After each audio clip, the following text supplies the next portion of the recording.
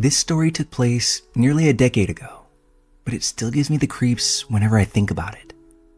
For context, I, a male, was 24 years old and in my final year of grad school at the time. I was participating as a presenter at a conference. It wasn't a big deal, just a requirement I had in order to graduate from university.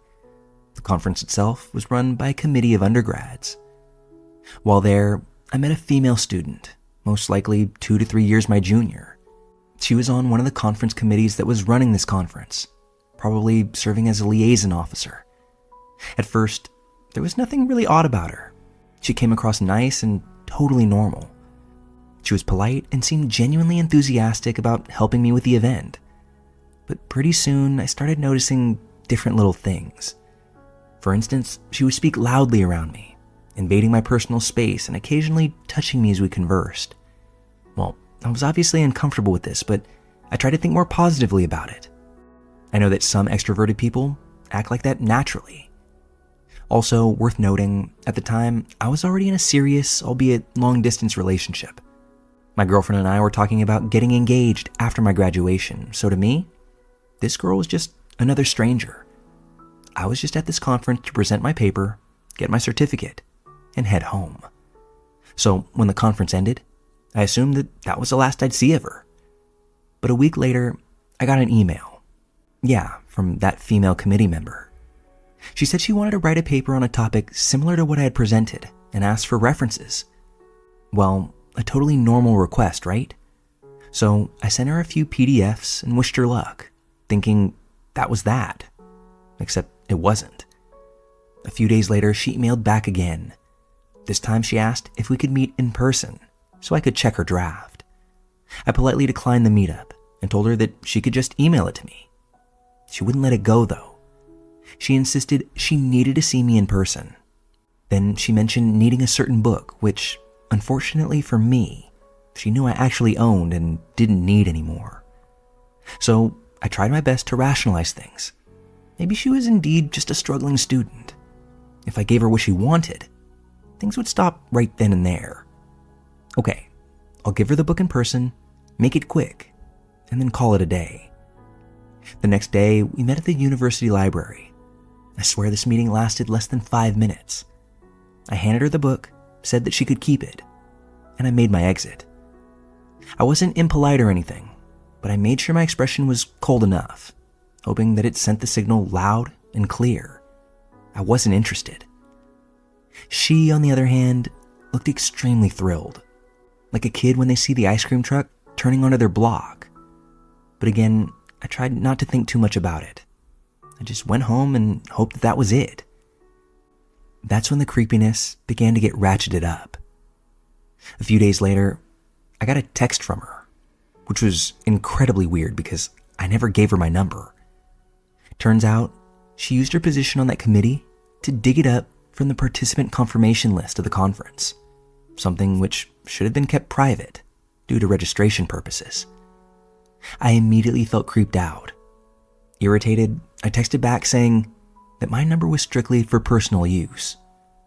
Her reply? Well, why not make it personal this time? Okay, I could clearly see that this girl had a thing for me, but her behavior was bordering on crazy. I thought to myself that I had no time for bullshit, so I didn't respond. I thought ignoring her would make her go away, but it only made things escalate. A few weeks after this, a friend of mine pulled me aside and asked, "Hey, are you dating that girl that you met at the conference?" "What? No." She looked at me seriously and said, "Well, she's telling people you are." My stomach dropped. As I mentioned, I was already in a committed relationship, planning to propose soon. The last thing I needed was for crazy rumors to spread. In a panic, I denied it immediately, explaining that I barely knew this girl. Hell, I didn't even feel like I could laugh off the rumor because it would definitely jeopardize things. That's when my friend said, "You need to see this." She happened to follow this girl's Twitter account, and she showed me screenshots. And man, while I love some creepypastas, this still ranks up there in the top 3 creepiest things I've ever seen. Her Twitter bio had my username in it, like we were together. and almost every tweet that she had was about me.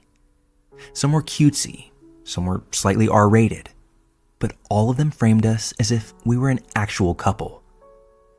He looks so tired today. Wish I could cuddle him to sleep. Thanks for making my day. It was the sweetest library date ever. He acts cold, but I love it when he plays it cool. Notice the library date? Yeah, it was that 5-minute handoff where I shoved a book into her hands and left. That was it, but in her head, it was some romantic memory. Even more strange, she was subtweeting me without following me. For instance, if I tweeted something like, "Man, what a long day at work," she'd post, "Wish I could pamper you after work. You deserve to be happy." I was horrified. It was like she'd created this parallel universe where we were in a relationship. She was broadcasting it for all of her followers to see. And what's worse, it was without me even knowing it. And so I told my friend that the rumors weren't true. I also asked her to tell everyone in her immediate circle that the girl wasn't right in the head. I thought this would alleviate things. But again, it didn't. The following week, my friend showed me more screenshots from her account. This time, her tone had done a complete 180. From lovey-dovey, straight into rage. She was tweeting about me ghosting her, calling me ungrateful, acting as if I'd betrayed her. And then I saw the tweet that gave me the most pause. "He has a girlfriend? I won't believe that until I see her. But if I ever do, I'll make sure that she regrets stealing him from me." That was the moment that all the feelings that I had turned into fear. Before then, it was disturbing, but it seemed harmless, only like watching someone hallucinate. But now to threaten my girlfriend? That's where the line had to be drawn. I searched this girl's name on the web and blocked all of her social media, going into full paranoia mode. I told my close friends what was happening, just in case she tried to rope them into her narrative. Luckily, my girlfriend believed me when she saw the tweets and the pictures of the girl. She could immediately tell that this wasn't someone I would ever be interested in. Thankfully, soon after, I graduated and had a chance to move away from the city where my university was. I was living hours away and my girlfriend, now my wife, was with me. But the idea that that random girl had thought of targeting her still made me shudder. Years later, that same friend who spilled the tea said that this girl had done the same thing again, now to another guy in her circle. The pattern was still the same though. She would spread rumors, reframe innocent encounters as romantic dates, and post about him obsessively. I have to say that the scariest part wasn't just her obsession. It was how easily she could get people around her target to believe it. If my girlfriend had seen her tweets before hearing my side, or if my colleagues had believed the rumors first, they could have easily wrecked part of my life. To take this a step further, it's crazy because people my age have grown up with social media. It's just a part of everyday life, and in some situations, it's all that people know. But it's unsettling just how public someone can make their obsession about you known, all from the phone in their pocket. I guess that's the trade-off. We're more connected than we've ever been before. And in some cases, that means being connected with people that we have no interest in connecting with.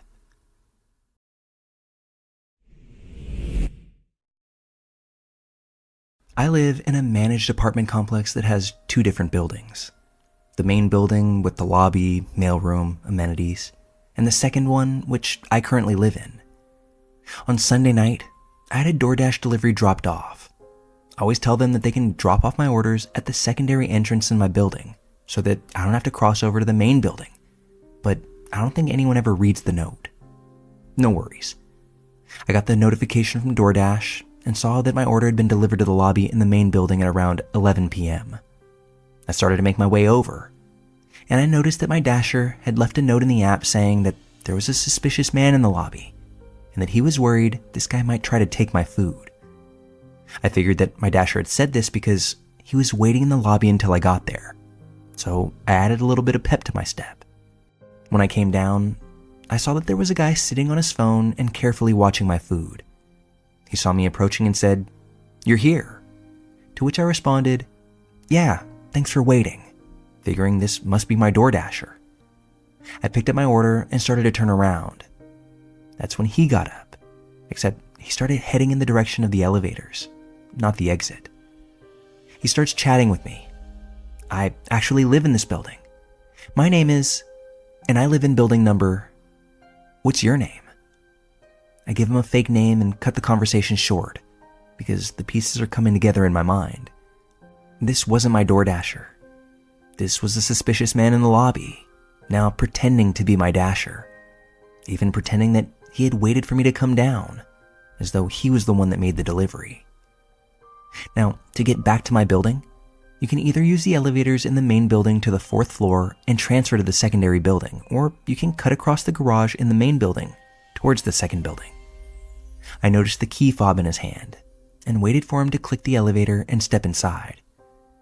When I gathered that he was taking the elevator, and I knew that I definitely didn't want to share the elevator with him so that he wouldn't know where I lived, I decided that I would take the shortcut through the garage.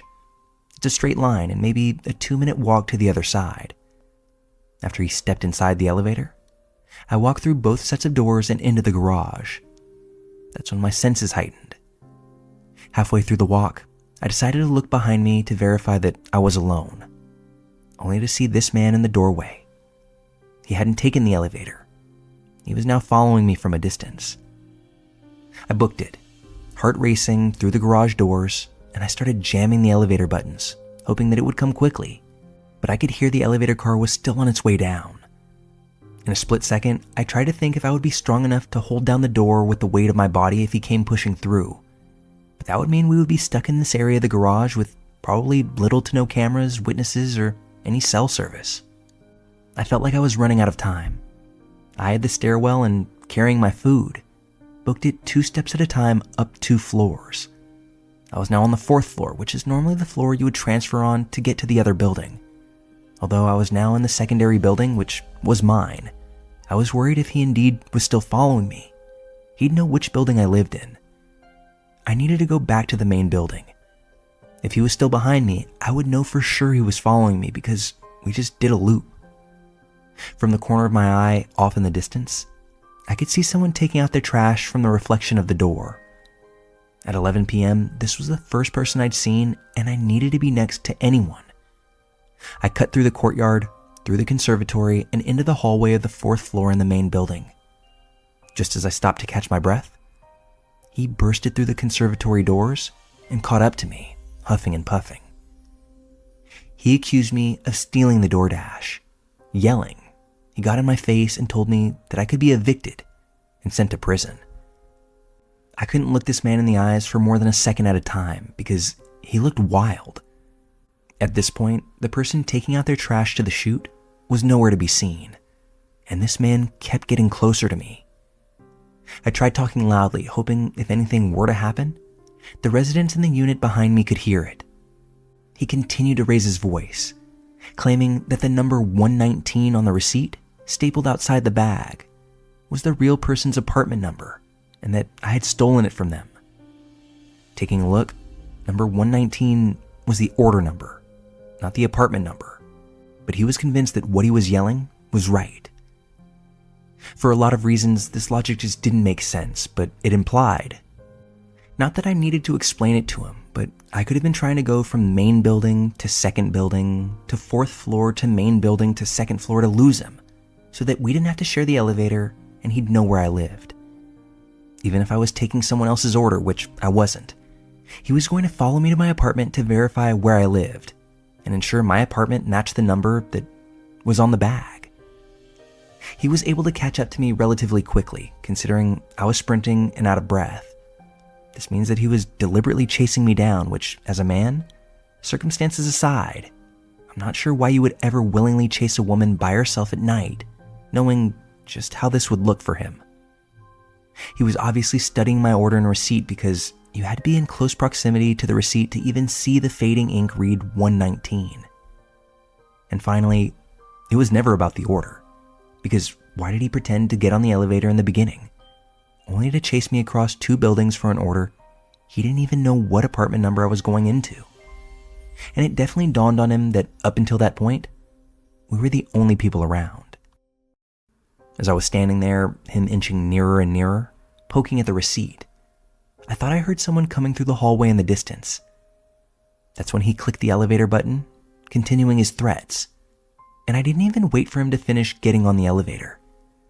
I sprinted back through the conservatory, through the courtyard, and up to my building, taking the elevator up to my floor.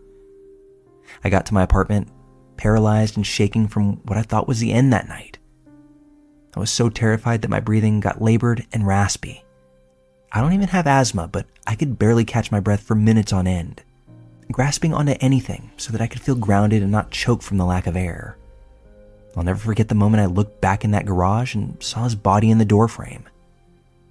I wrote a long, detailed email to my management with screenshots from the DoorDash and exact accounts and locations of where everything happened, so they could corroborate my account with their camera footage. It's now been 4 days, and I'm awoken every morning with my heart racing, hot flashes, and paranoia with every drop of a sound. This is a new kind of anxiety that I've never felt before, and my days are clouded with fear of bumping into this man in common spaces, how to plan my days with the highest likelihood of avoiding him, and how to strategically order and pick up my mail where I know that I won't have to see him. I don't know if these extreme symptoms, especially the heart racing, are normal after this type of experience, considering I know a lot of women have had more frightening, violent encounters with strangers that involve more than what happened to me that night. But this has been consuming me for the last few days. It's a terrible feeling when you feel unsafe in your very own building. Edit. Everything that has happened since. The next morning, my management and maintenance came knocking on my door. Of course, I was already frazzled from the events of the night before, and although I opened the door, they could see that I wasn't quite right. They came to apologize about the events, saying they had seen the footage and it was terrifying, that I needed to file a police report immediately. The property manager was kind, saying he would sit and call the police with me so that I wouldn't have to do it alone. I asked if they knew this resident and if they were aware. They said that they knew who he was and that this wasn't the first time he'd been reported for bothering another resident. My stomach sank. I quickly got ready and met the property manager downstairs, outside our building, but away from areas my property manager has known to see him hanging around. And we made the call to the police together. After I gave my account, the property manager chimed in with his of what had happened. Apparently, I was the 4th woman in this building that he's harassed, and while he's done things like this before, he's never followed a woman at night. The property manager has managed multiple properties before, but he's never seen a resident following anyone like this. This man usually finds a woman by herself and kind of hones in on them. He doesn't approach men, and he doesn't approach women when they're with men. The people who live on his floor have complained numerous times that he harasses them, making it bothersome for them to live there. He's been arrested for harassing women before. He's been sent to the hospital for mental health issues. He was most recently booked and released 2 weeks ago, and management wasn't aware that he was back up until my complaint.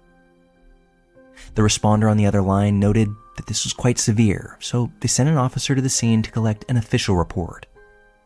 By this point, as we were talking, I learned the resident's full name, birthday, unit number that he lives in, when he moved in. It's been less than half a year, so assuming he's on a 12-month lease, he still has a ways to go. The officer asked if I could remember if he had a tool or weapon in his hands, but I said I couldn't remember. Not that I knew. I said there was camera footage, so couldn't we check and see if he did? But the officer said, even if I couldn't remember and it turns out the perp did in fact have a weapon, I couldn't go back on my word and say there was one. I was stunned.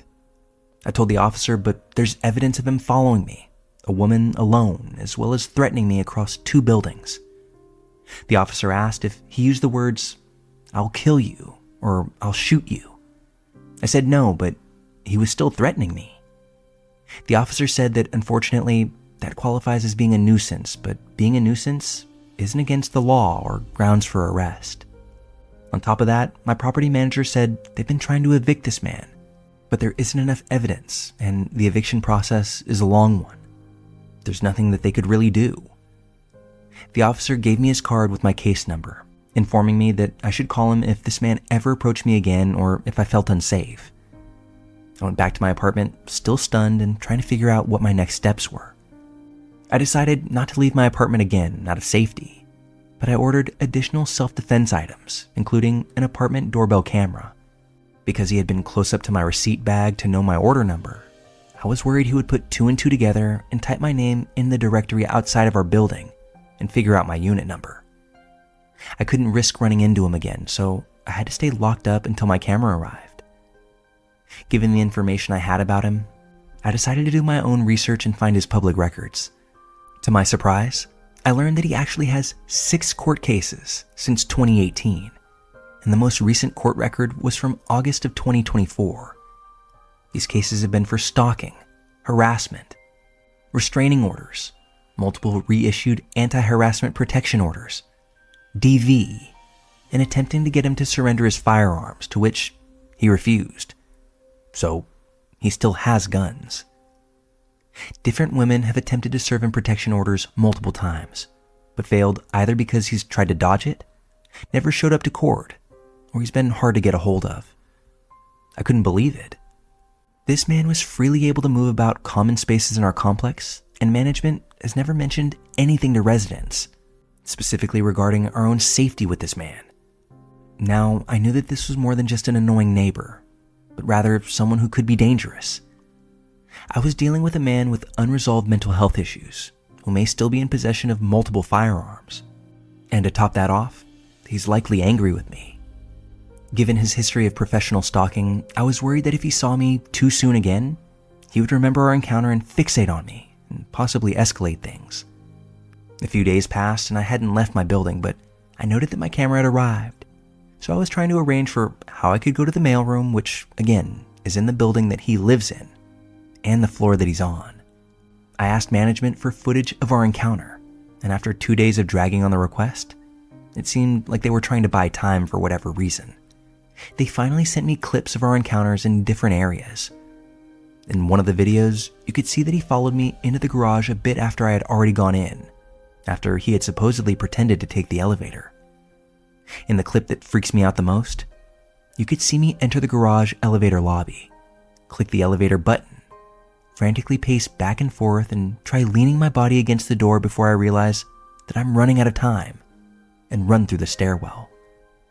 A few moments later, you see him come in, look at the pressed elevator button, then deduce that I must have taken the stairwell before following suit. If anything, to me this showed intent. Oddly enough, the footage when he caught up to me and poked the receipt on my bag was missing, but management sent the footage after I ran back into the building. Anyway, a few days later, at around 6 p.m., I was figuring out how to pick up my mail. I have a married friend who lives in his building 3 floors above, one who had no idea about any of this. So I asked if she and her husband would be comfortable meeting me on the 4th floor of her building, where the encounter took place, but where I have to pass in order to go to the mailroom in the main lobby. Deep breaths. I got to the end of my hallway, my friend on the phone the whole time, and I opened the door to the courtyard. Hypervigilantly, I looked across to the conservatory and saw a man there. I squinted. It couldn't be, but it was. It was him standing there. He locked eyes with me, started mouthing things, before smiling and then yelling at me. I instantly began shaking, nearly uncontrollably crying, and then I ran back into my building. My friend was in the hallway behind him, so she witnessed everything as he was yelling at me. She wasn't with her husband like I had requested either, but he had locked eyes with me and he was now angry. There were some people in the hallway frantically asking if I was okay, but I couldn't speak. My friend, still on the line, told me to go back to my apartment and that she would meet me there with her husband. They came over a few moments later, staying with me as I frantically packed a go bag. We decided it wasn't safe for me to be alone in my apartment, so I reached out to another friend who lives elsewhere in the city and asked if I could crash at her place. My friend and her husband escorted me through the hallway, me physically breaking down as we neared the elevators, but eventually leading me to my other friend's car. As I write out this edit, I'm in the living room of her apartment for the 3rd day, figuring out my next moves. On my first day at my friend's house, I wrote management an email again explaining the incident with the resident once more. This is my second day and no response from them still. My friend went to management with her husband to report the incident since she also witnessed him yelling, so this could add to the complaints. She said management was aware of me and my complaints, but they can't do anything because he's protected under the Fair Housing Act. What I understand this to mean is that management cannot deny housing to someone due to their disability, which includes mental illness. For context, most buildings in my city have MFTE units, basically reduced rent apartments that are reserved as part of an affordable housing program. From what I understand, people can qualify for MFTE housing based on income, and sometimes it's combined with disability protections, which is likely how he's able to stay there. So it seems like the property managers are worried that if they evict him, he might be able to sue for discriminatory eviction. I don't have a male partner in my life, which seems to be the only deterrent from this resident. So my sister and her husband are trying to figure out when they can fly in and help me pack up my place so that I can get out of there. I'm devastated because it's a beautiful complex with incredible amenities, a gorgeous interior, and it's pretty new. But all this means nothing when my safety is at risk. I have no concrete plans, but I can't go back to my unit until I have protection at all times in that building. I don't exactly know what this means in the immediate. I just know that I can no longer live there and feel the peace that I once felt.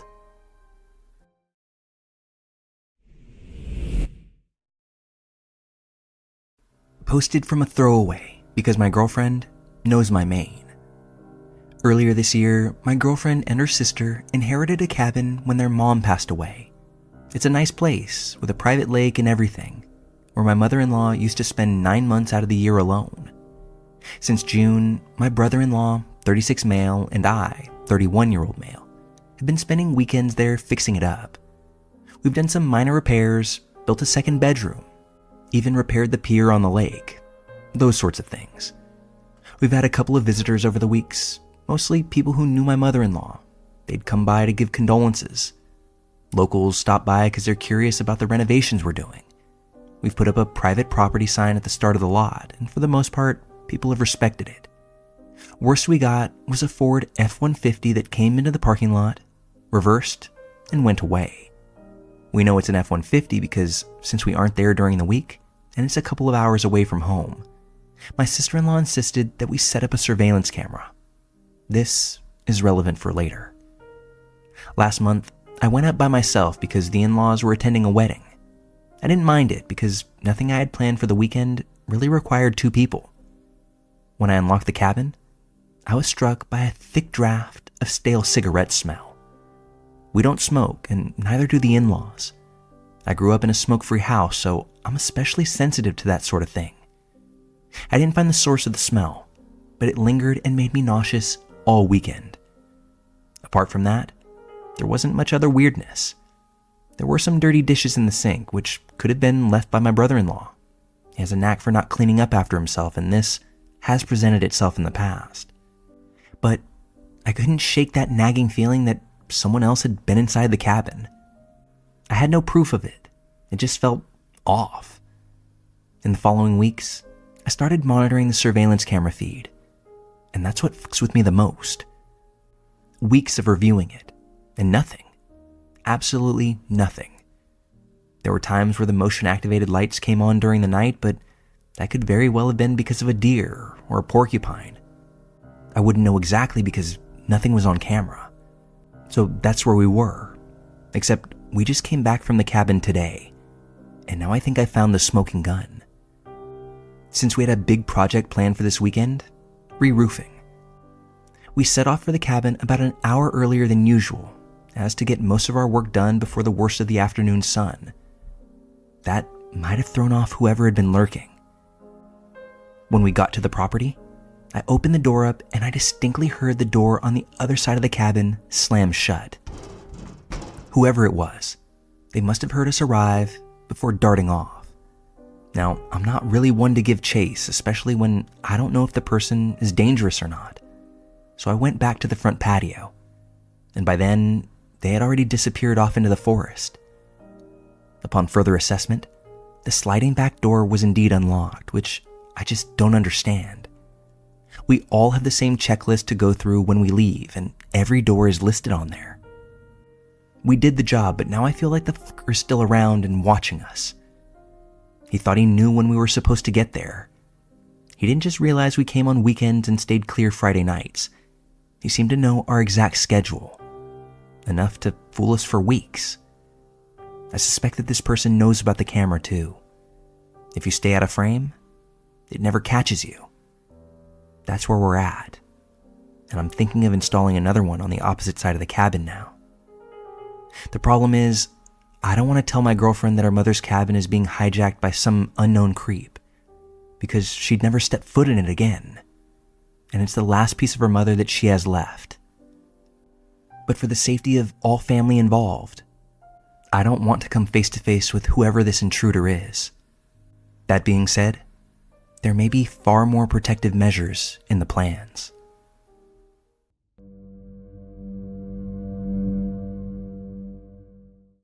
I'm going to preface this story by saying that I was raised by a killer. My grandfather and grandmother raised me, and when I was 17, my grandfather stalked, kidnapped, and ultimately murdered my grandmother, all because she wanted a divorce. I also happened to marry my ex-husband at the age of 22, only later to find out that his father was a prolific PDF file, assaulting both of my ex's sisters as young as 6 years old. Both are in prison for life, but these are men I was extremely close to, and for a while, I was almost attracted to danger. The warning signs are easily ignored and considered normal when you're used to them. That is, until I started listening to my intuition, and now I can spot these predatory people from way out. They know I recognize them. It's like an unspoken thing, like when you're at a party and you and someone else see something funny, but you don't know each other well enough to say it out loud. So you just look at each other and kind of laugh telepathically. It's only happened twice, as I don't really get out like that. And to be frank, there aren't that many people like this out there. And if they are out there, I'm not adept enough at pointing them all out. But I could tell almost immediately with this man. My mom's friend is a truck driver. My mom has been taking my daughter to play with his daughter on little play dates. They met at a church group. Come to find out later that this church group is a weird extremist version of Christianity, where they believe all white people are evil, and they are the chosen ones, rather than the Jews and a whole bunch of other weird shit. It's truly a cult. I became uncomfortable with my mom taking my daughter to these playdates once I realized just how disturbed their combined beliefs were. I didn't want to cut off the playdates cold turkey for the sake of the kids, so I started taking time off work to join them, and told my mom that this man wasn't allowed around my daughter without me being there. When I first met him, he was charming and sweet, funny but annoyingly jolly, and clearly trying way too hard to appear innocent and sweet. He used this soft voice to make me comfortable, and incessantly talked about being protective to make himself seem more manly. He told me weird things like that his daughter wasn't allowed to wear pants, only dresses. Then he kept offering me drinks, one after the other while we were hanging out with our kids. Not a big deal on its own, but I'm not a drinker, and especially not on playdates, and I made this very clear to him. While we were sitting down watching the kids, at the beach this time, he set up a little blanket area and told me that I could come closer. I didn't know how to react other than to say that I needed to sit where I was sitting to see the kids better. I already had been sitting on my own blanket, but he kept pushing and said I could see them from here. Here being basically on his lap on the blanket he'd set up. He stared at me silently for what seemed like an hour before I eventually scooted slightly closer to him to not make things more awkward for everyone around. I sat on the edge corner of the blanket and tried to avoid eye contact. Did all I could to focus on the kids, being sure not to have him get any closer to me. I got weird vibes, but figured he was obviously weird because of his culty beliefs, and just shrugged it off as him being the odd person that he is. But my gut was burning for days after that meeting. I also noticed that he spoke really poorly about women, especially his kid's mom. I figured he was just a misogynistic weirdo.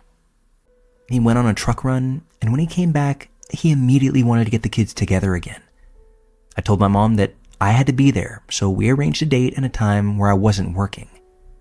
We went to a paint studio for the kids, and again, the whole time we were there, he was offering me drinks. At an art studio for kids. A place where no drinks were being served. He even ran out to a bar to go get a drink, and then brought it back with him. A beer obscured by a tumbler that he had brought with him. But he was enjoying it surrounded by kids painting bluey portraits. It was actually kind of bizarre for a parent. We went from the art studio to a trampoline park, and as the kids were joking around and jumping and playing, he repeatedly picked me up and threw me into the foam ball pit despite my clear discomfort with the situation, and me even telling him that I wasn't feeling well and asking him to stop. He then pulled me down on top of him while he was lying on the trampoline, to which I got very upset and stormed off, taking my daughter with me. At one point before that, I had gotten a friction burn on my wrist from sliding down the trampoline too fast. He took my wrist, grabbed it hard, then pressed down on the open sore to taunt me. I don't know if this man is just socially awkward or disturbed or what, but my body has never physically reacted so strongly to a person besides my ex-husband's father. I couldn't sleep for days after this. I started smoking cigarettes again, after 10 years of me being clean. My thoughts were racing constantly. I called my brothers and started telling them how odd it was, but ended up crying at the end of our conversations out of pure fear. My stomach was trembling. This whole bout lasted for about 2 weeks. Obviously, I can't say if this dude is a criminal weirdo, but the truck driver occupation paired with his obvious devious nature is not something that I'd ever want to fuck with. Edit. I met this dude twice, and this was about a year ago. I've banned him from our lives, and preferably my mom's, but I can't control her. My kid is barely allowed around my own mother anymore, as I lost trust in her after this.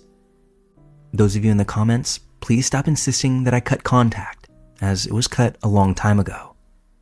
Thinking I'm a bad mom is up to you, but I don't care about those opinions, as I know how vigilant I am with my kid's safety. I started a new job working from home just to be around her so my mother doesn't need to be, among other security measures that have been taken to protect her. Additionally, I don't know enough details about this guy to file a report or go to CPS, and I don't plan on being around him anymore to get more details. I don't even know where he lives, and my mom refuses to give me any more details because she's suspicious of my intentions, since she knows that I think he's disgusting. I even tried asking for their address so I could send a birthday invitation, and she won't give it to me because they don't celebrate birthdays in their religion. All in all, this is a very odd and unique situation, and it wouldn't be easy to get the police onto this man in the first place.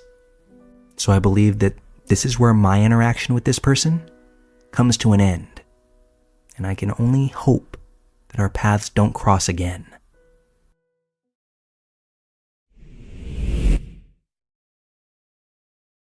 Someone posted on another sub something about security, and for some reason, it reminded me of a really weird occurrence that took place when I was in college.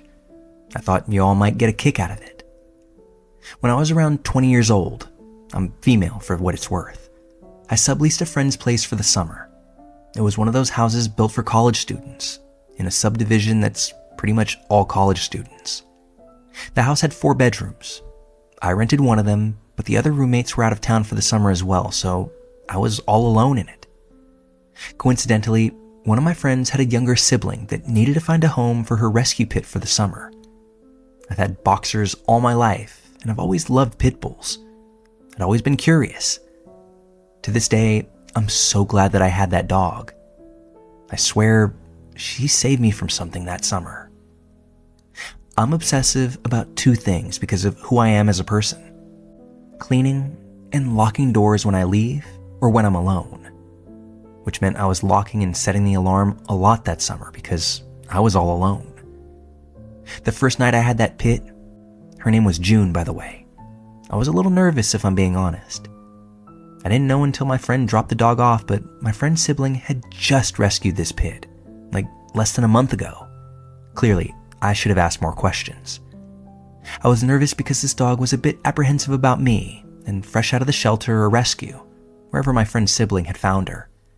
This was obvious by the way she interacted with me, as well as her new surroundings in this home. It was plain to see that June had been abused by whoever her previous owners were. This dog had scars all over her body, and by the looks of it, had semi-recently given birth. Also worth noting, June was hulked out. I mean, this dog was an absolute unit. I'd rehabbed a dog before, so I felt like I was up to the challenge. After all, I had the entire summer and it was just June and I. Note, this house had those magnetic fob locks. A door at the front of the house which faced the rest of the houses in the neighborhood. There was also a door at the back of the house which faced a sort of alley. That's where I parked my car. I locked any and every door anytime I used it, as well as the door to the bedroom whenever I went to sleep. I had June in the room with me. There was an alarm on the house, but the girls that actually lived there never set it up and didn't have the desire to do so, which meant I was relying solely on locks. Night 1. I get into bed, direct June to the comfy, plush bed that I put together for her. I laid her toys in it, super soft blankets, the works. I guess June decided, nah, because the next thing I knew, she was in the bed with me, facing me with her head and all those teeth, just a few inches from my face. I barely slept because I was a little on edge. I was scared that I'd accidentally roll onto her foot or something, scare her, and end up with my face being eaten. Yeah, I know that's silly, but it's what was going through my mind as I laid awake, staring at this massive, absolutely jacked dog. Night 2, same thing, except I fall asleep this time. I woke up the next morning to June staring directly into my soul. Great, we're bonding. Night 3, we spent the evening watching movies, snuggling. I shared my pizza crust with her, and she was definitely feeling the love because she finally let me scratch her belly and started to act more like a puppy and less like a recently released inmate. The morning of day 4, I wake up and it's still really early in the morning. We're talking 6:30 a.m. I usually got up around 9 a.m. for my class at noon. As I'm coming out of my sleepy stupor, trying to get my bearings and understand why the hell I'm awake so early, I clock June. June is absolutely snarling at the bedroom door, nearly body slamming it, sniffing the base of it, lunging over and over at the handle. The scene itself was lightweight terrifying, but I wasn't afraid of her at this point.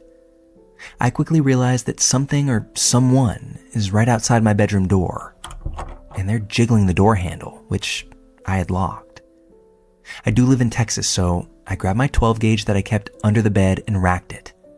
It's a very, very old, very loud gun. When I racked it, everything became very quiet. The silence, followed by this dialogue. Me. Who's out there? A random man's voice. Maintenance. We're maintenance. We didn't mean to scare you, ma'am. We're here to fix the dishwasher. Me.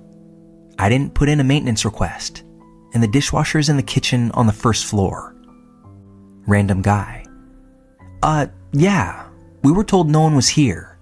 I'm training a new guy and I thought I'd show him what most of the houses look like inside.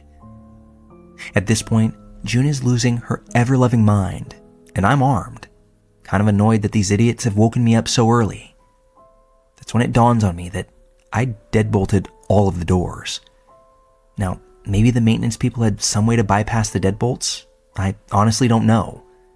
This was a time when the magnetic fobs were kind of new, or new to the apartments near campus anyway. I should have been more scared, I know that now, but I could tell these guys were shitting their pants between hearing the monster on the other side of the door, as well as my gun. So I cracked the door just a smidge, enough for them to see the gun, as well as June foaming at the mouth. Also so I could get a look at their uniforms to confirm whether they were real servicemen or not. Weirdly enough, there were no uniforms. There were 3 men out there. 2 of them looking like they'd had it rough. They were maybe in their early 40s, and the other guy was no older than 25. All 3 of them were dirty, like they'd been sleeping outside maybe. Their clothes appeared clean, but it's obvious they hadn't showered in a hot minute. I tell them to leave, or I'd open the door and let June out. I tell them I'll call the front office and clear this up, but for now, they need to get out. Sure enough, all three of them turned on their heels and walked out of the house. Once the men left, I checked the doors and the back door was unlocked. I'd checked it the previous night before going to bed, and there's no chance that I'd forgotten to lock it.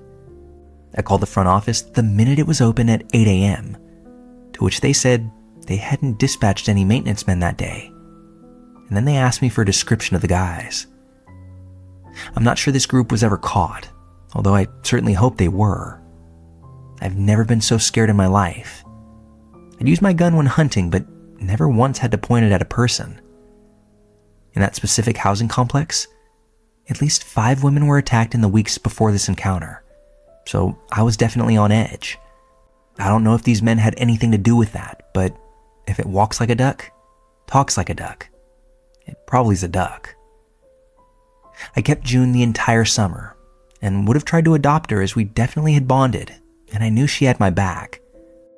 I don't think I'd ever felt so safe with a dog, but the place I was moving into wasn't a place that she'd be happy in, as it didn't have a yard and it was really small. To this day though, as I said at the beginning, I'm convinced that June saved me from something truly horrible that morning, and no random guys parading as maintenance men could ever convince me otherwise.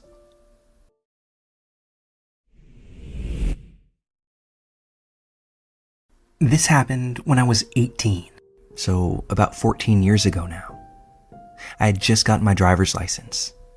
Living in Italy, that's something that you can only get when you're 18. And that summer, my friends and I were spending late nights hanging out in Rome. There were 5 of us this evening, me driving the car along with 4 friends as passengers. At around midnight, we parked in a square in the south of the city with a football to mess around with. It was summer vacation, so staying out late, hanging out with friends, it all felt normal. After we'd been kicking the ball around for a while, a man in his early 30s wandered over, carrying a large duffel bag. This guy didn't look threatening at first, but he was definitely strange. He was skinny, very toned, wearing shorts, beat-up sneakers, a long-sleeve shirt, a baseball cap with a beard and long greasy hair. That wasn't exactly a common look for a man his age where we live. He started chatting with us and then asked if he could join in our game. We were just passing the ball without letting it touch the ground, so after a few minutes, he moved easily into the rhythm. He began asking about our interests, and then oddly deviated into asking about our sex lives. Now, I'm shy by nature, but some of my friends are far more outgoing, and they fell into conversation with him. For some reason, unbeknownst to me, but likely to try to impress us, he started showing off with finger push-ups, pistol squats, and other interesting feats of strength. One of my friends in particular kept egging him on and treating him like a performer, so the guy just kept doing more and more. I should mention something important here. Before we said that he could come play with us, he had dropped his bag between 2 parked cars. One of them happened to be mine. At one point during this interaction, my friend who was joking with the man sent the ball flying a little farther away on purpose, then asked the man to go and get it. While the man sauntered off for the ball, my buddy whispered to me to unlock my car. That's when he ran over, grabbed the man's bag, tossed it into the trunk, and then shouted for us to hurry up and leave. I think we all got swept up in what my friend was doing, so before I knew it, we were in the car driving off. The guy chased us, like running after the car, and being that he was so fit, he was pretty fast, although he disappeared from my rearview mirror after a little bit of distance. I felt terrible about what we had done. I'm not a thief. But when we all heard my friend yell for us to get up and go, I think we panicked. But what was done, and now we were in possession of the bag. We drove back towards our neighborhood, heading towards our homes, but we stopped by a nearby park to check out what was in the bag. The moment that zipper was undone, things took a really creepy turn.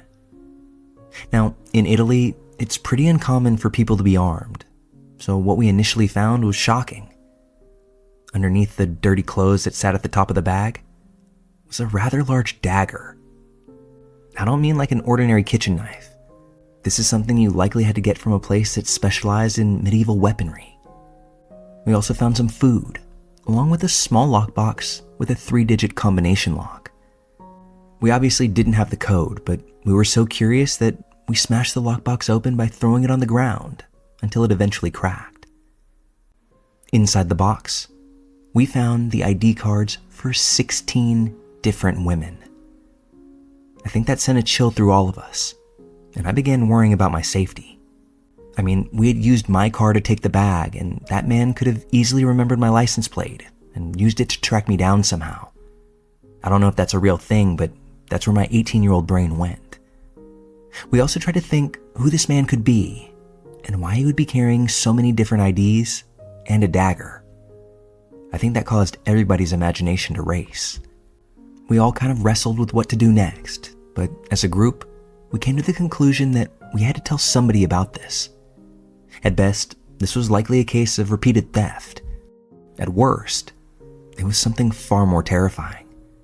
We decided that we'd take the bag to the police in the morning. No one wanted to go to the police station at this time of night, but under daylight and after a little bit of sleep, it felt like a much more welcoming thought. The bag stayed in my car overnight. Then myself, along with 2 of my friends, took it into the authorities the next day. Apparently, they don't get a lot of people stopping by to do what we were doing, because we were met with unbelieving eyes and unserious interactions initially. Then we pulled out the box that had all the IDs in it. That was what flipped a switch for the officer that we were speaking to. He went from being wholly uninterested to being genuinely concerned for what we had. That's when the questions started coming out. Where were we the night before? What did this man look like? Was he driving a vehicle? Did he tell us anything to give us an idea of where he was going or where he might be living? Unfortunately, we didn't have any of those answers. And being dumb teens, nobody had thought to ask in the moment. The cops took the bag, they filed what little info we could give them, and then they sent us on our way. They said that they would reach out if they had any follow-up questions, but like I'm sure you can guess, we didn't hear anything further at all. Now, looking back, I wish I had taken a better look at those IDs, maybe tried harder to remember a few of the names. So I could try to look them up. But how we see situations in our 30s versus how we see them when we're 18 differ tremendously. I can only hope that there was some explanation of this that didn't go down a dark path.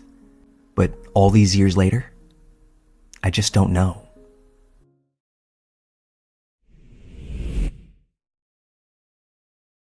My wife passed away last October after fighting cancer for 3.5 long, exhausting years. Most people who know me, like friends, coworkers, even distant family members, are aware of her passing. But there's a part of this story that they don't know. A part that I don't often share because even saying it out loud feels like reopening a wound that's never really had a chance to close. My wife died of ovarian cancer that eventually metastasized. It's such a sterile medical word, metastasized. What it really means is that it spread, quietly at first and then relentlessly, until it felt like it had taken over not just her body, but both of our combined lives. When the tumor was first found, it hadn't been labeled cancerous yet. Still, the doctors made it very clear that they strongly advised immediate surgery. Remove it, get it out before it became something worse. When the biopsy came back and confirmed that it was indeed cancerous, their recommendation was only solidified. They wanted to do the removal surgery and for her to undergo chemotherapy as soon as possible. I trusted the doctors. I wanted her to trust them too. I supported every word that they said because all I cared about was buying her more time, giving her a chance to fight, a chance to get this out of her life. But this is where the manipulation comes in. My mother-in-law had always held a very strong emotional grip on my wife. Their bond was complicated, almost suffocating at times. I had seen how much sway her mother's words carried, how a suggestion from her often landed far heavier than expert advice, or even my own begging.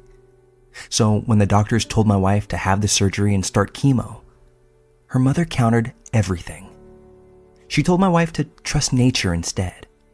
She told her to follow the same path that she had supposedly followed years earlier, when she'd had a tumor of her own. According to her, natural remedies, herbs, diet, and prayer had worked for her back then, and she convinced my wife to do the same. And my wife listened. Against the medical team, against my own desperate pleading, she followed her mother's words. For months, she stuck to those so-called remedies. I watched her drink strange teas, cut food groups out of her diet, rub oils onto her skin with the faith of someone convinced it was helping. All the while, though, I got to see her body change. Her energy dipped. Her face grew thinner, and she smiled less and slept more. It clearly wasn't working. It was never going to work.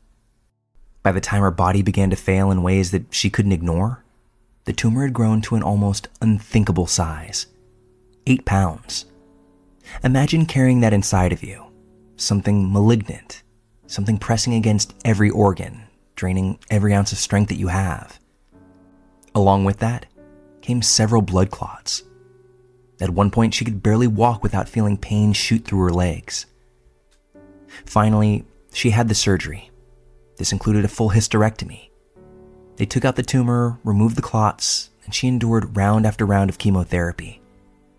I'll admit that my wife was brave for what she went through, but unfortunately, it was already too late. The cancer had grown too aggressive, spreading in ways that the doctors couldn't stop. Her body couldn't fight it anymore, and after all those years of clinging to hope, my wife passed away on October 17th, a date that I'm not looking forward to this year. That day replays in my head constantly. The sounds of all the machines that she was hooked up to, and then the silence that followed when they stopped. The way the world seemed to tilt, as though gravity itself had changed. I live with the knowledge that maybe if things had gone differently at the beginning, she might still be here. I can't prove it, and the doctors can't say it with certainty, but I know in my heart that there was time to intervene, time to take control before it became uncontrollable. And yet, my wife listened to her mother. That's the thought that haunts me every single day. It gnaws at me when I'm laying in bed at night. I love my wife more than anything, and I begged for her to listen to reason. But her mother's voice was just louder. All her mom ever cared about was being right. She wanted to prove that her way was better than modern medicine. I don't believe she ever once considered what was truly best for her daughter. She just wanted control, and she got it, at the cost of my wife's life. I carry so much resentment toward her, it's hard to even describe the depth of it. When I see her name pop up on my phone, it's like being stabbed in the chest all over again. She sends messages pretending to be grieving, pretending to care, but all I see is the face of a person who steered my wife away from the care that could have saved her life. I don't answer these calls, and as of a few weeks ago, she's blocked now, permanently. I can't bear the thought of ever sitting across from her, ever hearing her try to justify what she did, because she would try to justify it. She would argue, she would say that she didn't know or only wanted the best. But the truth is, she wanted to be in control. And just as much as the cancer, that killed my wife. So here I find myself, alone and grieving, trying to live in a world that just feels empty and cold without my better half. Some days I wake up and the loneliness is unbearable. The bed feels too big. Our house is too quiet. I catch myself wanting to turn and tell her something trivial, a story from work or a meme that I just came across, only to remember that she isn't there anymore. People tell me that time will help, that the sharpness of grief dulls eventually, and maybe that's true. But what I don't know is whether I'll ever let go of the anger. It's the bitterness that festers when I think of her mom. She robbed me of the years I was supposed to have with my wife. She robbed my wife of the chance to fight properly, with everything that medicine could offer. Last October, I lost the love of my life, and I don't think I'll ever forgive the woman who helped to make it happen. I'm trying my best to move forward, just to put one foot out in front of the other. The problem is that some days, I'm not sure that I'm succeeding.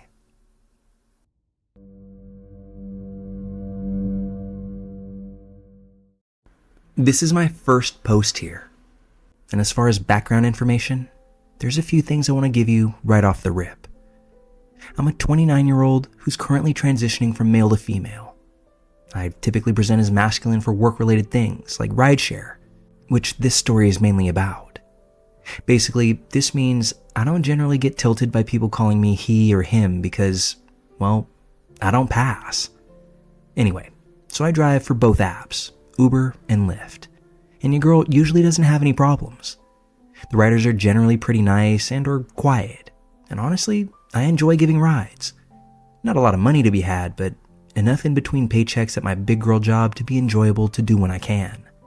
However, as I was cruising off from a ride, I get a new request that's going to pay about $35. Not uncommon, but sometimes that means the destination is going to be far as shit. This one was only 45 minutes away, so that's not too bad. Plus, money. So I'm driving to the pickup pin, and it's a decently fancy Japanese grill that shares a parking lot with a kind of rundown cannabis dispensary. I park out of the way of traffic and hit arrive. 2 minutes, nobody. 3 minutes, somebody finally walks up and she gets to my door. Here's where the scary shit starts. She doesn't immediately open the door. She reaches for the handle, sure, but she then proceeds to lean completely forward against my rear passenger door and laugh. She's laughing into the body paint. Then she bends all the way backwards to the point that her legs are almost at a 45-degree angle with her torso. She then opens the door, and apparently my last rider left something in the back seat. This woman stops laughing and tones it down to a giggle. I hit her with a, "Hi, are you," before saying her name in my forced masculine voice. In a creepily cutesy voice, she replies, "Yeah, that'd be me. Someone didn't drop the thing in your back seat, Mr. Uberman." I notice what she's referring to and ask to keep it in the front seat with me so I can return it later. "Oh, damn. Guess she must have left it on accident." She's staring not at me, but in the rearview mirror and says, "Ain't you gonna call her?" I tell her I'll do it when a request comes in to return it, like I usually do.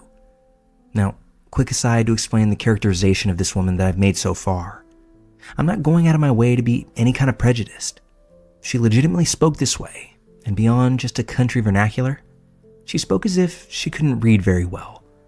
As someone who's done volunteer work with people with traumatic mental disorders or neurodivergence, I try my best to not be annoyed or be any type of bitch in these situations. Anyway, we pull off heading towards our destination pin 45 minutes away. First red flag, because the others so far could just be the rider being weird or drunk. She asked me to stop at a UPS store on our way to her destination. No big deal, right? Here's the issue. She didn't specify which one, just the UPS store. As I open up Google Maps to find the nearest one, she says, "Oh, you don't have to, but I have to get my friend out of jail. If I don't get this package, he gonna be there overnight." "Oh?" I said, not getting what the package had to do with jail, but playing along. "Well, it's just he gonna be there all night if we don't get him out. He gonna kill somebody. He's in jail for killing." What the fuck? When I freak out visibly but not audibly, she smiles and says, "Oh, we don't have to go there. Let's keep going back on the road. I know you Uber guys gotta make your money." Yeah, Uber drivers don't get a lot of money, do they? Weird pivot, but we keep going. I nervous laugh and say, "Yeah, but I don't mind if you need me to stop." Wrong move. She continues to stare at me from the rear view every time I glance back. We're on the highway before she says anything else. "I like this car." "What car is this?" I tell her. "Oh, it's nice. You like it? You like this car?" I nod and say, "Oh yeah, it's a nice car." Then she turns to the empty seat next to her and starts arguing with the air. "No, it's his car. No, I don't think he wants to do that. Stop it." I ask, "Everything okay?" "Oh, my friend just says this car is nice." "Oh?" I say. I'm a bit freaked out, but it's whatever. People in this world are weird, and it's not that unusual for a grown woman to have imaginary friends. Mr. Uberman, do you think it's okay to steal if you have to? I just shrug and go, I mean, what do you mean? Like, if I was in a grocery store and wanted bread, I should be able to take it, right? Especially if I work there. I shrug again. Because I ain't no thief. It's 'cause I need it. She turns around in her seat and yells at my trunk. I got money, Mr. Uberman. I got a job, so I got money. She's getting visually more agitated. Then, without breaking stride and still facing the trunk, she says, What? No. You tell her to simmer down now. He's a nice man. And goes on this long rant about how she's not a vagabond, and she's got a job so she ain't poor, but that poor people like to pretend they're not poor. Switching at times from dialogue with the trunk to the seat next to her.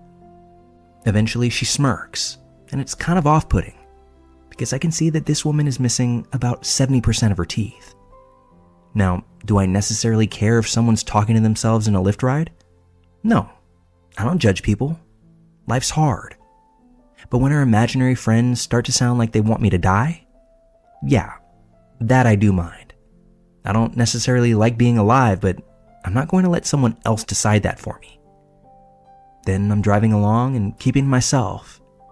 She smirks in the rear view again and says, in this scarily soft voice, Aren't you sleepy? Are you hungry, honey? They say you're real sleepy. Do you like boba? I'm now gripping the steering wheel and avoiding all eye contact. Oh, no, I'm okay. Thanks for the offer, though. I'll pay if we stop, she says in her sing-song voice from earlier. Let's stop. Maybe you could even pull over and nap for a bit. She's baring all her teeth at this point, and I'm internally screaming that I want this ride to be over ASAP. But $35 is $35, so we keep driving. Well, you killed her, so it is what it is. She says this randomly to the trunk. So, new intel. She's talking to somebody about dead people. At this point, I'm even more apt not to stop. We get to a stop sign and she stares at the headrest and leans forward. Oh, I forgot to mention that all of this is happening while she's sitting directly behind me. She leans forward and sticks out one bony finger, poking my shoulder. How does your body feel, Mr. Uberman? Huh? You sure you don't want to get something to eat? I could feed you if you just pull over somewhere. So that's like the 10th time she's tried to get me to stop. She then says, He's sleepy, ain't he? He gonna kill someone if you don't get some sleep. Someone gonna die. He got two choices. He choose. I ask, or who is going to kill someone? At this point, she looks away and gets an angry face. Nothing. No one. So eventually, after being death stared at, and her imaginary ghost friends talking about robbing or killing me, we get to her destination and she hops out. Thank you for being so patient, Mr. Uberman. Make sure you don't forget to eat, she says, with the deliberate pauses and everything. Then she comes around to my window, smiles directly up against the glass. After this, I drive straight home and don't drive for Lyft for a week. Again, I enjoy driving and I'm no stranger to mental illness, but there's something just so incredibly unsettling about having that in your car while you're just trying to make a buck. My sanctity of mind and my own safety is worth far more than any $35 ride. What's wild is that since this has happened, I've gotten prompts to pick her up 2 additional times. I've passed each time, and if she pops up for another, I'll certainly be passing a third.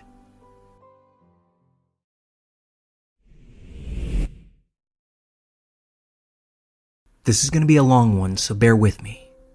I'm 21 years old, female, and work in the hospitality industry, specifically doing graveyard shifts, usually running from 11 p.m. to 7 a.m. I've seen and dealt with some of the most insane experiences. I could probably write a book at this point. But this particular one was one of the most frightening. I was brought up to be caring, empathetic, and understanding. These core values mean a lot to me, and I try my best to live by them. On numerous occasions, I've been told that constantly having this mentality could lead to me being targeted by people with ill intentions. And for all it's worth, I didn't believe that. It's nice to be nice after all, but in hindsight, after everything that's happened, I've learned to be a bit more skeptical. Now, usually on these graveyard shifts, there's 2 of us in the building at all times, and when we finish our work, we're basically free to sit down and relax for the remainder of our shift, or at least until the morning manager arrives at roughly 6 a.m. So I did just that. I finished my tasks and sat down in the main area of the building to have a late night snack and watch some reels on my phone, as one would do. My coworker decided he would take a nap, as it was roughly 3 a.m. at this point and nobody else was around. Fine by me. About 20 minutes passed when I heard a commotion near the bar area. Obviously, I looked up from my phone, only to meet the eyes of this man, maybe 40 years old, just standing at the bar counter. This wasn't unusual. Oftentimes, people would come down to grab some water or smoke before heading back to bed. I didn't think much of it and went back to doom scrolling on my phone. Sorry, excuse me. I let out a sigh, thinking to myself, what could this man possibly want from me at 3:30 a.m.? I stood up and asked if everything was okay, and apologized for being on my phone, hoping that he wouldn't complain to my manager in the morning. He responded, but I couldn't quite pick up what he was saying. I walked over to the bar and kindly asked him to repeat himself, once again apologizing for not hearing him. Is it okay if I have some water? He was shaking, almost nervous looking, soft-spoken and honestly non-threatening, save for the fact that he was about 6 feet tall and I'm only 5 feet tall. Of course, I said yes and went to walk away when he stopped me. I'm sorry, is it okay if I talk to you for a while? My mom's dying in the hospital and I just can't sleep. Looking back now, I'm kicking myself for not making up some excuse about needing to do work. But I agreed to stay and talk with him. Stupid fucking empathy. He asked if I smoked, and I do, so I said yes. He then asked me to step outside to smoke and talk, and once again, I stupidly agreed.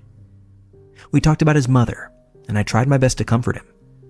I just recently had someone in my life pass away, so this topic of conversation hit particularly hard. He thanked me for being so kind and continued to talk about his life, how he used to be homeless but he moved in with his sister and got back on his feet, and that they were both staying here due to the circumstances, but they weren't from the city. I listened and occasionally responded by nodding. It was a polite conversation, but then something shifted. Are there cameras out here? I wouldn't want you getting in trouble for being out here. How this didn't register in my mind as a red flag is unbelievable. Like, how gullible can you be? Anyway, thankfully, I didn't respond with a yes or no. Just assured him I wouldn't get into trouble for being outside smoking. He seemed almost disappointed with my answer. I presume because he didn't get any information about where the cameras were placed. The conversation kept getting weirder and creepier. None of this I realized in the moment. I just saw a sad man needing a friend. Yeah, I know. I'm stupid and I'm angry at myself too. Eventually, some form of fight or flight activated in my brain. I told him that I was cold and that I needed to head back in. Come here and give me a hug. It'll warm you up. Okay, what the f? At this point, I'm creeped out but thinking maybe he's just bad at picking up social cues or something. So I declined, had to draw the line somewhere, and walked inside. He followed. He asked if he could grab a coffee and sit with me for a while, and being by myself, on the verge of a panic attack, not wanting to get on this guy's bad side, I agreed. We sat there and he continued to ask odd questions. Do you have kids? No. Do you want kids? Do you have a boyfriend? I told him I had a fiance. A lie. Do you love him? I mean, no harm in asking these questions. You're so beautiful. At this point, my brain was now screaming at me to get out of this situation. I had to think quick. Come sit next to me. I won't bite. Fuck, no. I quickly made up some excuse that I had to get the area ready for the morning and that my manager would be showing up any minute. At that same time, my coworker woke from his nap and passed by to get a coffee. This startled the guy, and he stood up before saying, "Tell your mom I was asking for her," forcing a hug on me, then leaving to go to his room. Oh my fucking God. He was pretending to be a family friend so that my coworker wouldn't be suspicious of him. I stood there pretty much in shock, not really even being able to speak. My brain was still trying to process what had just happened. I kept quiet, helping my coworker set up for the morning as it was now 5:30 a.m. Yeah, I was dealing with this man for 2 whole hours.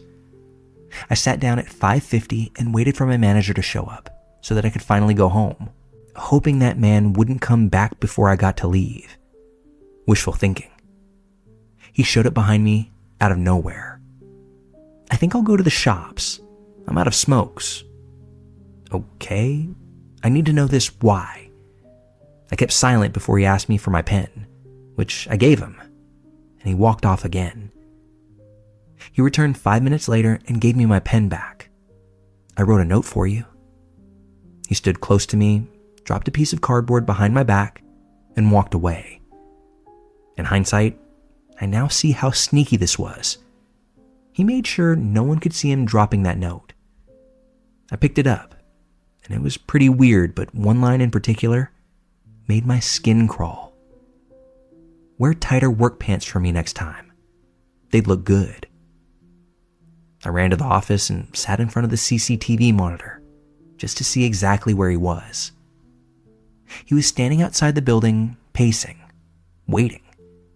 He then walked back into the building, and on the camera, I could see he was looking for me. But thankfully at this point, I was in the office, so he walked right back outside, starting his pacing up again, and waiting before hiding himself out of sight behind a corner. I told my manager, who told me to exit via the back entrance, which I did. I was shaking, checking behind me every few seconds of this walk home, every noise making me run just a little bit faster until I reached the safety of my front door. I sat down trying to piece together what had happened when suddenly my phone vibrated with a text. "Hey, it's the guy from the hotel. Thanks for chatting with me last night. Talk soon." How the f did he get my number? I've never blocked someone quicker in my life. I told the higher-ups what had happened and didn't return to work for at least a month. And until he was permanently barred from my workplace, I didn't show back up. I still fear that I'm going to see him out there somewhere. He knows where I work. And I'm scared that one day walking out of the building, coming around a corner, he'll be there waiting for me.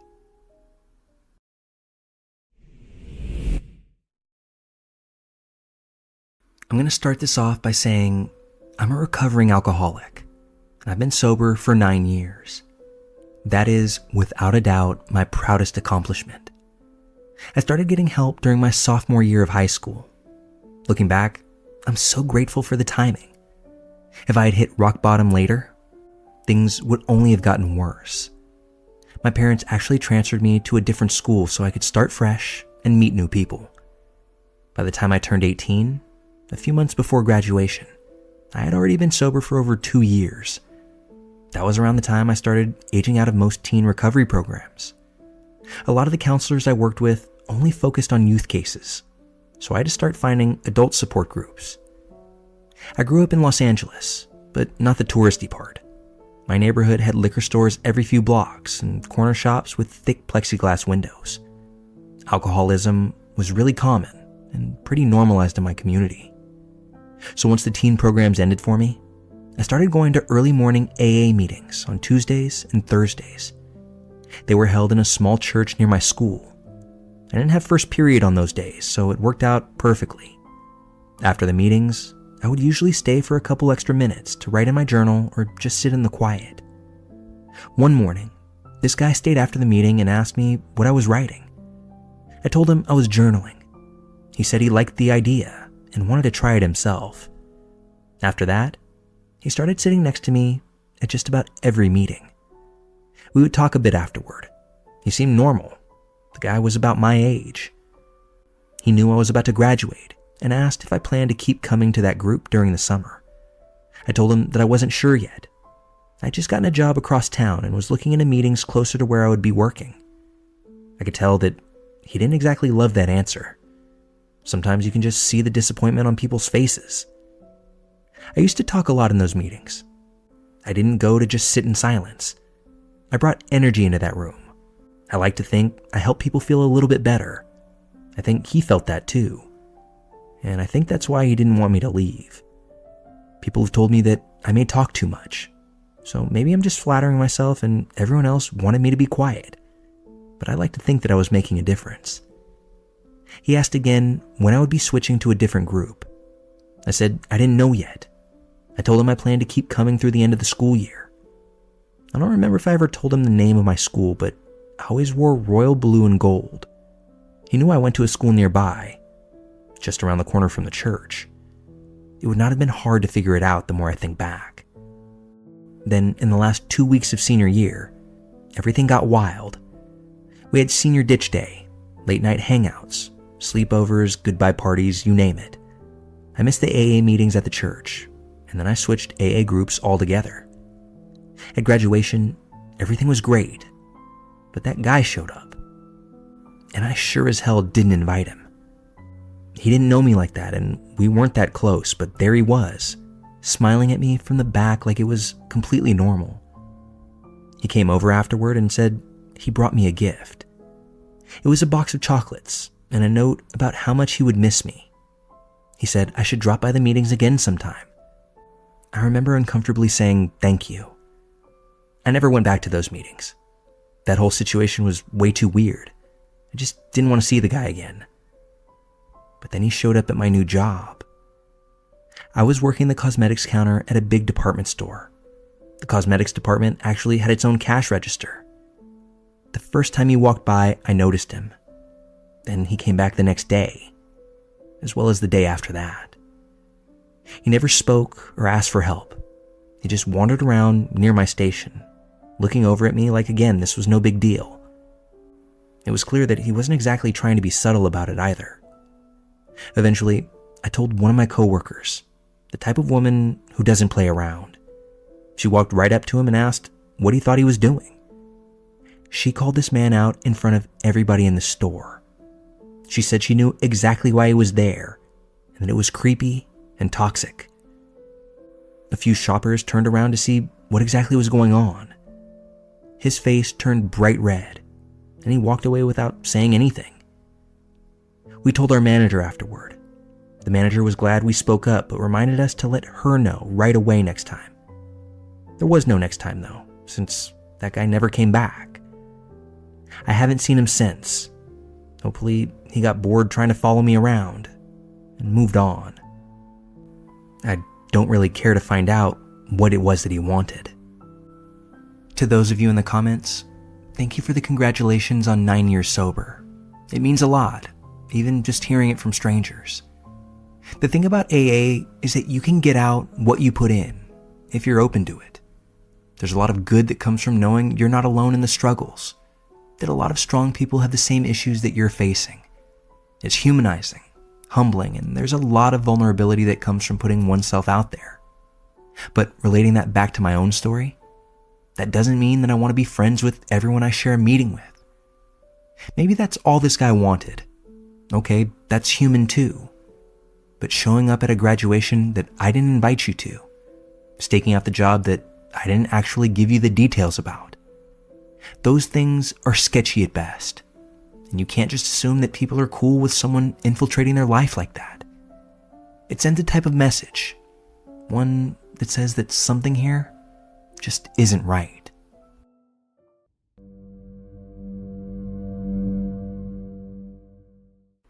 What I'm about to recount happened to me back in 2022, when I was 24 years old. For context, I'm non-binary, although I was assigned female at birth, and I present very feminine. At the time, I was studying in Paris and renting a room for my boyfriend's mom in a town a little over an hour outside the city, about 20 minutes from Versailles.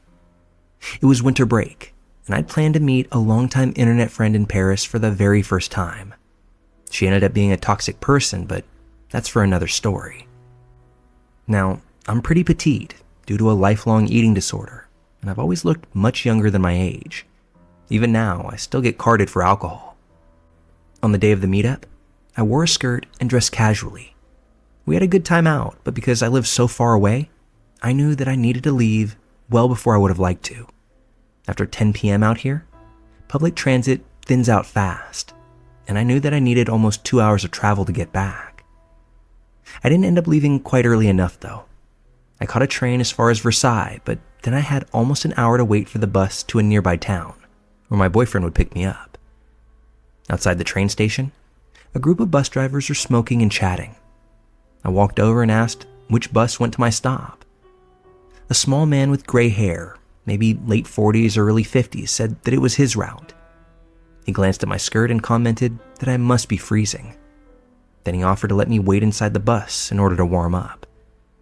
I was cold, and I appreciated the gesture, so I agreed. He led me toward a bus parked in a very dark corner of the lot. No lights, no people. As we walked, this man stood just a little too close and started asking some pretty personal questions. Where I lived, where I was headed, what I was studying, if anyone was waiting for me tonight. His tone felt overly familiar too, like in his mind, we had spoken before. My instincts were screaming at me to be careful with this man, but I've always been polite and a people pleaser, so I gave vague answers, even through all my discomfort, and I followed him to the bus. He opened the bus door and motioned me to get on. I had this nervous reaction shoot through my body, and it told me not to go inside. But because I was cold, because it was late, I ignored it and stepped in anyway, sitting at the front of the bus where there was still a sliver of light. For even more information about me, I'm black, and in the dark, you wouldn't have seen me easily. Other than the drivers who watched me leave with him, no other person knew that I was in that bus. Things got stranger nearly immediately. He flicked his cigarette away, climbed in the bus behind me, and started talking about the bus itself, how it had been designed to transport the French football team. There was a big table and even a bathroom in the back. Twice he suggested that I come to the back of the bus with him. There were no lights back there, and I wasn't interested in what he was trying to show me, so I wasn't going to follow him back there. I pulled out my phone, texted my boyfriend. Weird bus driver. Call me ASAP. I ignored the driver's ramblings and stared at my screen, hoping that a call would come through. He moved to the aisle and stood between me and the door, still talking about random things that I don't even remember. His eyes kept flicking from my phone down to my knees and thighs. At this point, I was all but praying that my boyfriend's call came through. When his name finally lit up my screen, I felt a rush of relief. The driver must have seen the photo of him on my screen because he suddenly stepped back and said he was going outside to smoke another cigarette before we left. I answered the call and whispered everything that was happening, all while keeping an eye on this man through the window. When he walked far enough away, I was ready to bail on this bus ride. I got up and made my way to the door, and that's when I discovered that he had closed the door behind him, and it was now locked. So, in effect, I was trapped on this bus. Still on the phone, I went back to my seat, and through the window, I saw the driver coming back. I think he saw me talking on the phone, and that's when he turned and walked away again. For whatever reason, locking the bus behind him one more time. He did this back and forth routine 3 different times, and each time, he locked me inside before walking off. The last time, he stayed near the bus, so eventually I hung up and started texting my boyfriend instead.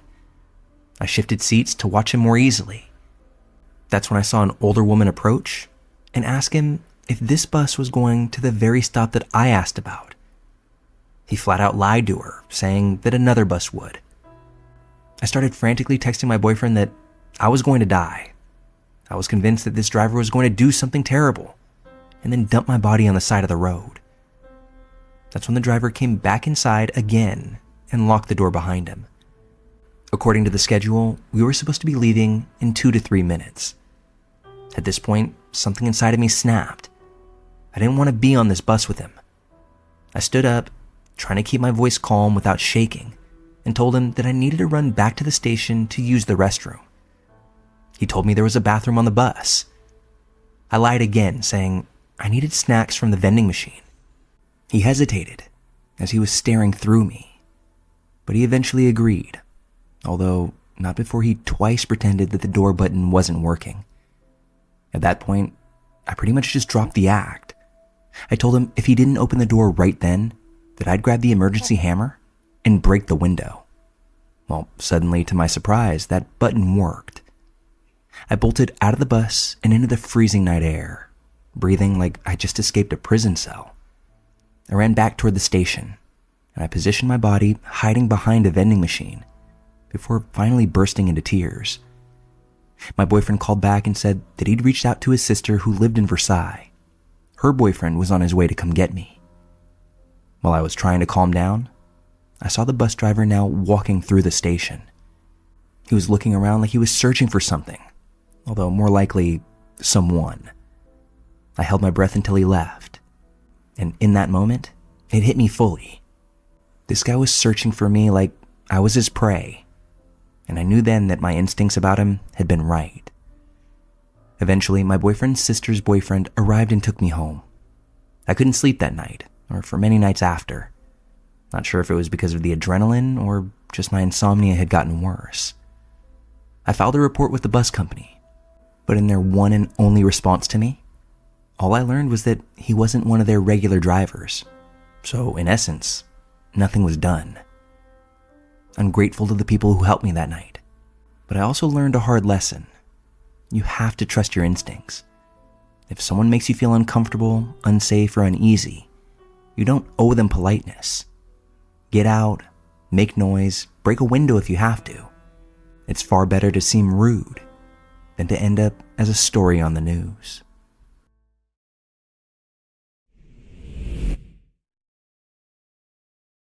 I saw someone else post a story about Ireland here, so it felt right to post something that happened to my friend and I. My bestie and I are both from London, but her family on our dad's side is from Ireland, so she goes there every summer for the entirety. Last summer, I went to go and stay with her for 2 weeks at her granddad's house.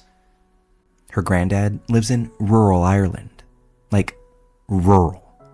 The nearest town is at least a 40-minute drive away, and his house is the only building for like a 5-kilometer stretch. It backs onto a massive forest and faces onto a lake. It's really quite beautiful, but that's beyond the point for this story. My best friend's granddad, brother, aunt, and dad were all going to the pub one evening.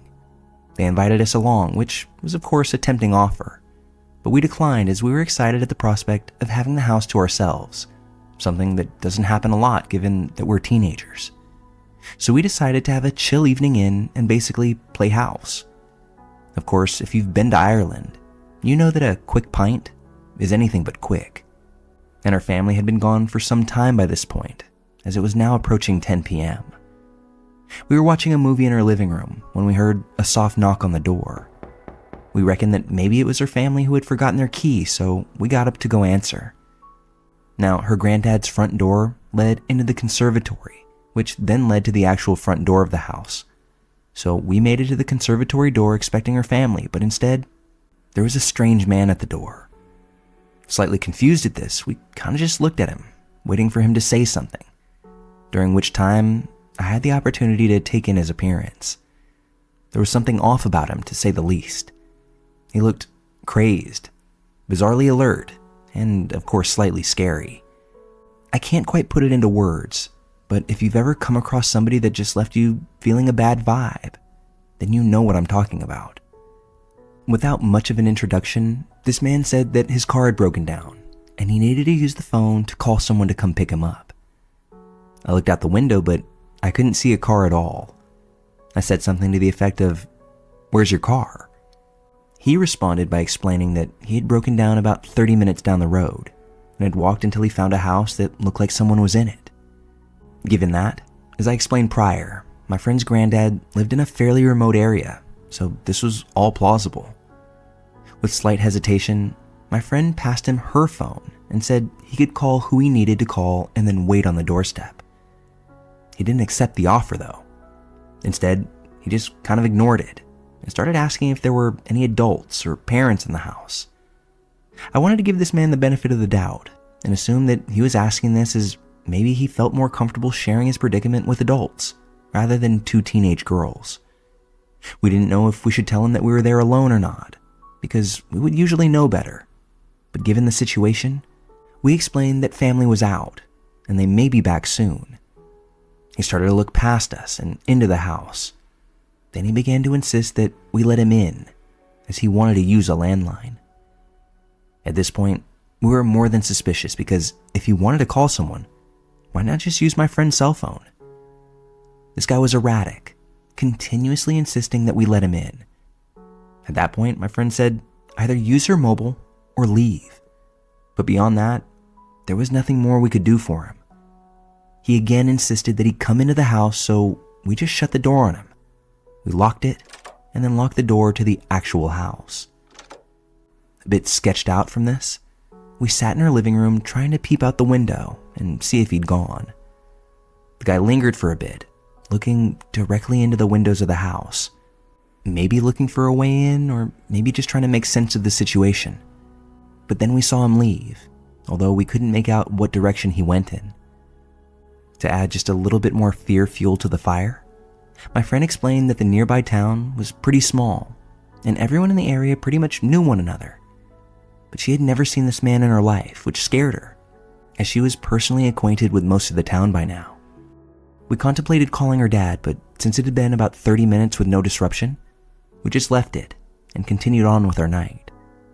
Well, later on, her dog was getting restless and her family was still out, so we let the pup into the back garden. After about 5 minutes of roaming around out there, we heard her barking, but it was too dark to see what she was barking at, so we put it down to it being more than likely a goat, because that was usually the case out here. We called her in and went about our night. We realized her family probably wouldn't be back until the early hours of the morning, and instead of waiting for them, we decided to head up to bed. As my friend went up the stairs, I went to the kitchen, which is at the back of the house, to get us some water, when I heard someone shaking the handle of the back door trying to get in.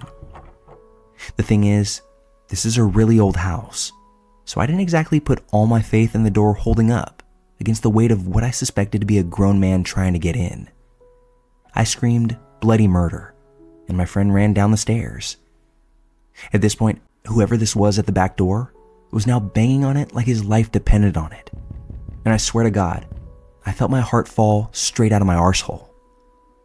My friend shouted back that she was going to call the police, which at that moment was a lie because she had taken both of our phones upstairs. But what else does one yell in that situation? She thought it may deter him. Luckily, this seemed to scare him off. The banging stopped and we heard footsteps move farther and farther away until we couldn't hear them anymore. Now, standing in the kitchen, frozen in fear, we couldn't even speak to each other. A matter of moments later, we heard the front door open and we pretty much thought that was it for us. Whoever it was had clearly gone around the front and figured out a way to make it inside. On instinct, my friend grabbed a knife and we hid in the pantry. And I think you can imagine our relief when we heard her dad call out for us, saying that they were back. At that point, we were absolutely in a tizzy, and I'm sure they could tell, so we frantically asked them, "Did you see a broken down car on your way home?"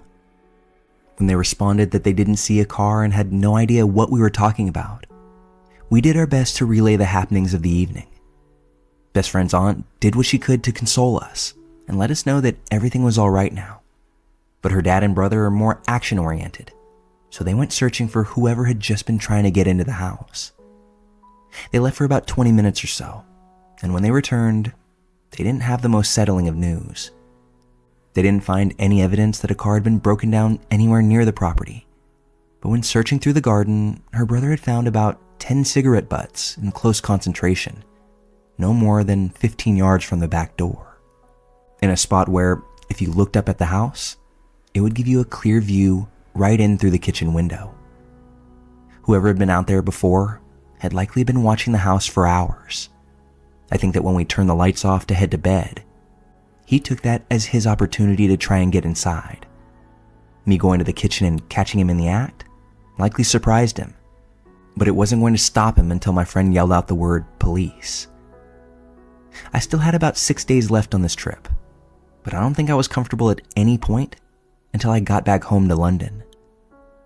I love my friend with all of my heart, but I probably won't be venturing back to Ireland with her next summer.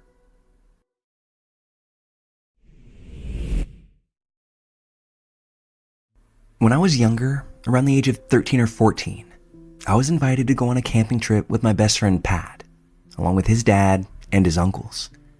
It was this kind of guys' weekend, a coming-of-age thing. Something I'd like to do with my kids now, you know? Fishing, cooking over fires, our first couple of beers together, sleeping in tents out in the wilderness, and all the stuff like that. We drove pretty far up north, but 18 years after the fact, I can't really remember exactly where we went.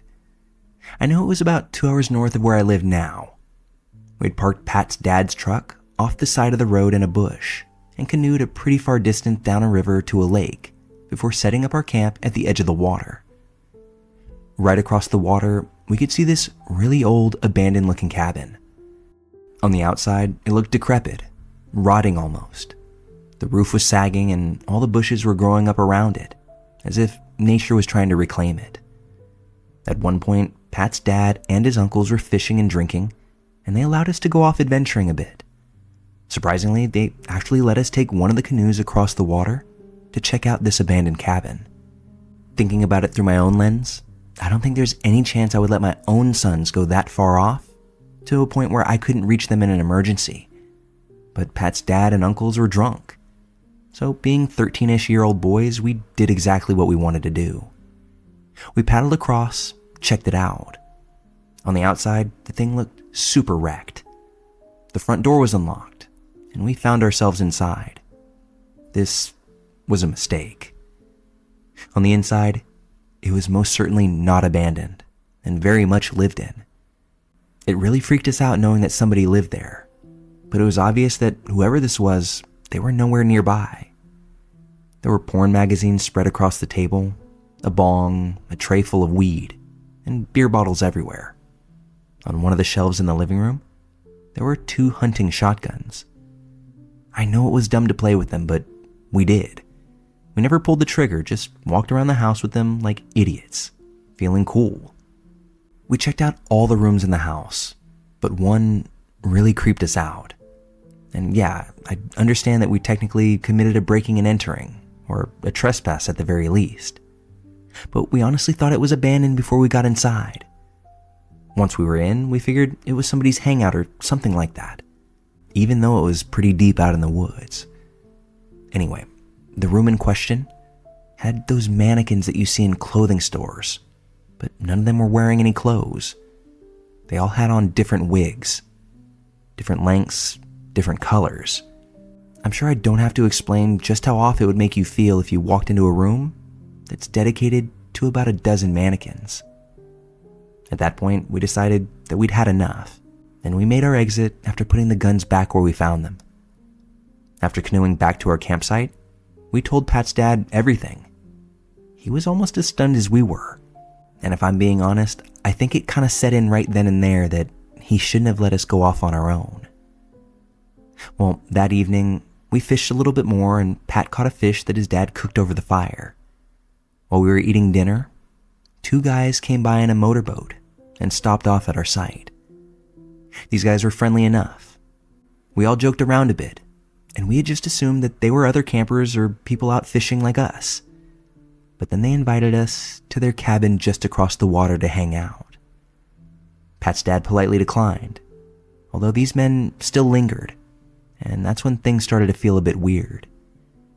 The 2 guys were drinking quite a lot and exchanging weird looks with each other.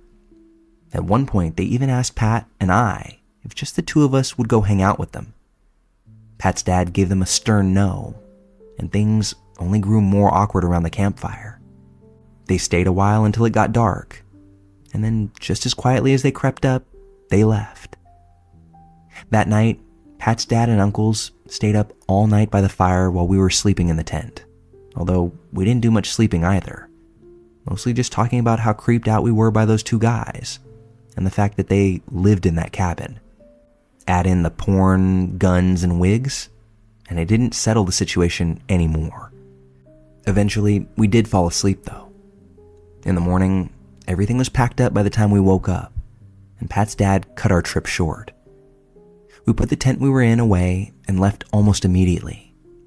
Most of the trip back was spent talking about how his dad was really freaked out by those guys. Pat and I have talked about it here and there over the years, but years ago, we had a major falling out. I never did ask exactly where that cabin was. Not that I'd want to go back there anyway. The picturesque views of the lake and surrounding scenery don't exactly trump the uneasiness of the general proximity from those two wig-wearing hermits in the cabin. I'm all for camping, just not there.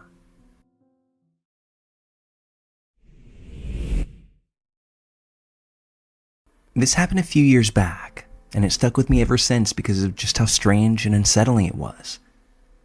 Every year, my parents go on a week-long anniversary trip, leaving me home alone. At the time of this story, I was 20, so it wasn't a big deal. But that year, the first day they were gone, something weird happened.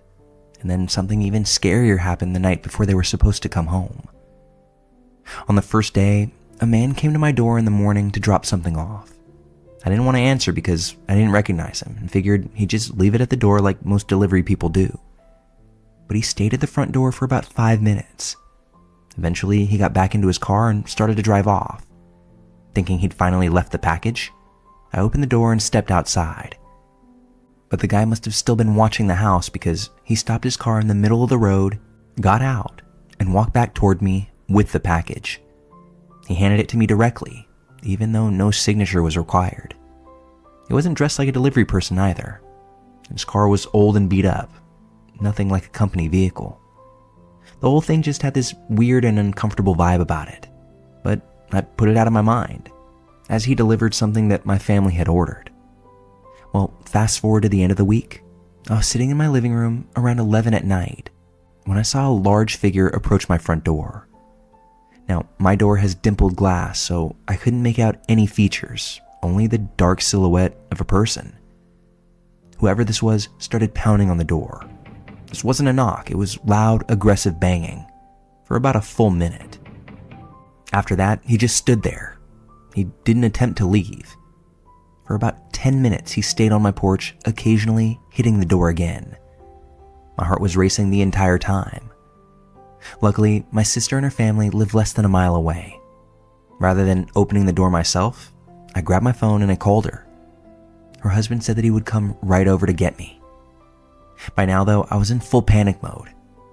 Then it hit me. My dogs were still in the backyard. My back door is 90% glass, and I was terrified that this person would go through the back gate and try to break in while my dogs were barking like crazy. They're little dogs, and their barks don't have a whole lot of bass to them. I rushed to bring them inside while keeping an eye on the front of the house. Finally, my brother-in-law arrived, but by then, whoever had been at the door was now gone. He drove me to my sister's house, and once I calmed down a little, we pulled up my front door camera footage to see who it was. But what I found only made the whole situation even creepier. The cameras had been off the entire time that this person was at my door, and for about an hour before he showed up. The wild thing is that I know that they were on before that, and they came back on later while we were reviewing the footage. But for about an hour and a half, they were completely dead. These aren't battery-powered cameras, they're hardwired into the house, and they had never glitched before. In fact, they're usually very sensitive. To this day, I have no idea who that person was. I checked local news and everything, but apparently what had happened at my house wasn't a widespread thing. I don't know if this person was trying to rob me or if they had something worse in mind. Part of me thinks that it could have been the same delivery guy from earlier that week, but I have no proof of that. All I know is that this still freaks me out, and I hate being home alone at night because of it.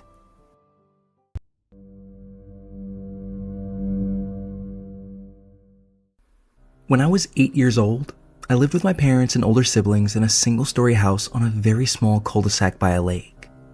It was fall, and our neighborhood was mostly made up of seasonal homes, which meant only a few streets, including ours, had year-round residents. Because of that, it seemed as if everyone knew everyone else, and you could usually identify who was who just by the cars they drove. I remember my day going like any other. I had just gotten off the school bus, tossed my backpack in the yard, and started playing basketball. Our hoop was set up in the street, so anytime a car came by, we'd stop playing to let them pass. This day, my older siblings were off at their clubs, so the only person home besides me was my mom. Her car was in the driveway, and when she saw me, she smiled and went back to her laptop to work. After a little while, a car that I didn't recognize turned down our street. That was unusual for several reasons. First, people on our street didn't really like visitors. Second, it was midday, so every one of my neighbors was at work. And third, the plates on this car were from another state. Still, I figured it was just someone turning around to see the lake, which happened on occasion. Our house was the first on the street, so I expected to see this person circle back up after a minute. And sure enough, he did. But instead of driving past me and exiting the neighborhood, he stopped. I was standing across the street from my house near the basketball hoop when he rolled down his window. "Hey kid, let me see that ball." Without really thinking a second thought, I handed it over, and this guy tried to shoot it over his car and into the basket. Damn, I missed. "Hey man, go get it and let me try again." I remember thinking that this guy seemed cool. He was in a nice car, probably in his early 30s. He was calm in his demeanor, and despite the season, he dressed like it was summer, almost like he was headed off to a barbecue or something. I bent down to retrieve the ball, and that's when I heard a camera click. This guy had taken a picture of me. Now, even at 8, some alarm bells went off, although I dismissed them because of how friendly this guy seemed.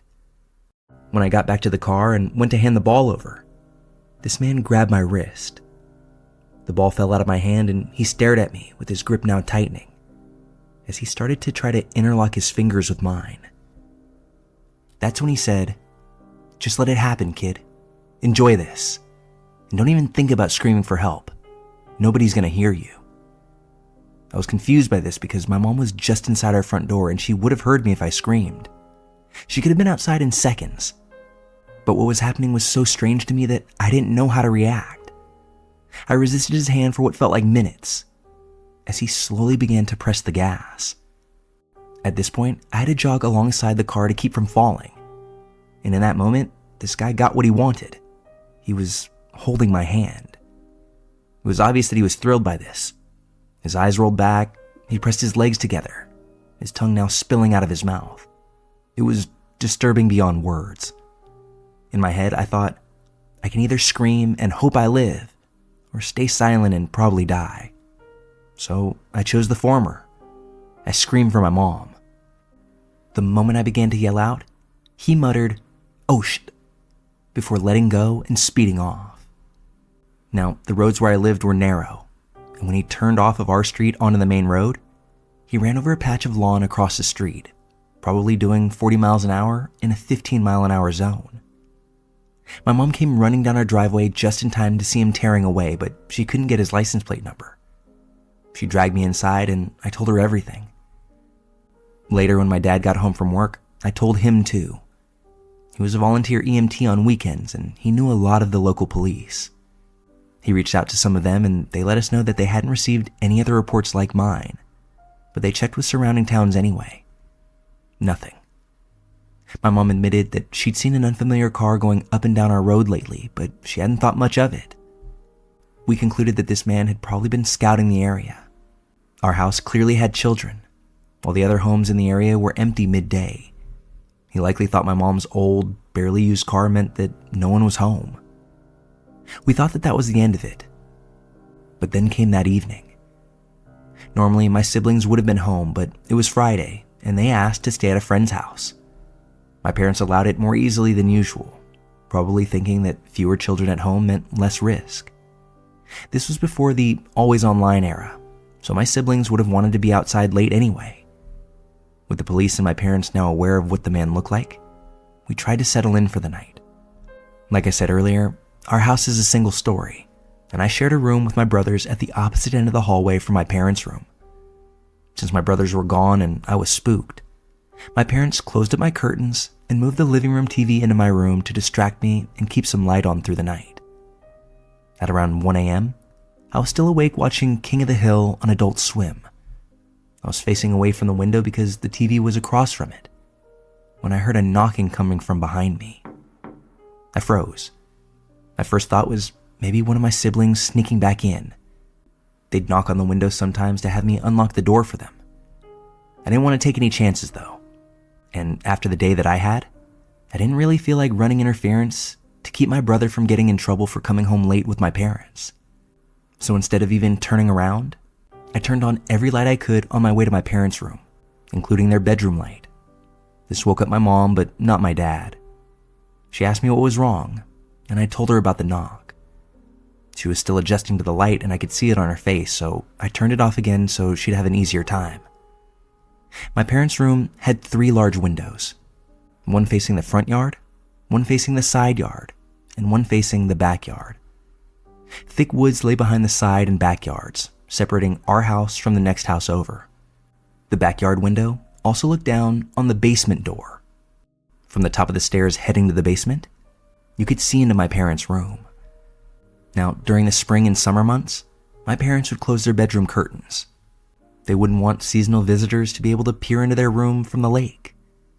But in the fall and winter, my parents didn't take that precaution because they weren't exactly worried about anybody being out there. As I explained about the knock, my mom sat up in bed. And that's when she saw him. The man from earlier was now looking through the window. She screamed, which woke up my dad. And that's when the man outside shouted, "I just wanted to hold his hand." My dad grabbed the baseball bat that he kept in the room and stormed outside in nothing but his underwear. But the man had already bolted into the woods. Now, these woods weren't known for any big animals living in them, so unfortunately, he was safe. And he got away. We called the police again. After that night, my parents installed a basic home security system. Everyone on our street heard what happened. My parents also invested in more indoor activities for me and my brothers, which is how I got my first Xbox. Nothing like that ever happened again in our neighborhood, and I don't think any similar incidents were reported nearby. All I'm left to assume is that that man went back to whatever state his license plate was from, because we never saw him on our street ever again.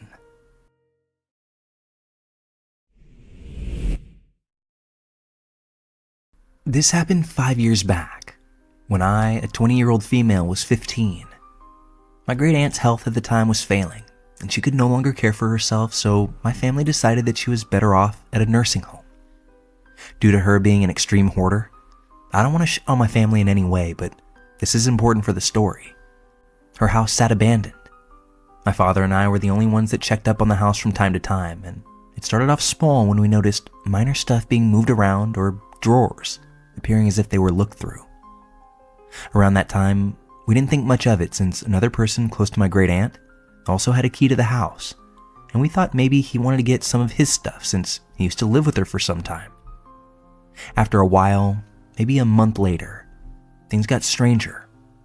We used to roam the house more to rescue some things in it, and just to get a look through everything. We did this for a couple of weeks straight, and in doing so, every day, I felt watched when we were there. In addition, we found more stuff moved around and placed so we wouldn't notice immediately, like stuffed animals that used to sit on our shelf, now sitting above one another on the staircase, step by step. We also noticed dirty footprints, and more drawers ripped open and stuff inside spilling out everywhere. At this point, we grew suspicious of the situation and investigated more. We had late night drives past the house just to check if we ever saw a flashlight or any sign of someone being inside. At that time, I started telling my friends about the situation. And as the stupid kids we were back then, we thought it would be a good adventure for us to just stay there for a night, play security, with the mission of finally catching this person that seemed almost like a ghost to us. Another bit of information that's important for this case is that there was no sign of anyone making their way into the house. There were no open windows and all doors were locked. Only we and this other guy were the ones that had keys. So fast forward to the night that we stayed there. Me and 3 of my friends just settled into the kitchen, not noticing anything out of the ordinary. beyond the quote-unquote normal stuff that had been going on. So we assumed that whoever this was wasn't around yet. We ordered pizza and just talked for a while waiting for something to happen. After a while, we decided that we'd go for a walk with my 2 dogs that I had with me. I made sure to definitely close and lock the door behind me when we left. When we returned after a 15-minute single lap around the corner, there was a single lamp on the far end of the living room that was turned on. This was absolutely odd because 1, we didn't do that, and 2, the living room was hoarding central. It was so filled with trash that whoever did turn it on had to climb over everything just to flip the switch. That's when we figured out that whoever this person was, they had to be in the house now.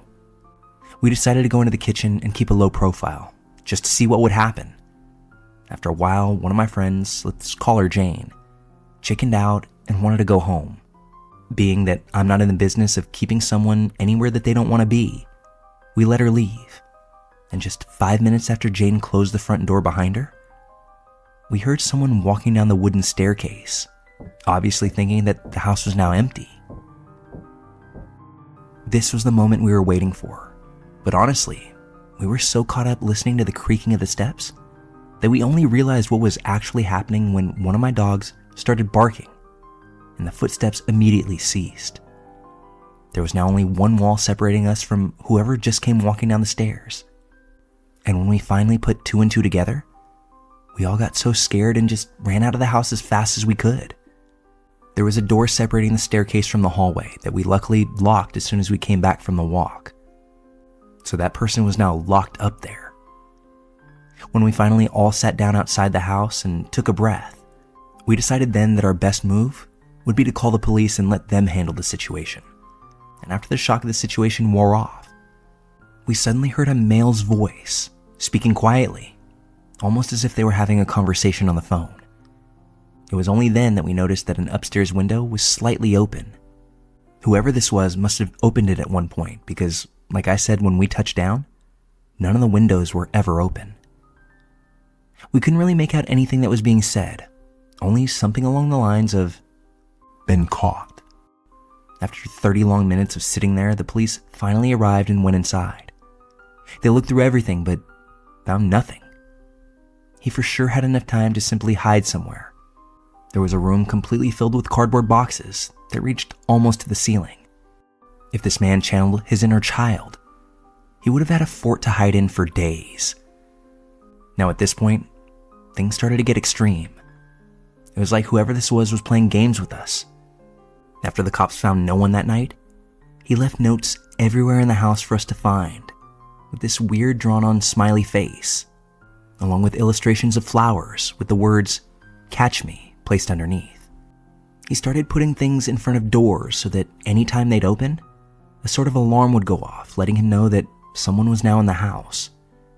He trashed rooms beyond recognition, destroyed furniture, even in the toilet without flushing, only placing a flower on top of his mess to be discovered later. He did all this without ever being caught face to face. Our checkups became more frequent, turning from once a day to every hour, but we never saw this man. We eventually decided to cut off all utilities. With no water or gas or electricity, we figured that the situation would calm down a little bit. Figuring that now that the house was hoarded beyond compare, and with no running water or electricity, that he would just abandon it. Wrong. After about 3 months of silence, one of my friends just happened to be driving past the house one night. He said that as he looked up at the second-story window, he saw a figure standing behind the curtain, as if they were staring outside. When he told me this, I was like, great, here we go again. And suddenly, the interest in this house was back. Well, one day we all decided to just turn up at the house. There were 7 of us total, and we were ready to search that damn thing from head to toe. Compelled to find where this guy was hiding and how he was coming and going in the house. Still, everything was locked up tight. When we first got back inside, there was leftover and rotten food in the kitchen, and a surprise waiting for us in the living room. This guy had in a cardboard box. I was gonna say like some fucking dog, but what dog would do such a thing? That's when we decided to separate. 4 of us went inside the living area, while one of my friends stayed outside. And another friend, let's call him Carl, and I went into the stable area of the house because that part had a hole in the wall that connected the place the hay was kept to the attic. But we were never able to figure out where exactly that hole in the attic was. Carl was tossing little stones at the hole that seemed to be covered with something like cardboard from the other side, just so our friends would be able to hear the sound from inside to find the entrance. All of a sudden, it knocked back, and we actually saw the cardboard bending from someone hitting on it. That's when I yelled down to my friend outside, asking if they were finally able to find that damn entrance, when all I got back from her was, "No, everyone's downstairs." Just kind of shocked, Carl and I quickly made our way out of the stable and to the others in our party, saying if we go to the attic now, we've got him, since there would be no way for him to escape. He would have to pass us on the stairs, so we all ran upstairs. But again, nothing at all. After this, we just decided that we would give up, not go there again. We also realized that it might be dangerous. This man never seriously did anything to us except for creeping us out. But we were wondering what he would do if we seriously caught him and stood there in front of him. Our parents weren't all that happy with us for doing any of this behind their backs. So again, months passed without anything, only sometimes driving by and seeing a faint light inside, until the house was finally put up on the market to be sold. Today, it's been completely emptied out and is in the process of being renovated. Even in the cleanup process, while there was evidence of someone living there, no person was ever located. We don't know when they first got there, when they finally decided to leave, and what caused everything in between. As a 15-year-old, I wanted to confront this person, tell him to get the fuck out of my aunt's house. It wasn't his. But as a slightly more mature person now, I'm glad that it never came to that. I'm still blown away by the fact that we went searching for him. So did the cops, and no one could find him. This house isn't a mansion by any means. It's not so huge that it takes up a city block. But trying to locate this man amongst the mess was like trying to find a needle in a haystack. I'm happy that we never came face to face. Other than wanting to tell him to leave, I never really worked out how that interaction would play out. I find myself more happy than I thought I would, knowing that it never came to that.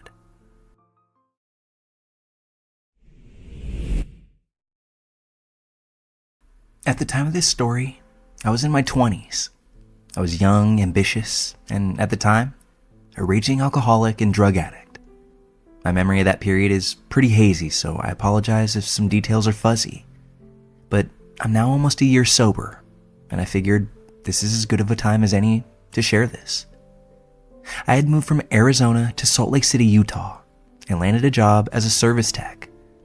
One of my assignments was installing new devices on a string of gas stations, starting down in St. George and working my way up the state to Salt Lake City, stopping at each store that needed upgrades.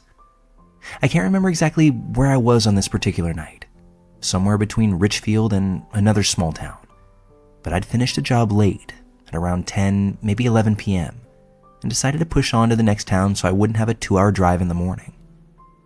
As I drove down the highway, Google Maps told me to take a dirt road to reach the next town. I hesitated, but I made the turn anyway. It was a long, isolated trail of a road, lined with brush and trees like almost a natural wall. It wasn't really paved. You wouldn't take a truck on it unless you had to or it led somewhere specific. There was nothing around me but pitch black desert, along with my own high beams. Well, 5 to 7 minutes into this journey, my old 2008 work truck sputtered. It was a total beater. I cursed under my breath, put it in park, and checked under the hood. Nothing obvious was wrong. I glanced at my phone and, of course, no service. Checked my work phone. Same thing. My options were to sit there all night until daylight or try to find a spot with a signal. I chose the latter. Normally, I carry a firearm when traveling for work. That trip, though, I'd forgotten it. So instead, I armed myself with a 10-inch pipe wrench in one hand and my Milwaukee flashlight in the other. before I started walking into the desert. I'm from Arizona, so I'm used to quiet, dark deserts. I'm not exactly someone who scares easily, but with each step away from the truck, I felt my tension grow. After about 10 minutes of walking, I heard muffled laughing coming from behind me. It sounded like something almost out of a kid's show. It was soft and weirdly playful. I spun around with a quickness, but even with my flashlight, I didn't see anything. My boots sank into the sand as I pushed forward, heart pounding like a ticking time bomb.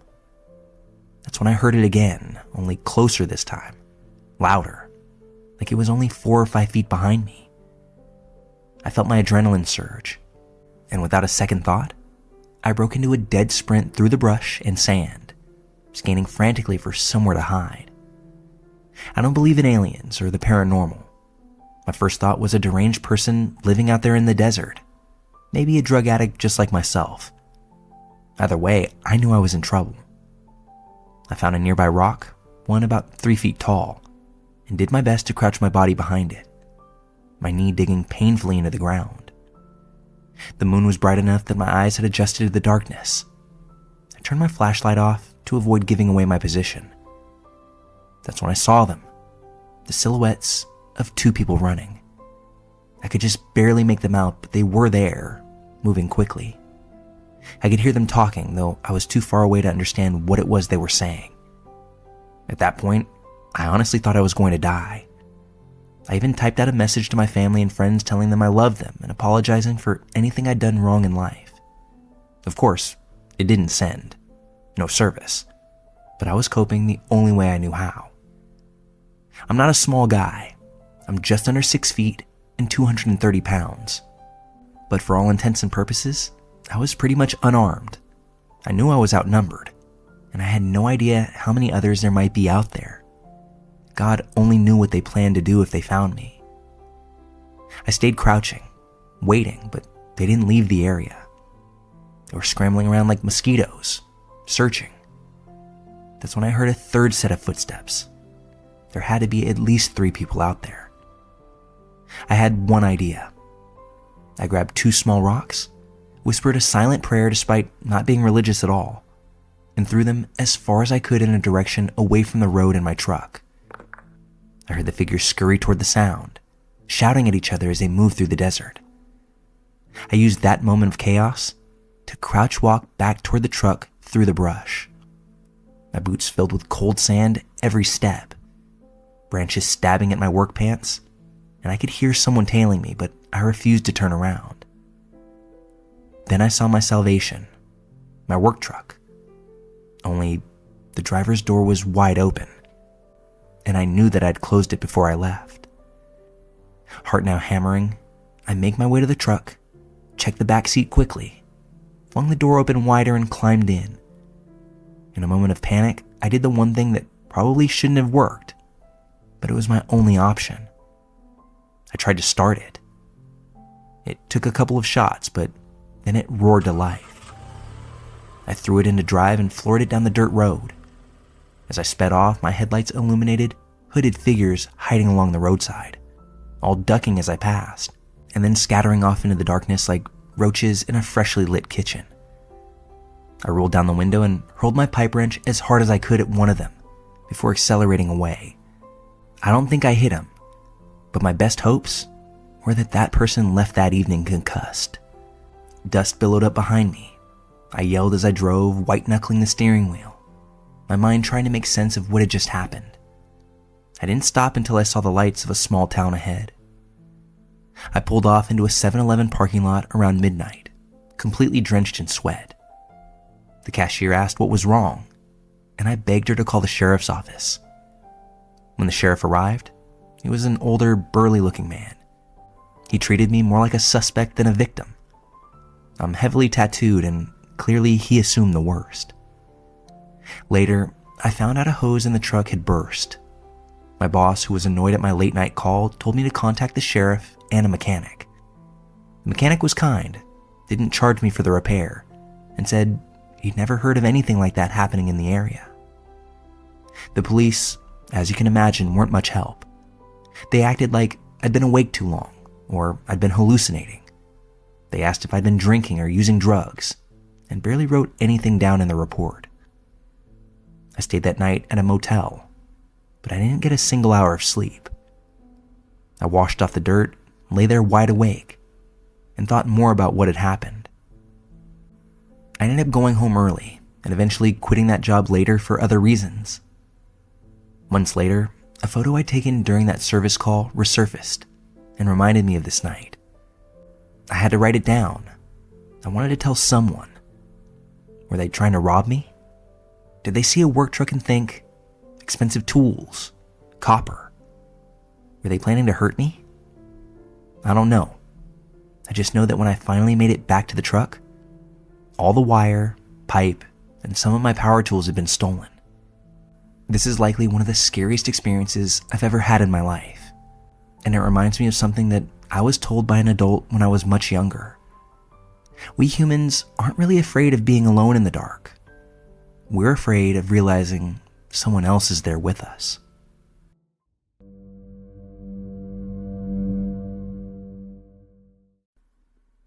I was a child when this happened, somewhere between the ages of 5 and 10 years old. I don't remember everything clearly, and a lot of what I know now comes from my mom telling me the details years later. But the parts that I do remember, they come to me in flashes. I remember the smell of my sister's room, the sounds of her crying, and the heavy weight of the mattress pressed up against the wall above our heads. My mom had this longtime friend named Donna. She and Donna basically grew up with each other, and Donna's daughter was about my age. They'd both come over to our house pretty often. We'd have sleepovers, eat snacks on the living room floor, and stay up way too late playing games. Donna's daughter was practically a cousin to me. Donna was practically a sister to my mom. There were two people I remember growing up with. Donna had this boyfriend named Fred.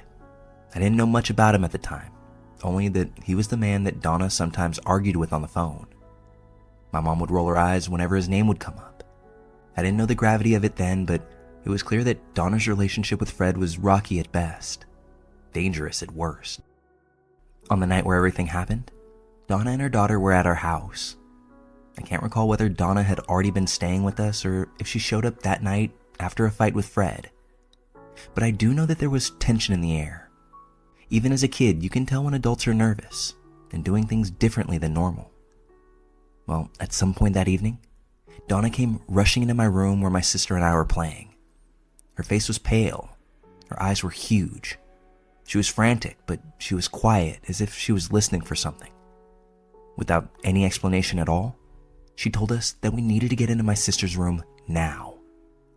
She hurried us all inside, ushering me, my sister, and her daughter through the door. She shut the door, locked it. My sister's room was the smallest in the house. It was also the only bedroom in the back of the house. Against one wall was my sister's full-sized bed. In one motion, Donna flipped it up on its side, pressing the mattress and box spring against the wall like a makeshift fort. She told us to lie down on the floor between the wall and the bed frame, and all of us kids did as we were told. She then pushed the dresser against the door for good measure, effectively barricading us inside. I remember closing my eyes and covering my ears. It was dark in the room, and I was still scared of the dark back then. The room even felt darker than usual with the mattress blocking any light coming from the hallway. My sister was crying softly beside me. Donna's daughter squeezed my hand. I kept my eyes shut tight. I knew that this wasn't a game that we were playing, but I hoped that whatever this was, it would just go away.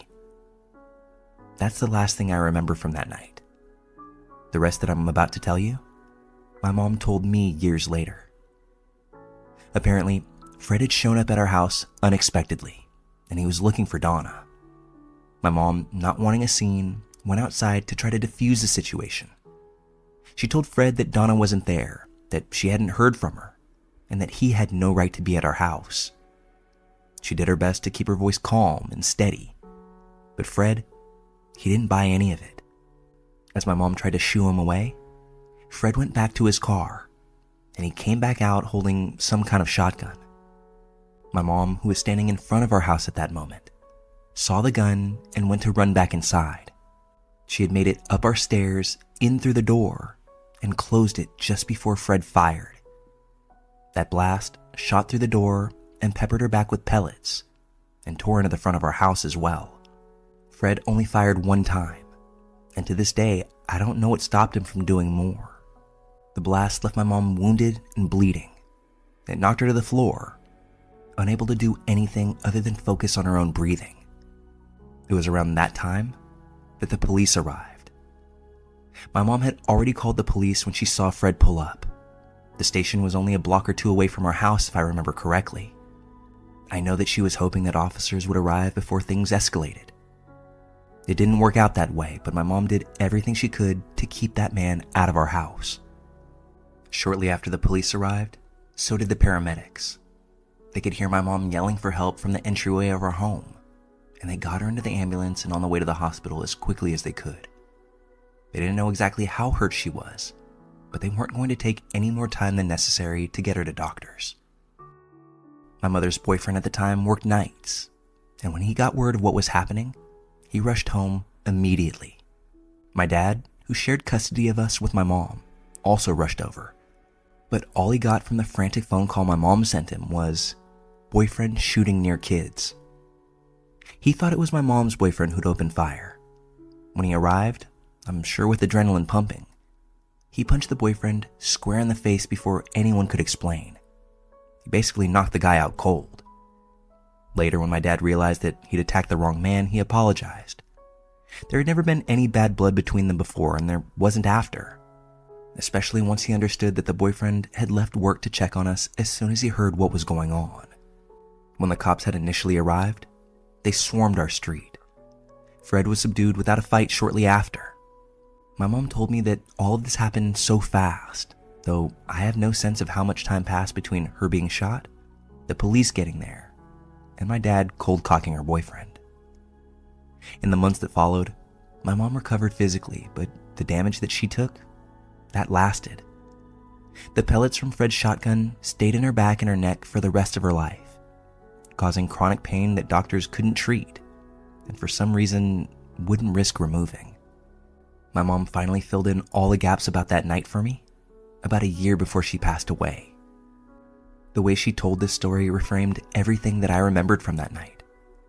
As a kid, I thought we were just hiding from some angry man.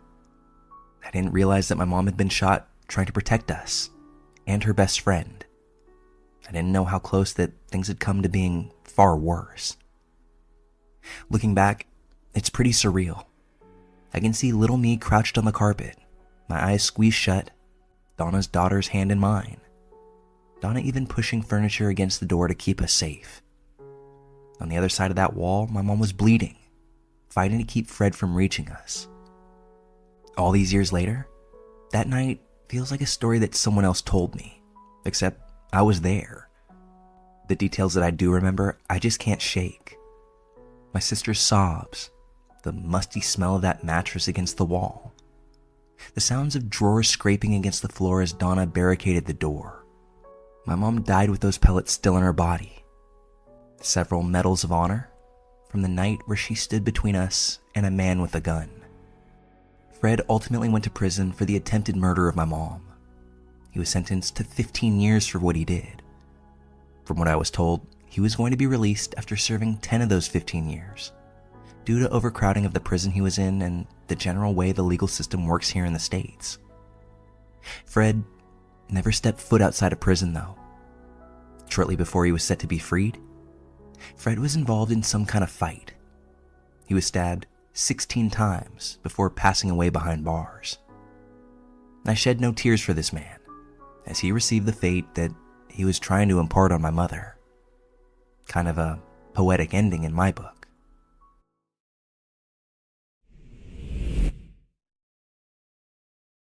So, I want to preface before beginning my story that these events took place several decades ago, so I apologize if my memory doesn't serve me as well as it used to. A close friend has heard this story several times over the years, and he always recommends me telling this story on Reddit, so I'm going to give it a shot. Now, I'm no Hemingway, but I'll try to tell this story as best as I can. I grew up in a smaller town in central Washington, one of those small farming towns that you pass by to somewhere more interesting. I was born in the great year of 1970, early December. My family raised cattle and worked construction all of their lives. Humble living, as my grandpa always said. My young childhood was closely spent working with my father on the farm, put to work the second I could keep my feet under me. I had 2 older brothers who truly could only be described as rough around the edges. The entire town knew my brothers. They were loud, brash, and didn't care whose toes they'd stepped on. As for me, I was a bit more of the mama's boy of the family. Our community was pretty connected, just a few farmers and their families. We'd meet in the Grange Hall for something we called family lunch every Sunday after church. If there was a problem or if someone had a problem, we all knew it before sundown. No story could escape this town's grasp.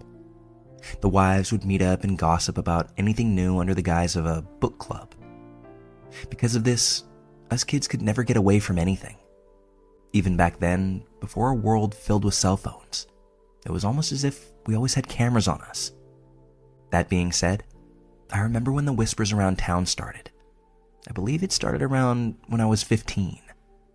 This mysterious man was the talk of the town. It was around the summer of 1984, and the only reason I really remember that is because it was around the time Bruce Springsteen released his Born in the USA album.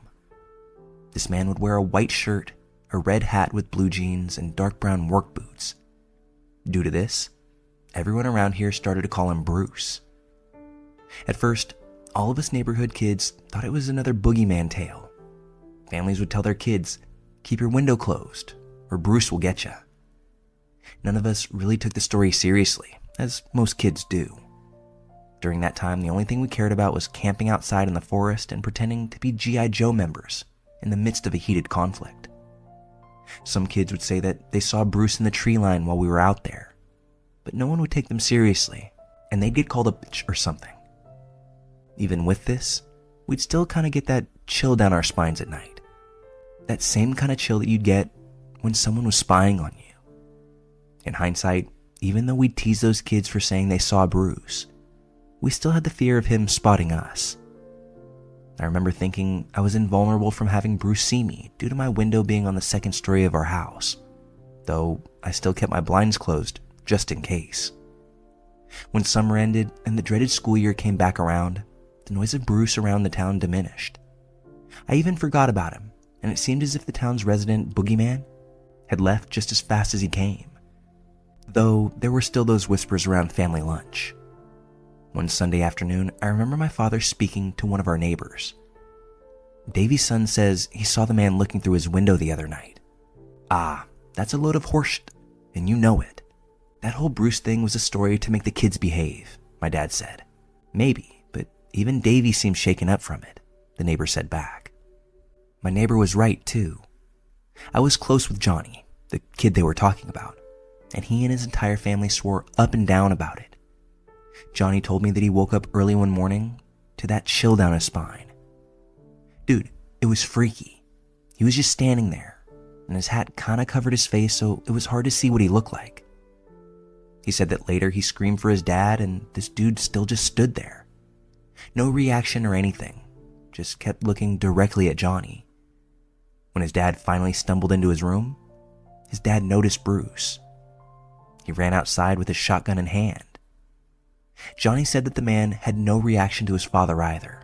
He just kept standing there, staring intently. By the time their front door opened and the first shot rang out, Bruce was gone, almost as a ghost disappearing into fog. Johnny's dad swore that one second the man was there, then when he raised his shotgun and fired, he was gone. The dad called the sheriff's office over, but there was no trace of Bruce. Deputy just said that if he comes back, to call them out first. Johnny told the story maybe 100 times that year, yet just like before, everyone would tease him and deny his story. My mom was pretty close to their family, so she tried to keep us boys on a short leash. Funny enough, she'd always say before we'd go anywhere, "Be careful, and don't let that PDF file get ya." My brothers would always mockingly say, "We'll kill him before he could even touch us, Ma." I don't know if the story of Bruce ever really bothered my brothers as much as it bothered me, though even after Johnny's story, I still had a slight bit of skepticism in me. I mean, I never got to see him. Until later. The first time I ever had a Bruce run-in was later that year during a pretty harsh winter. My father was remodeling our sunroom. Due to that, our front door was a plastic tarp stapled on the door frame. And might I add, it was the absolute worst time to not have a door. Snow would get into the front entrance from the storm the night prior, and the entire house would feel like it was negative 100 degrees. Anyway, I digress. I remember it was the weekend, and my birthday was the Friday before. My brother scraped up some money to rent me the first Indiana Jones movie. Honestly, it was as much of a gift for me as it was for them. My father was out getting supplies for the sunroom, and my mother was grocery shopping. My brothers and I were sitting on the couch watching the movie intently. Watching that movie, you could almost see it in my eyes. The dream to be a cool archaeologist, just like Harrison Ford, whip and hat included. Now, I don't know if it was because we were watching so closely, but we never noticed when our father's pickup pulled up. My father came up and flicked my oldest brother's ears and shouted, "How many times do I have to tell you dipshits to leave your boots outside before coming under the carpet?" We all stared at each other, confused. My father had his arm outstretched and was pointing at a pair of snow prints that had to have been no closer than 7 feet from the back of our couch. The snow hadn't yet melted and still looked fresh.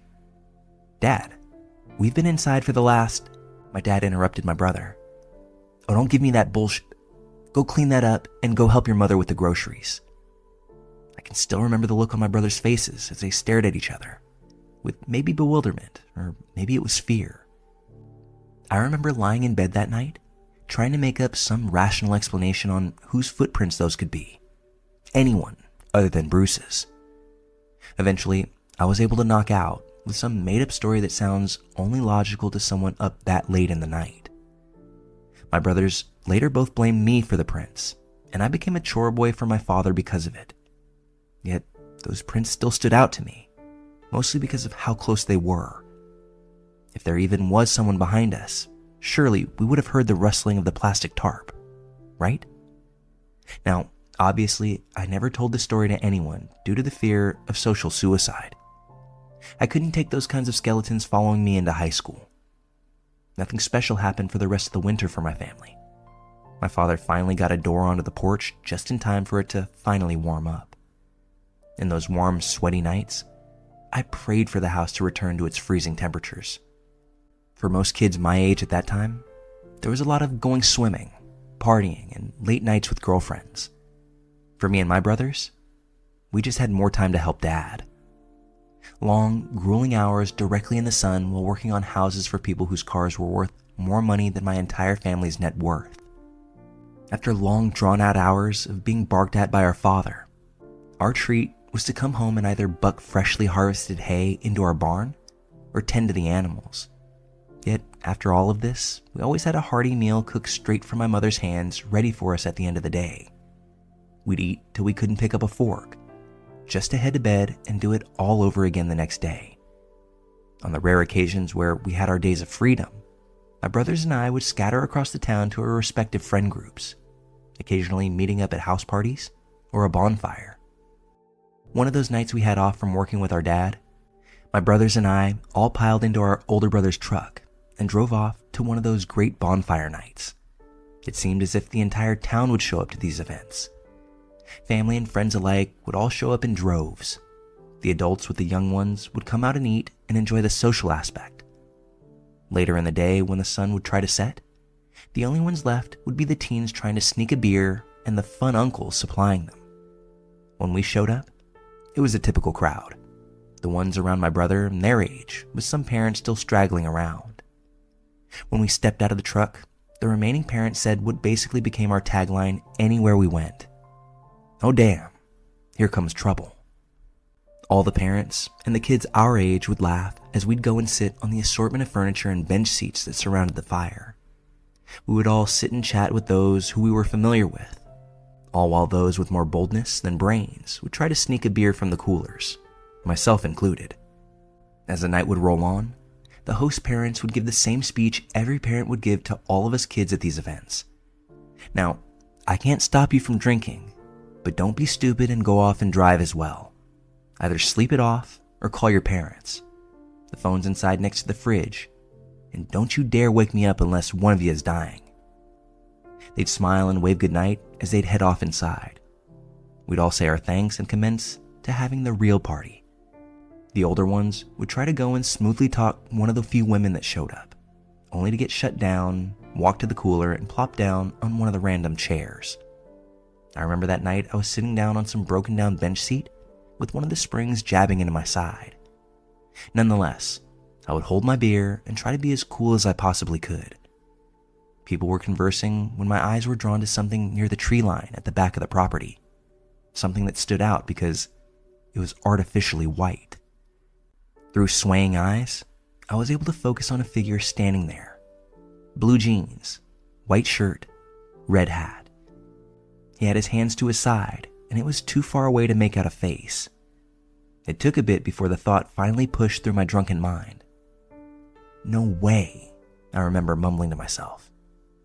My friend who was sitting next to me, who mind you, was deep into telling me how in love he was with this girl, said annoyingly, "Dude, are you even listening to me right now?" I didn't answer him, but just kept staring back at the man, trying to believe this had to be some trick from the lighting and the shadows. My friend finally turned his head to look at what I was gawking at. "Who's that?" he asked. "I have no idea, but it kind of looks like that guy everyone was describing last summer." "Dude, that was just some dumb rumor Johnny's parents came up with." "No, I know, but isn't it kind of weird some adult-looking dude is just standing all the way out there? Plus, isn't it miles and miles of forest land back there? Where could he have even come from?" I remember looking back at my friend confused. He stared right back at me, and you could almost see a glimmer of fear pass across his eyes. Our eyes narrowed, and instantly we both darted our heads back to the tree line, only to see nothing. Just the outline of trees and darkness. Suddenly that fire didn't feel so warm, and the cool summer air just felt plain cold. Our eyes searched across the trees, trying to get a glimpse of what we just saw, but there honestly wasn't anything but trees and more trees. We turned back to each other, and that fear became something more, closer to confusion. We both knew that it had only been a second or so that our eyes were off of him, yet there was no trace of him. We looked around the fire to see if anyone had seen what we had just seen, yet everyone seemed too deep into conversation to notice or even care. Then, to almost cut the tension that lingered in the air, my oldest brother grasped both of my shoulders. Instantly, I leapt up and stiffened up like a board. My brother mockingly said something along the lines of, "What, still scared of the dark?" I laughed it off and said something vulgar back to him. He told me that our other brother was still trying to get lucky, so he'd be spending the night there. My oldest brother was going to go home, and he asked if I wanted to go home as well. My oldest brother wasn't much of a drinker, so I knew at the very least, this would be a good chance to get home safely, instead of sleeping in some field.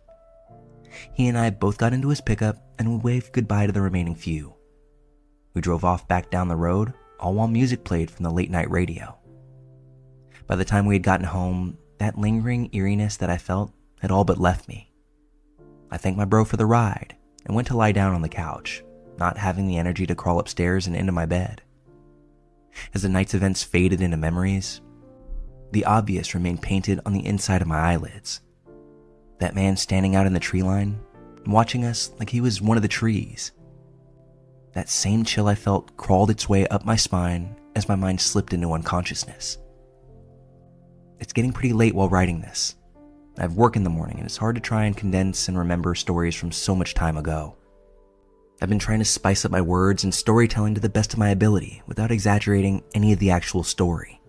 I have much more to tell about Bruce and a lot more interesting stories, but for now, I think it's time to get some rest. Most folks brush off boogeyman stories as harmless folklore, a way to keep kids well behaved and from wandering too far off after dark. But when the tales stop being stories and become something that you've seen for yourself, they're no longer innocent. People might doubt what I've said, both here and back in my hometown, but that doesn't erase what we lived through back in 1984.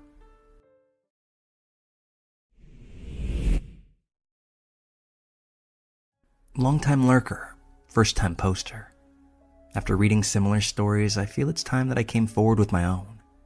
Out of respect for everyone's privacy, names in this story will be changed. The important people to know are me and my cousin, who we'll call Drew. Some of the prominent neighborhood kids we'll call Josh, Kylie, Evan, and Gabe. To set the story, this was around the time my mom and dad divorced. It wasn't a clean one, and there was a lot going on around this time.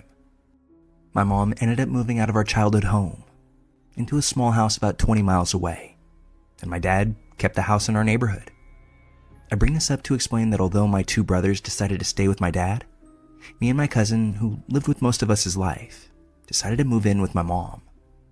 The issue was that my mom's new place wasn't within the school district, which meant no buses served her house. So the setup was that she'd bring us to school before work, and after school we would catch the bus to my dad's house and stay there for a couple of hours until she got off work.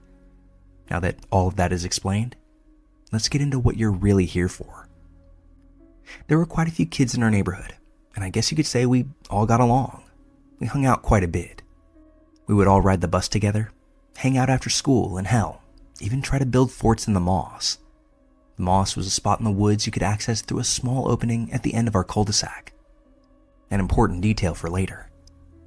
It was an everyday thing for us, until one day a new family had moved into the neighborhood, and with them was their son, Gabe. He had brown hair, and he was skinny. We first met Gabe on the school bus, and us being curious about the new kid in the neighborhood, we were all eager to talk to him. You'd probably think we got some off vibe from him, or maybe something about him was creepy. But honestly, he just seemed like a regular kid. He seemed to fit in with the other kids in the neighborhood. It became normal to see me, Josh, Kylie, Drew, Evan, and Gabe all hanging out together. Rather, all of us, or a combination of the few. After getting to know him, we learned that Gabe had actually attended our school in the past, but he was expelled after he threw stuff at a teacher. It was only this school year that they let him back in. Back then, we brushed it off as something edgy that he did, but knowing the events now, that should have been our first red flag. You see, Gabe, Drew, and I became close. I'd argue closer than the other kids in our group. I would have considered him a close friend instead of just another neighborhood kid to hang out with, which is why we didn't immediately drop him after the following events. I wasn't there for this, but I heard about it after the fact. Drew and I got on the bus one day, and immediately I noticed Gabe wasn't there. We sat next to each other every day on the bus. I just assumed that he was absent, and Drew decided to sit by me. Kylie and Evan, who sat near us, started talking about something that happened, and we joined into their conversation. Apparently, not long after Drew and I left to go to my mom's, Gabe had invited Kylie, Evan, and Josh to his house. Now, I don't remember what set this in motion or what really happened, but the hangout ended with Gabe chasing Josh home. Not in a playful game of tag sort of manner, but with a knife in his hands. Josh lived on the other side of the neighborhood, and once he got home, his mother came out to see what was going on as she heard him yelling for her from the front yard. When she stepped out, Gabe chased both of them inside. The scariest part of this, they heard from Josh that he was laughing, and he had a smile on his face as he did it, like he enjoyed terrorizing them. The cops were called, and honestly, I don't know what came out of that, other than Gabe was gone from school for a few days after. When he came back, he acted like it never happened. The kids in our neighborhood started growing apart from Gabe after that. I mean, who would blame them for it? I guess I felt a little bad for Gabe. My stupid kid brain must have decided that it was a bad prank that went too far, or something like that. I truly believe Gabe had changed after it, like something had clicked in his brain. Well, not long after, we were on the bus, and I was talking to him as we sat in the same seats we always did, when randomly, he pulled a pencil out of his bag and tried to stab me with it. He not only tried, but he got me in the neck. Luckily, it only just broke the skin, but it shocked the hell out of me. He laughed like he was joking, and I decided to move seats. When I got off the bus, I felt the need to explain what happened to the bus driver. I never should have done that. I believe to this day that one choice caused what happened next. Gabe was kicked off the bus for a couple of days. When he returned, they made him sit at the front of it. He knew it was me who snitched on him. When I'd walk past him to get off the bus, he would glare at me, and it felt like pure evil. He called me names, a snitch, and I was a bit scared of him now. Fast forward about a week, and all the kids in our neighborhood just decided that they wouldn't hang out with Gabe anymore. I wish that I could say the same. Even after everything that I just spilled to you, I was naive and dumb. Eventually, he messaged me apologizing and asked me if Drew and I wanted to hang out. I don't know why, but we all agreed. I think I remembered him saying that he and some other kids were going to hang out in the moss and build some forts. And I think that's why we agreed, because there would be other kids there. So we set off to meet him at his house, which was just down the street from ours. We knocked on his door and he answered it, holding a knife.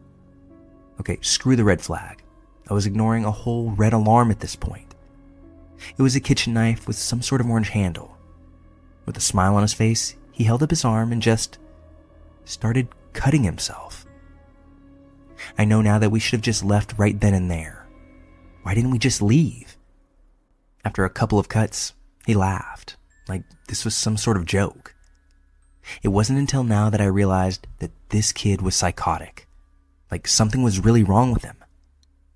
He had a couple of tools with him and told us to follow him to the moss.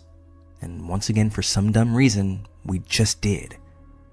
I was holding out hope that he'd be normal when all the other kids would be there. We got to the small opening leading to the moss and walked in. To get to the small pond in the moss, you had to go down a hill and through the brush. Then you'd be there. I bet you could feel my surprise when I realized there was nobody else there. I looked at Gabe, who just chuckled. "They must be late. Let's just get started," he said. Both Drew and I were on edge, and I bet Gabe could feel it. "Hey man, why don't you go find some sticks and logs to build the fort," he told me. He pointed over towards the pond. I obeyed and made my way over to the area.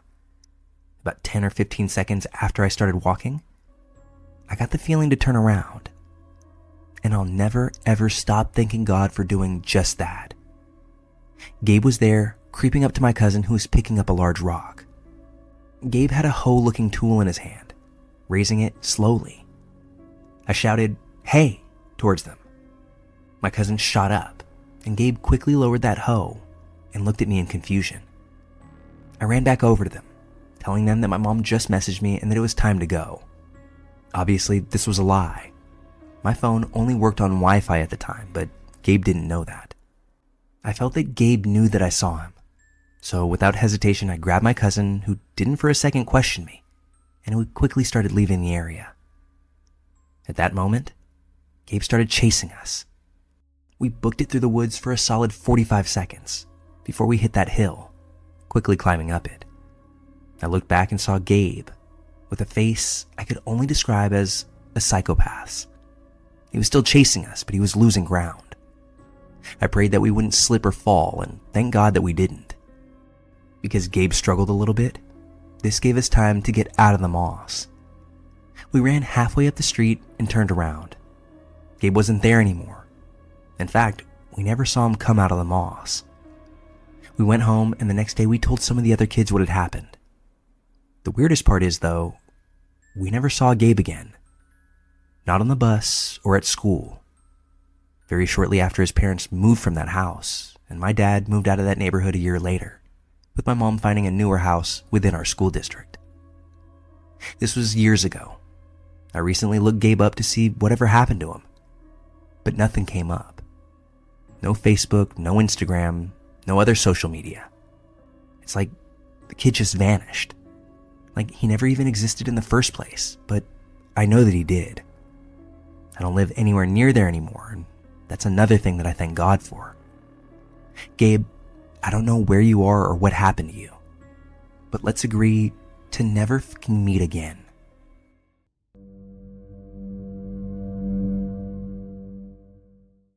Before I launch into my story, I think it's necessary to provide you with some much needed background information. I'm a 42-year-old man, and I'm a nudist. Most of us nudists travel to resorts or campgrounds in our area where nudity is allowed because it's on private property. These campgrounds are often near the woods or on the outskirts of their respective towns, as nudism isn't exactly an accepted lifestyle. This encounter took place at a campground last July. I won't mention the place for privacy's sake, but just know that it sits on about 5 acres of rural land, surrounded by hundreds of acres of dense forest and hills. I plan on staying at this campground for 3 nights. It was Monday through Wednesday, so besides those who lived on the grounds, there weren't many people out and about. But whatever, I like the seclusion. After checking in and dropping my bag at the cabin, I went over to the pool to swim.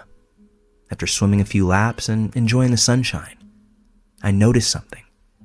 At the top of one of the hills overlooking the campground stood a man looking right at me. Normally that wouldn't mean much, but he was clothed.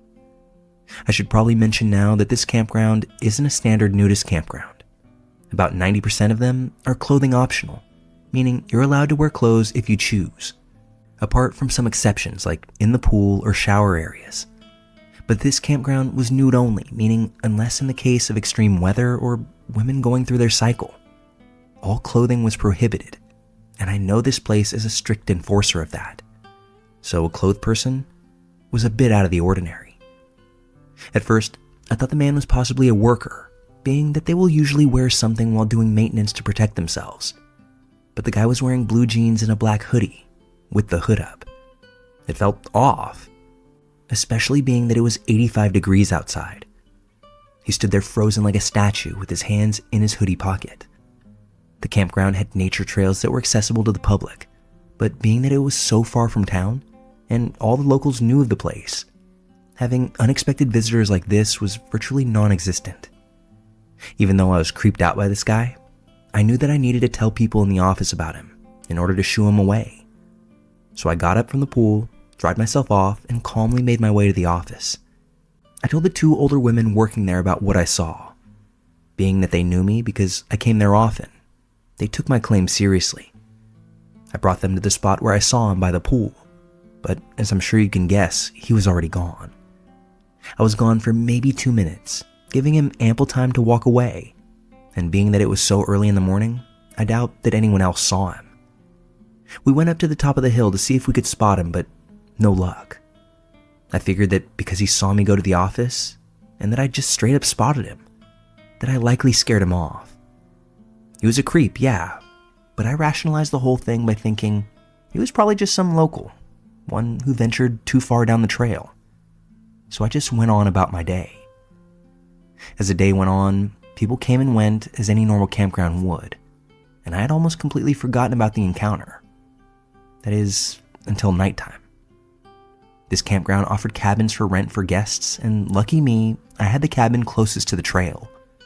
It was cozy, small, no more than 2 to 3 parking spaces of room, and had paper-thin wood as the walls, allowing me to hear even the faintest sounds coming from outside.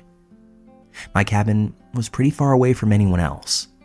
My nearest neighbor was a local who we'll call Sam, and he lived in his trailer about 150 feet away from my cabin.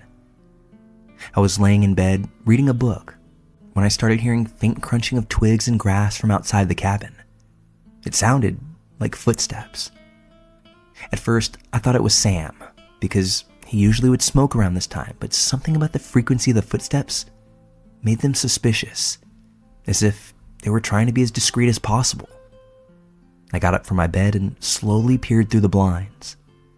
It took me a while to see, but I could just make out a figure slowly walking towards Sam's trailer. That's when my heart started to sink. Sam was a pale white man, and I've never seen him clothed before, so the fact that I couldn't make out his pale skin through the darkness made me come to terms with this wasn't Sam. After my eyes fully adjusted and I saw a black hoodie and blue jeans, this confirmed to me that this was the man from the hill. And whoever this was, he was slinking over to Sam's trailer like this is something that he had done before. That's when a few other things started to click for me. Sam has 2 young daughters in that trailer. They live with him during the summer. Sam was the only one with kids that actually lived at the campground. My feeling was that this guy somehow knew that, and he had plans to do only God knows what. Who knows how long he'd been watching this campground, or specifically that trailer. I saw him on that hill and he was only 100 feet from the trailer, probably doing one last dry run before whatever his plan was. I knew that I had to do something. I grabbed my phone and called Sam. Calling the police would have been pointless, being how far we were from the closest station. The phone just rang and rang and rang, and Sam wasn't picking up.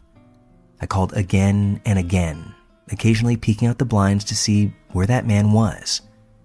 He was now walking circles around the trailer. After the fifth or so circuit, I saw the man stand on a box and peer into one of the trailer windows. I decided that making a phone call wasn't going to be enough. I needed to do something drastic. I was going to go out there and handle this myself. I didn't have time to get my clothes from my bag, so I just threw on my hiking boots. And as soon as I opened my cabin door, I hear a high-pitched. I snap my head in the direction of the trailer, and I see all the lights flick on, revealing the man now climbing out of the window from the trailer as he started to run down the trail. Without even thinking, I chased after him. I could hear Sam yell, "What happened?" as one of his daughters tries to explain the situation. Sam then takes off as well, seeing me in pursuit. I could just barely make out the man's blue jeans, but he was much faster than Sam and I. The fucker got away. I stopped to catch my breath with Sam catching up to me, doing the same. I told him what I saw, and we made our way back to the trailer to regroup. By then, a few other residents were out of their trailers with his daughters, being told what happened. A few of the other men went off onto the trail to see if they could find anything, while I called the cops. It took them 30 minutes to get there, and we told them what happened, and soon some officers also went off into the woods. Now, we never found out who the man was, and since this time, Sam and his daughters sold their trailer and moved out. I haven't been back to the campground since, and from what I hear, a lot of the residents have moved on as well. The owners of the campground have since put up a fence to hopefully limit any other possible intrusions. And now there's a security guard that patrols the premises at night. This was a really nice campground at one time, one that I truly enjoyed going to. It's a shame when one pervy creep has to ruin something so nice for everyone. This person is exactly why we can't have nice things.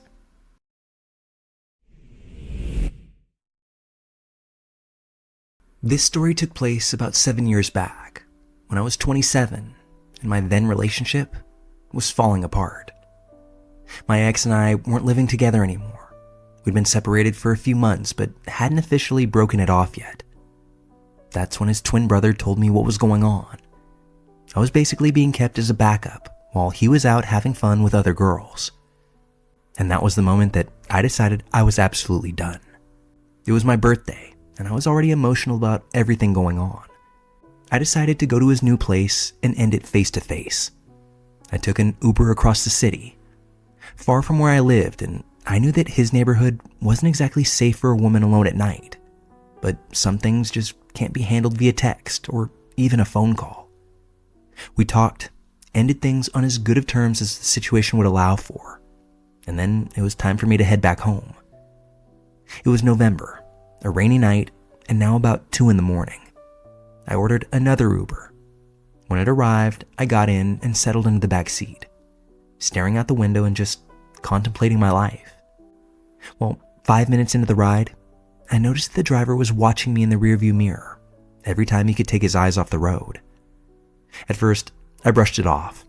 This wasn't the first time a driver had done that, and I was too sad to care. But that's when the ride slowed down, like a lot. I started paying attention without letting him see that I was paying attention. This guy was thin and tall, maybe between 25 and 30 years old, with the look of someone who didn't really take good care of himself. His car was dirty, cluttered, and overall just grimy. All I wanted to do was get home safe, and now fast. When, out of nowhere, he finally spoke. "You're beautiful," he said. I hesitated, then mumbled a quiet, "Thanks." He asked my name. I whispered it, realizing just a little too late that he could see it in the app anyway. Wow, what a hot name. I've always wanted to hook up with a girl with that name. I froze, and the silence in the car at that point was absolutely deafening. He kept glancing at me in the mirror as he drove, talking without pause now and expecting me to respond. "Do you have a boyfriend?" he asked. "Yes." "What a shame," he said. "I wanted you all for myself." I stayed silent now, but he pushed further. "You know, I don't mind the boyfriend. Why don't you change the address for drop-off? I know a place where we can be alone and smoke some weed." I said no, just take me to where I want to be dropped off. At this point, I was paying close attention to the route, ready to jump out of the car if I had to. That's when he started playing a song through the stereo that I'd never heard before. It was a rap song, and the lyrics were graphic, describing sexual acts in rather explicit detail. "Do you hear that?" he said. "That's what having sex with me would be like. I'd lick you just like that. Pull your hair until you can't even scream anymore. You'll love it and come back begging for more." I stayed silent, giving my phone a death grip. I started messaging my ex about what was happening. It gave me an excuse not to look at the driver or respond. "What do you think about that?" he asked. I didn't reply. Then he shouted, "I asked you, what do you think about that?" My heart dropped. I was able to stammer out, I haven't heard this song before." That's when he shifted gears again. "Do you smoke weed?" "No." "Come smoke a joint with me." "No, thank you." "Are you home alone tonight? I could call it a night and go to your place, show you exactly what I'm talking about." I was shaking. At this point, I was in fact living alone, but there was no way that I was letting this guy into my apartment. From that moment, I started recording him and sending these recordings to my ex. "No," I said, "my parents are waiting for me." That sucks.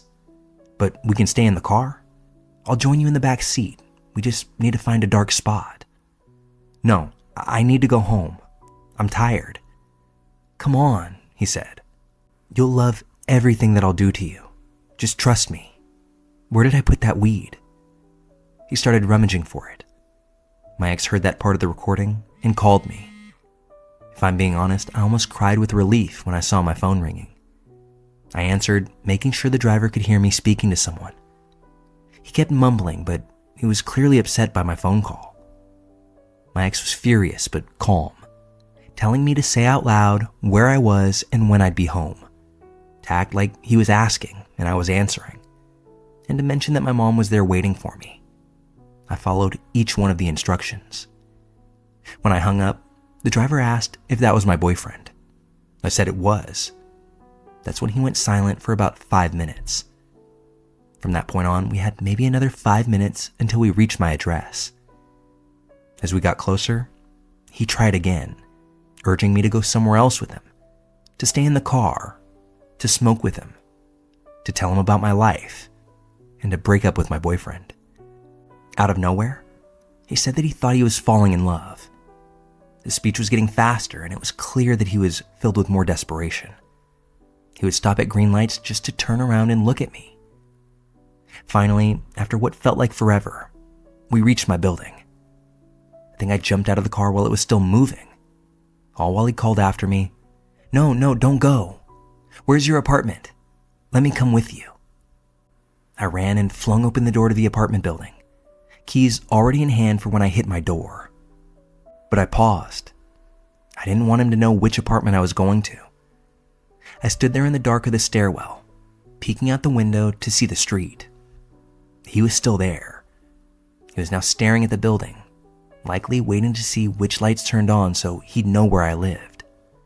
I couldn't even go into my apartment because I remembered my hallway light was on, and once I walked in the door, he might be able to see the shadow that I cast on the wall from it. I waited about 5 minutes before he finally drove off.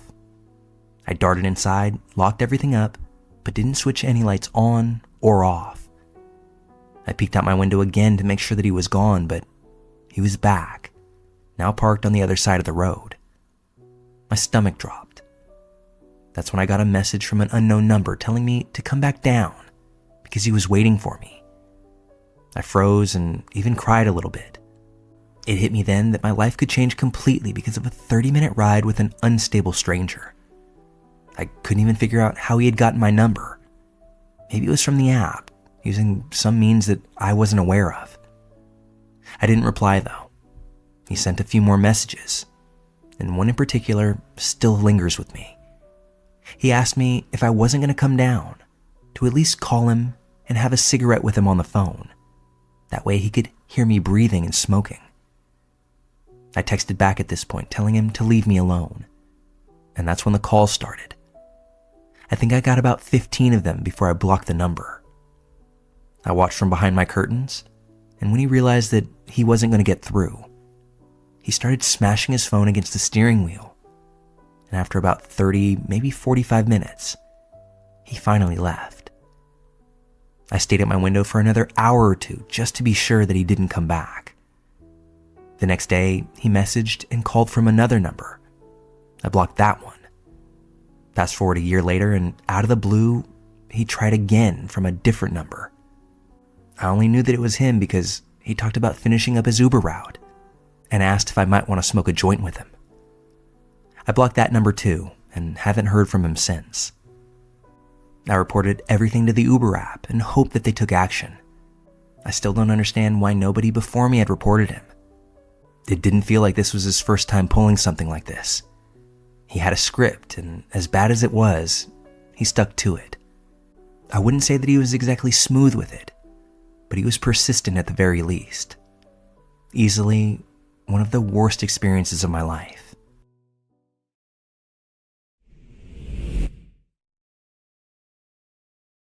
I had been sent to Korea from my university a few years back.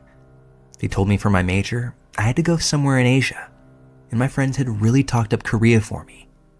I knew nothing about it, but I decided, what the hell? And I embarked on a semester-long trip. I had only one serious boyfriend in my life, who I had broken up with a few months prior. I also don't personally enjoy one-night stands, and wasn't digging the dudes at the clubs in Seoul. But I still wanted to have some sort of romantic experience, I suppose. So my friend recommended that I use this dating app to meet English-speaking Koreans. That way, I could meet someone and experience the actual dating culture. I thought, I'm young, so why not? I was just so eager to have new experiences. Maybe it sounds dumb to try dating in a foreign country, but it worked out for me eventually. Just not the first date. I met this guy on a dating app after being in Seoul about 3 weeks. We'll call him Tim. I still didn't know the culture or city very well, and was a bit naive about everything. He eagerly wanted to meet for a date after talking to me, and he seemed nice. I know now I should have asked more questions, and I should have noticed that he wasn't giving me many details about himself. Tim was a bit older than me, but claimed that he was a college student. I assumed he had done his military time, something that all men in Korea have to, and then returned to school.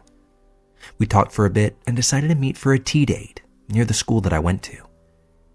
He wanted to come to my dorm originally to pick me up, but I live in an all-women's dorm and I didn't want him to know exactly where I live since we were still strangers.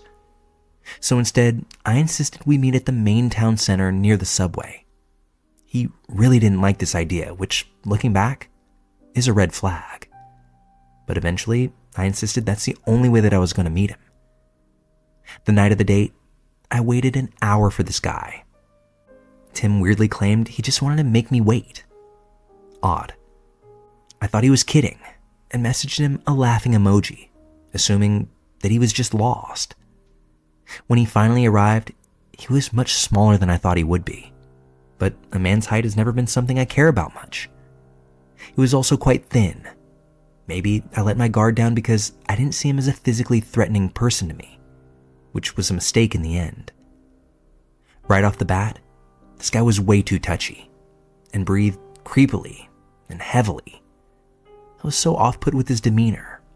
Now, I'm usually pretty tolerant with different personality types, but this guy was just too odd to me. I had been told that Korean men would be polite and not so touchy on the first date.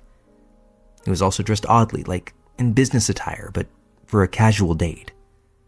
I thought maybe that was just a Korean thing. Again, I was dumb and knew jack shit about the culture. After initial hellos and pleasantries, almost the first thing that he said to me was, "You're not as white as I thought you were going to be." I thought this may have just been a translation error, but his English was near perfect. So I asked for clarification, and he said what he meant. "I thought you would be more white. Your skin is darker than I thought. And your eyes aren't as green. Are you pure European?" Now I was officially weirded out. First of all, I'm pretty much as white as you can get. I'm Irish and Scandinavian, so white as hell basically. So the fact that he thought I could have possibly been any whiter was funny. And why did he care in the first place anyway? Why does my skin color matter to this guy? And why was he bringing it up 30 seconds into our interaction? He said about 3 times on this date how he wished I had greener eyes. And every time I would just reply with, "Well, maybe my online photos make me look brighter." I brushed it off as him being nervous and trying to start a conversation. Isn't it funny the dumb excuses you make for people when you're panicked?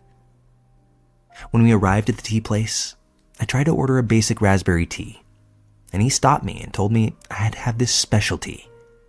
I thought it was weird that he wanted to choose my tea for me, but in my head, once again I brushed it off. He really insisted I drink only this tea type, and for the sake of ease, I just agreed. These small details only become weirder later. After tea, he asked if I would show him around my school. It was dark, but the school is pretty well lit, so I agreed. The whole time we walked around, he would randomly stop and grab me for long hugs. At first, I just let it happen, but after the 3rd or 4th time, I stopped him. He just kept trying though. He kept grabbing me and breathing hard into my neck. I can't really describe how awkward it was. He also wouldn't tell me any personal things about himself. I remember asking so many questions, desperately trying to distract from all the awkward grabbing, trying to get to know him. But he would never tell me a thing. He even said at one point, "I'm just a mysterious man," almost like a movie line. He also said something like, "You look so much like my favorite movie character." This prompted me to ask who, but he said I would have to figure that out on my own. Finally, he said, "I want to go to a dark area." And in my head, I screamed, "Oh, hell no." At this point, I wanted the date to be over with. He somehow knew that there was a wooded area behind the campus, and he suggested that we go there. I said plainly no, that I wanted to stay near the main campus and town, but he just kept pushing. Finally, he grabbed my arm and started dragging me there. He said, "I can't let anyone see." That's when panic really began to set in. I was able to rip my arm away and demanded that we leave and go back to the main road immediately. Looking back, I don't know why I didn't ask for help or get angry. Maybe I was scared, but I just began to book it back towards the main road, and he followed. We ended up in front of a hospital near the town center, and I told him it was time for him to go. I made some excuse, and he was pleading with me to stay. I told him we could meet again the next day, which was obviously a lie, and I would message him once I got home. I just wanted to get away at this point. I was pretending it was all okay, just so he would leave. Suddenly, I think he's leaning in to kiss me, and I immediately think, oh God, no. But it was so much worse. Instead of feeling a peck on my lips or my cheek, I feel a pain in my face. It takes me a full second to realize he was biting my face. It was like a dog. I'd never felt that sensation before. He leaned his head sideways and bit me on my nose and my cheek as hard as he could. I screamed and pushed him away from me. His face looked so freaky in that moment, and I barely had time to react in words. Instead, I ran up the sidewalk until I saw a convenience store on the right. I ran to the back of the store and bent down to start crying. The man who owned the store started to yell at me, but I couldn't explain my situation. I just begged him in English to let me stay. I ended up having to buy a popsicle to stick around. God, I wish I had learned some Korean by then. I guess Tim didn't follow me. I peered outside the store and didn't see him. I texted a friend and waited for them to come get me to take me back to my dorm. On the way, I messaged Tim and basically told him to stay the fuck away from me. I told him he was a creep, that in no situation should he bite a woman on her face, and something along the lines of me calling the police if he were to ever reach out to me again. Then I blocked him. I was a bit scared to walk around my school area after that. I was afraid that he would somehow find me. I'm thankful that I never let him pick me up at my dorms. I called my mother to tell her what had happened when suddenly she said, "Wait, what did he ask you?" She then put some details together and realized that all of the weird things had to do with the 50 Shades of Grey books. At first, I thought she was just being silly, overthinking a bad date. I thought she was joking. But God, she was right. She had recently seen the movie, or read the book, or something, and knew the details. The eye color and the way he dressed, the tea that he made me drink, and the random lines he said. It all matched the book. For his dirty little fantasy, that is. My mom thinks that he picked me because I look like the girl in the movie to him. It explains why he was so fixated on my appearance, and his whole thing with the biting and trying to dominate me.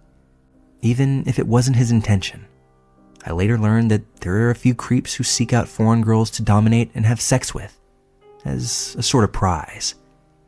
They call it riding the white horse, or something along those lines. On a much happier note, this bad experience didn't stop me. I eventually met someone else in Korea, and we ended up falling in love. We even did the whole long distance thing. Now, I'm living in Korea, studying and working, hoping to marry soon. So I guess silver lining is, I didn't let bad, creepy guys stop me from living my life. And that's something that I'm proud of.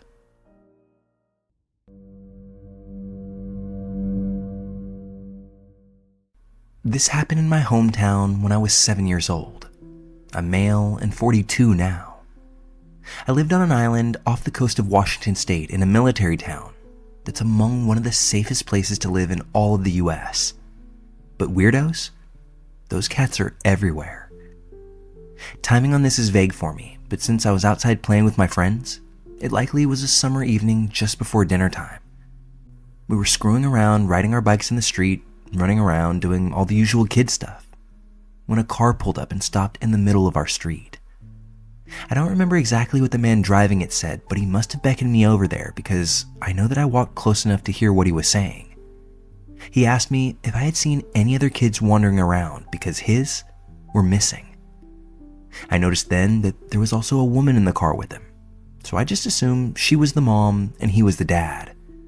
I said no, that I hadn't seen any kids wandering around, but that there was a park nearby, right around the corner, and he might be able to find them there. Note, I was super proud of myself for thinking of this at the age of 7. The man then asked if I would be willing to get in the car and show them where the park is. Although I didn't understand just how dangerous the situation was, I was well aware of the whole stranger danger thing, so I said no. He asked again if I would please get in the car and help him find his kids at the park, and I said no, sorry, I can't do that. But I did give him directions on where to go. It was after my refusal to get in the car that this guy doesn't really miss a beat. He just reaches into his pocket, pulls out a fresh $5 bill. He holds it in his hand and says that he'll give it to me if I get in and help him find his children. Now, I can't lie. There's a moment there where I envision the haul I can get with $5 whole when the ice cream truck comes by. But then I remember that I have no issue asking my mom or dad for money. So, like the polite child I was raised to be, I say, no thank you. This prompt only seemed to push him even further down his script though, because then it changed to, well, for telling me where the park is, you deserve a reward. Here, you can just have this. All while stretching his hand out in my direction. At this point, I'm not sure what kept me from taking a step or two closer and claiming that money as my own. But I thank everything I know for not doing just that. I simply turned around and skipped off to continue playing with my friends who were standing there watching this whole time. After a few more moments of watching us, he drove away. Well, a few minutes later, my mom came outside to call me in for dinner, and I bounded happily up the driveway to tell her how I'd helped someone. I was very excited to have done this for an adult, which will bring me to my final point at the end of this. I then explained the whole thing to her. I remember her face changing a bit, but she just nervously said, "That's very nice of you, son." And I felt a huge surge of pride. Maybe 20 minutes later, my dad gets home. My dad's a solid Navy dude. Black belt, used to be in pararescue. And he's so badass that Chuck Norris checks under his bed for my dad every night. My mom obviously told him what had happened. His reaction was far different from hers. He told me that although he was proud that I liked to help people, that I was to never, ever approach anyone that I didn't know like that again. He said, and I'll never forget this, and I've since passed this wisdom on to my own kids. Remember, adults should never be asking children for help like that. He told me I was lucky I hadn't gotten snatched, and always remember it, because they would have lost me forever if things had gone badly. He was stern, which hurt my little ego, and I lost a tiny bit of my innocence that day. Now that I've had over 40 years knowing my dad, I know that he was only stern because that's his reaction when he gets frightened. Poor dude. Before all of this, I had once escaped the house as a toddler and was found wandering near a cliff in Japan. Another time, I left the yard when we lived in San Antonio to sell my action figures door to door. I'm sure he was wondering what fresh hell he was in for with a child like me. To wrap all of this up, I don't remember if my parents did anything with what I told them, but it's almost 100% likely that they did because they're solid, loving folks. To my knowledge, though, nothing ever came of it, and I never heard about any other instances like this again.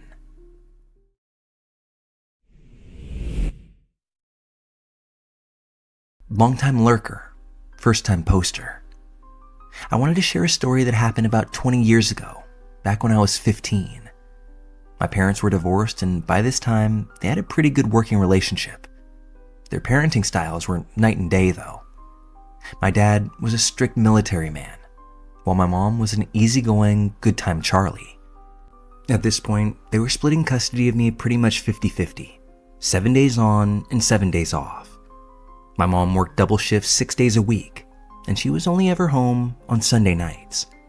Because of this and the fact that my mom was also so lax with rules, she allowed me to pretty much do whatever I wanted whenever I wanted. In the very few instances she would say no, I would still do what I wanted because there were pretty much zero consequences. At this time, my boyfriend lived about a mile from my mom, so needless to say, I couldn't wait until it was my mom's week. While at my mom's, I would sneak over to my boyfriend's house after his parents went to sleep. He was an only child, and his parents were pretty strict, just like my dad, and they didn't allow us to spend much time together outside of school. As soon as his parents would knock out, I would leave my house at say around 9:30, maybe 10 p.m., jog over to his house, and we would hang out until around 1:30. Then I'd leave for my early morning jog home. During my jogs, I would make sure to stay super vigilant. After all, it wasn't lost on me that I was a 15-year-old female jogging in the dark. Nobody knew where I was, and this was before cell phones were really a thing. I'm about half a block from home, and at this point, I always felt a sense of relief as soon as I was in my own neighborhood and able to see my mom's apartment building. As I continued jogging, I was passing the end of a driveway when this van pulls up out of nowhere and stops right in front of me. I didn't even see it coming. No spidey sense, no nothing. I stopped so abruptly that I almost tripped face first into the passenger side door. When I look up, I see two older men in the front seat with their windows rolled down, staring me up and down. It was this slow gaze, and I could feel their eyes burning into every inch of my body. The passenger leaned out the window, getting as close to me as he could without opening his door, and then asked if I wanted a ride. He then smiled the most cartoon villain smile that I'd ever seen. While staring into his dark eyes, everything else around us seemed to fade away. It was like they were the only thing that existed at this point in time. My vision zoomed in on them, and I could feel my fight or flight kick in. Although being a teenage girl, it was really flight or flight. I quickly decided which direction to run in, and that was the direction that they came from. I knew the alley they had pulled out from was too narrow for their van to make a turn, so they would have to pull out into the street to make a U-turn.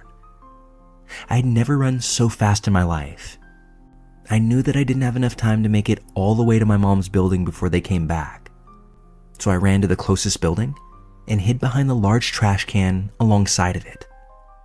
My heart was slamming into my chest, and I was covering my mouth to muffle both my breathing sounds and my silent cries. I could hear the rocks and the loose asphalt being crushed by tires as these creeps slowly crept by the trash can. They stopped right out in front of it for what felt like an eternity, and they whispered something to each other that I couldn't quite make out. They didn't get out of the vehicle, but they kept moving forward slowly, likely stopping periodically to see if they could see or hear me. I waited until they were out of sight, then stood up, took a deep breath, and sprinted the rest of the way home. Once I was inside, I locked the door, found my way to my room, and buried myself under the covers of my bed. That night was the last time I would ever jog to that boyfriend's house.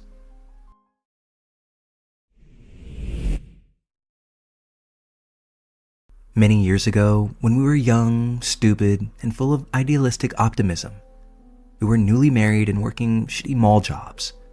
My husband and I had this friend in need. He was my husband's coworker. His name was Jack.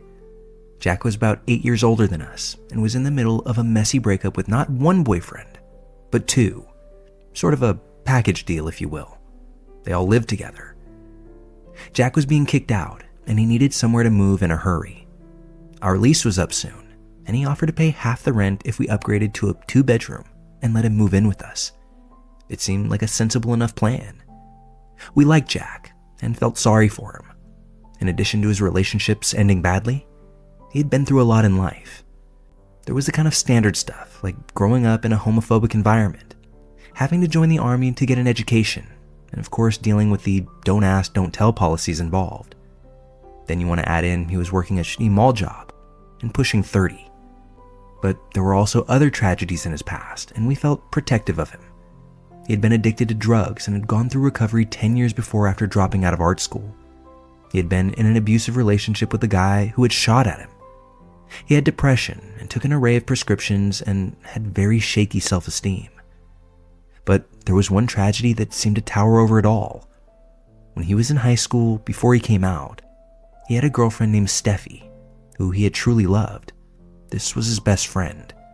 Steffi had gotten pregnant, but near her due date, she was in a terrible car crash and was rushed to the hospital. They were able to save the baby, but not her. Jack had raised his daughter Melissa the best that he could. He joined the army to support her and get better employment prospects. Unfortunately, that meant that he had to sign custody over when he was deployed. He signed it over to Steffi's parents, and when he returned, they went to court and used the fact that he was gay against him. Jack never regained custody. Now he had to pay hundreds in child support to them every month and only saw his daughter, who was at that time going on 10 or 11 years old, twice per year. Periodically, he would get a picture of her and show it off at work. She looked just like him, except the girl version, of course, and she would write him letters about how much she missed him. It was just so sad and unjust. But tragic past aside, Jack was fun to hang out with, and I was looking forward to sharing space with him.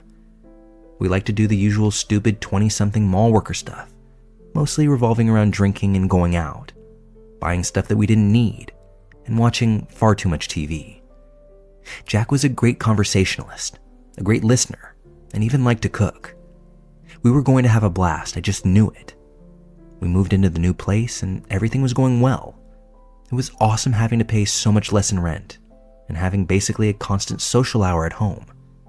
At least, at first. The first problem came only a few weeks in. Jack didn't come home one weekend, even though he was supposed to meet us to go somewhere. When he finally called to check in, he was crying.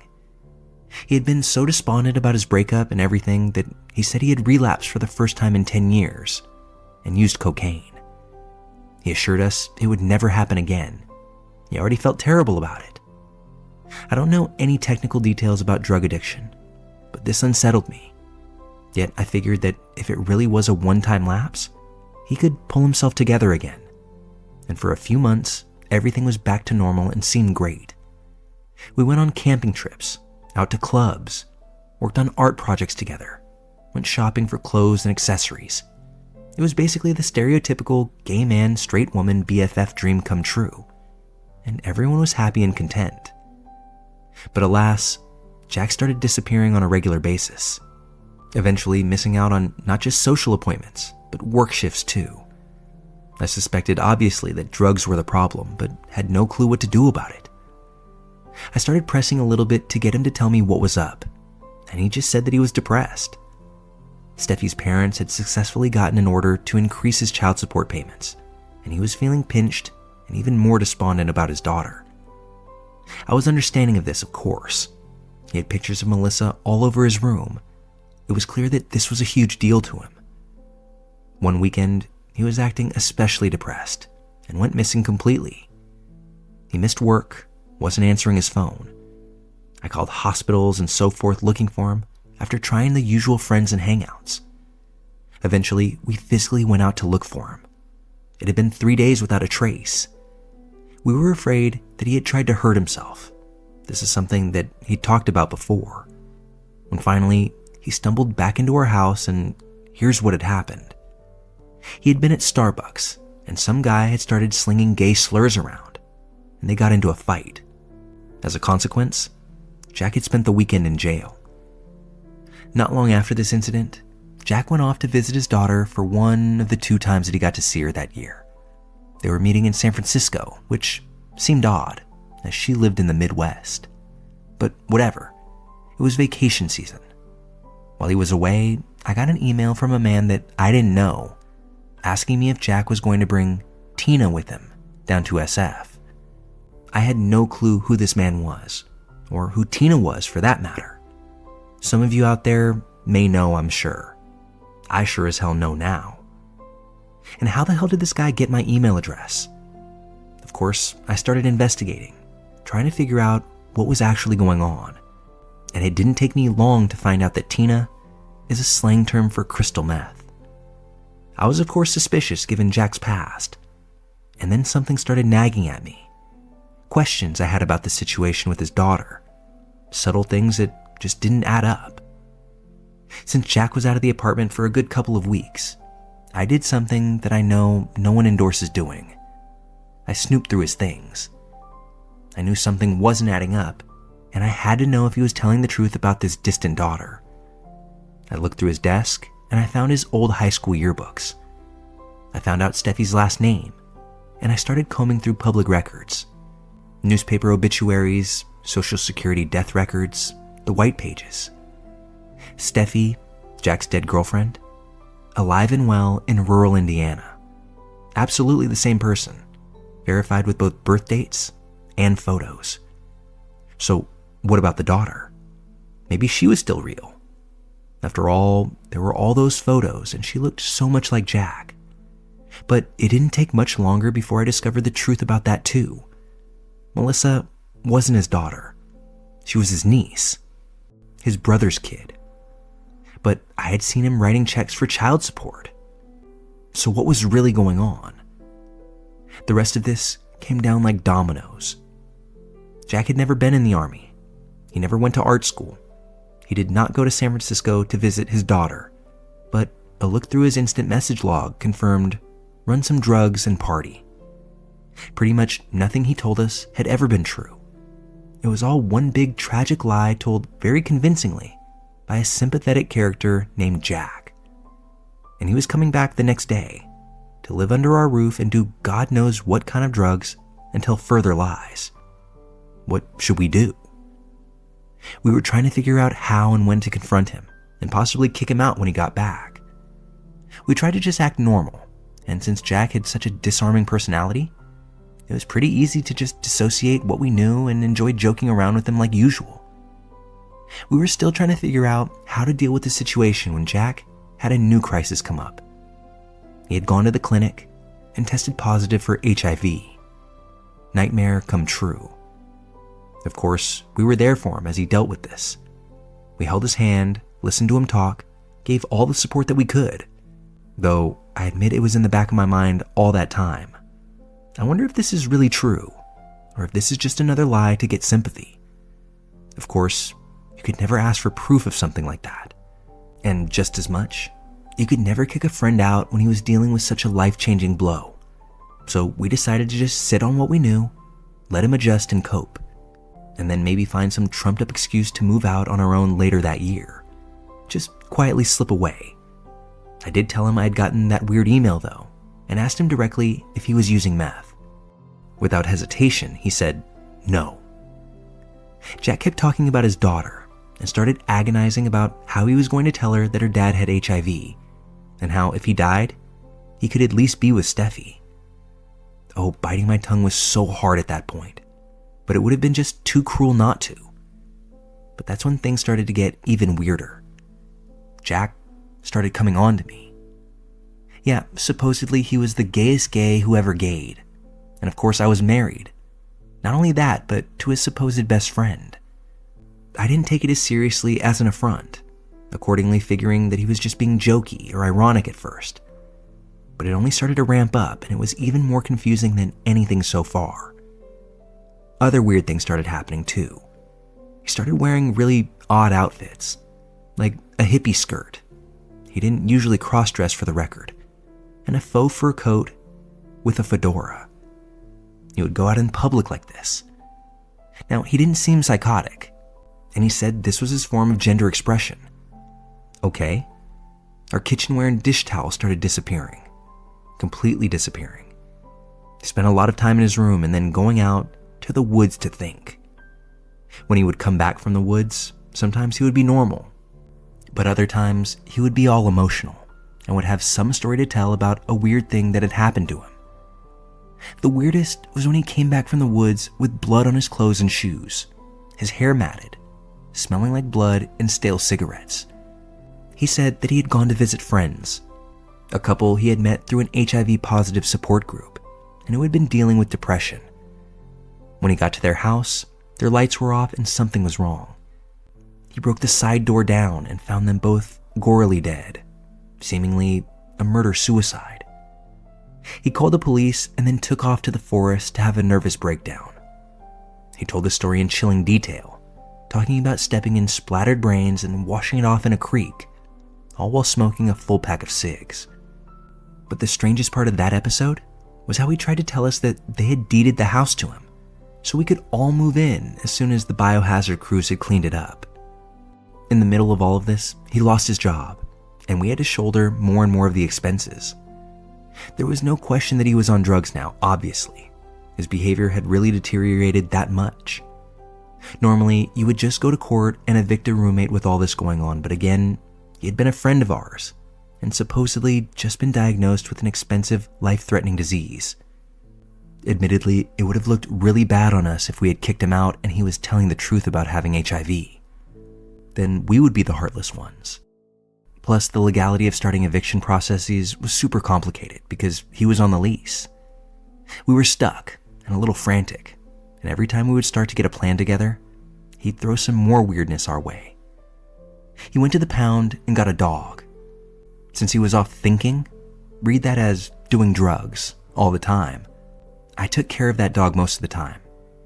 Sometimes he would get all mad and insist on taking her with him though, which I hated because when he came back days later, she seemed hungry and sad because he likely wasn't taking proper care of her. Man, it would take another post entirely to tell all the weird stuff that happened in this last chapter. At some point, he found religion and started reading books by Rick Warren. Yeah, no shit. He tried to get me to watch weird porn with him. He kept obsessing about my boobs, and we caught him listening through the door to catch us having sex. But mostly, he was gone all the time. His room hermetically sealed with weird smells coming out of it, and us quietly terrified and exploring our legal options to get him the hell out. We had to sneak around to try to figure this out. He had started obsessively listening in on us in our room, so we would park our car at the far end of the parking lot and sit out there with the music cranked to talk and try to figure out what our next move was. Whenever we asked him about drugs, he'd just deny and started to get touchy about being asked. He had an answer for everything and a new story of woe or terror every week. And while we basically assumed he was lying about everything at this point, it was always stuff that was just too touchy to call out or impossible to prove. Thus, we started to feel like we were going a little bit crazy because we couldn't tell up from down anymore. At some point, I gingerly approached Jack about the daughter issue.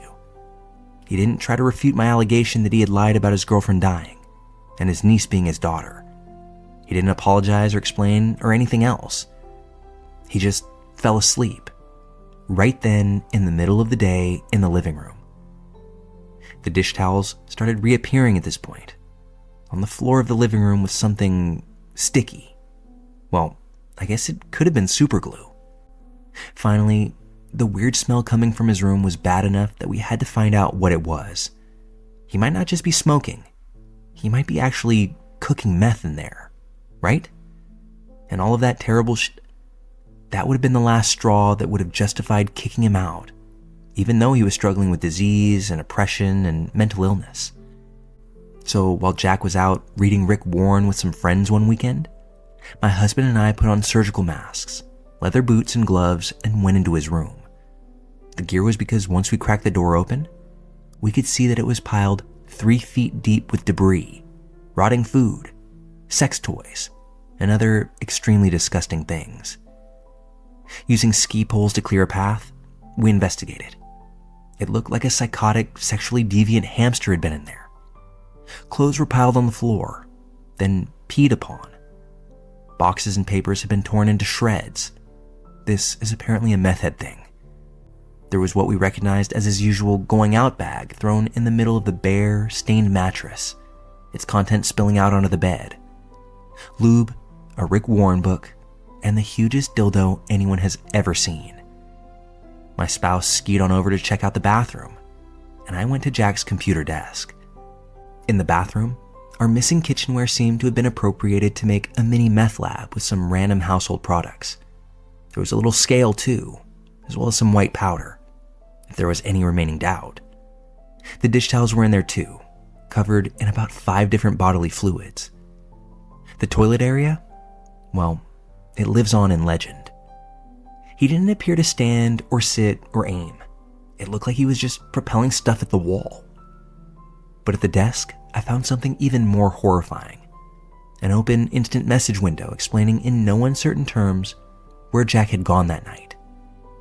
Not only had Jack been cooking and selling meth, not only had he been earning money through prostitution, we had suspected as much. He had been lending his dog out to other deviants. The desk was covered in note cards with instructions for other meetings, leaving no doubt about exactly what was going on. We just went and started packing our stuff. As fast as we could, I called my parents, and they agreed that we could stay with them until further notice. We started driving over carfuls of stuff, careful not to be caught by Jack, who no doubt would be pissed, because how could a lying drug addict with no job afford to live on his own? He was gone a lot, but he would come back at unpredictable moments, and now he was angry and paranoid, on edge a lot of the time. He claimed the police were stalking him. Was he paranoid, or was he about to get busted? We were scared to call the cops ourselves because what if they thought we were in on the drug stuff? How could we prove we weren't? It was nerve-wracking.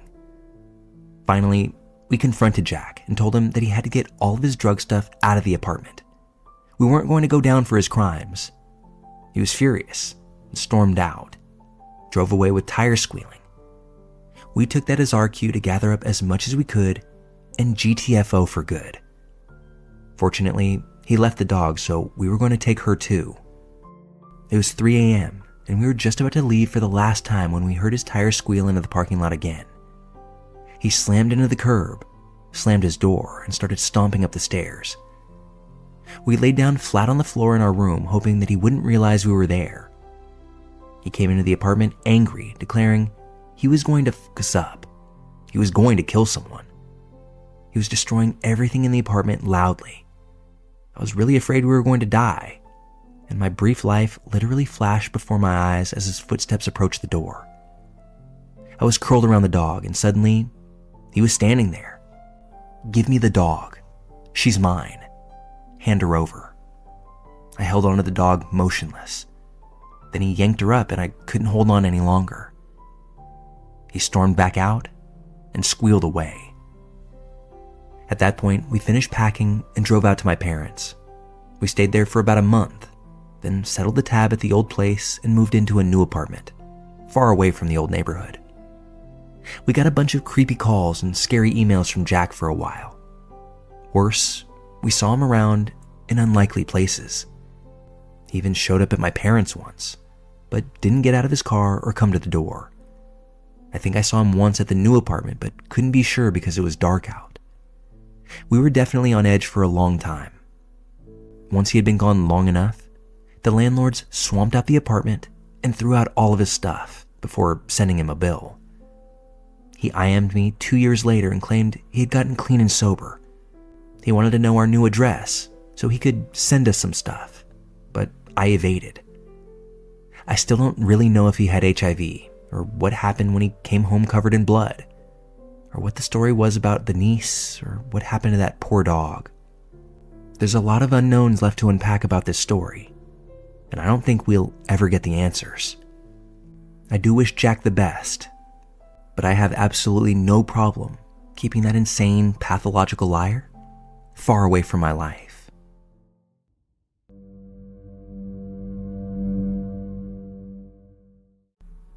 So I'm going to preface this story by saying that these events happened almost exactly 25 years ago, almost to the day. I'll also mention that this could come across as anticlimactic, as it doesn't end with a dead body or any type of imprisonment. It is, however, true and as accurate as I remember it. So, this was not long before my 9th birthday. I was a shy, introverted kid who only had a few friends. Therefore, I was eager to impress them. A few friends are better than none, right? The story involves my closest friend at the time, whose name is Damon. Being so shy, I would never turn up to any parties or social events. I just couldn't face it. But it worried me that this would eventually cause me to lose my few friendships. You can imagine my horror when my dad picked me up from the school gates, and Damon's mother picked him up at the exact same time. She asked me on the spot, "Damon and his brother are going to insert name of a caravan park this weekend. Would you like to come?" For those unfamiliar, a caravan holiday in the UK is just a cheap couple of days in a huge field full of trailers with tacky nearby entertainment and amusements. On the spot and terrified of being rude, I accepted, and come Friday evening, I was sat in the car in the back between Damon and his little brother Lucas, who was 2 years younger than us. It was only a short car ride, but all this felt so uncomfortable and unfamiliar to me. Floating through the dark back streets I hadn't seen before, as wind and rain lashed the windshield, while the wipers did all they could to keep up. When we arrived, it was already late. We watched some crap on TV and went to bed. I had one of those old brick Nokia phones that you could play Snake on, that I promised I would text my dad on to let him know that I was okay, which I did. The strong gale swayed the caravan that night, and I fell into an uneasy sleep. The next day, we hit the shops to spend our pocket money, and then in the afternoon, we went to the entertainment with Damon and Lucas's parents. It was just awful live acting with clowns and such things. I may have been 8, but I wasn't a baby. So then later on at around 8 p.m., the entertainment catered more for adults comes on. I believe it was a comedian of some sort, and me, Damon, and Lucas are absolutely bored stiff. Me and Damon decided we just want to head back to the caravan, watch a little South Park, and look at our cool new stuff that we had bought earlier. I saw Damon ask his parents, who were happily drinking away and chatting to other parents, and as a child it seemed swapping life stories. Eventually, they gave Damon the keys to the caravan, which was about a 5-minute walk away, but instructed us to take Lucas too. We took the keys, then headed out. We walked for about 2 minutes in the cold and dark, mindlessly chatting about our eyeball rings we bought earlier, and saying how they automatically give you a super hard punch. Just stupid 8-year-old chat, really. When we noticed that in between 2 caravans, there's this white van. I know, typical. With its back doors wide open. Not exactly creepy on its face. Maybe someone had just got there, and they were unloading their stuff. Wrong. As we walk by the van, a guy emerges from the blackness and approaches us very slowly. This wasn't a normal walk. I remember it being like how you would walk in the dark, being careful not to step on anything. Strangely, we still weren't too worried until he actually spoke. He stared at us for a few seconds, but didn't smile or physically acknowledge us. Then he blurts out an enthusiastic, "All right, boys? Can one of you strong lads help me shift this heavy box into the back of my van? I hurt my back." Now, back then, stranger danger wasn't as commonly spoken about as it is today, but I absolutely knew that this wasn't right. His walk, his voice, his eyes. I had a million thoughts in about 10 seconds. But what can I do? Call my dad? He's miles away. Scream help? There's no one in these caravans. They're all at the entertainment. Fight him? Yeah, right. I thought things just couldn't get any worse. I was wrong. As me and Damon stood there frozen, his younger brother naively says, "Yeah, okay, I'm strong," and starts marching towards this guy who was only about 15 feet away from us. I'll never forget his horrid face when he saw Lucas walking towards him. It was like a spider that had just caught a fly. I heard Damon let out a broken screech, "Lucas, no!" It's at this point, I'm ashamed to say, that I continued walking the way we were originally meant to, and fast. I couldn't watch this. What if this man took Lucas right in front of me? What if he came and grabbed me? The only thing I could do was walk quickly and try to find someone, anyone who could help. About 10 seconds later, Damon and Lucas came sprinting up behind me and shouted, "Run." And run we did. I don't know exactly how Damon and Lucas got away. I don't know if the man chased us because I didn't look over my shoulder. I don't know what he wanted with us, but I have a few ideas. As we approach the caravan, I begin to feel semi-rational again. As we catch our collective breaths, I can remember saying to Damon, "Why couldn't we just run back to the entertainment area to get your parents?" Damon replied with, "What, and run towards him?" It was a good point, but I was too busy trying not to cry to say anything else. As Damon fumbled around with his keys at the caravan door, for some reason or another, the keys just didn't work.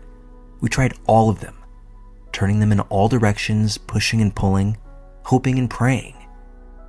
I can clearly picture in my mind being stood out there on that dark night with Damon and Lucas, the key halfway hanging out of the lock, that fear and the confusion. But most of all, I remember Damon looking straight at me after turning bright red with puffy eyes and bursting into tears, because he had realized what I would then realize seconds later. We had to go back. Strangely, Lucas was the only one not crying. I think he was too young to understand the danger that we were in. After deciding that we were in just as much danger standing there as we would be going back, we headed back towards Damon's parents. I don't think I've ever run that fast in the 25 years since, and dare I say Damon would say the same thing. About halfway there, we hear the most disgusting, primal wail that you can imagine. It was about 5 seconds long, and it sounded like a mixture of anger and pain. We didn't stop. Damon and I just made brief eye contact and kept going. Had that man taken someone's life? Or was this man screaming because he knew that we had gotten away? We'd never learn the answer to that. We burst through the entertainment area doors and sprinted towards Damon's parents, who were blissfully unaware of the horrors that had just occurred. I remember his mother staring at us wide-eyed with her mouth open, and we burst into floods of tears, half because of the trauma, half because of the relief. I felt so warm and safe there. We tried to explain in babble and gibberish, but I'm not sure we got our points across. The next morning, I asked to go straight home.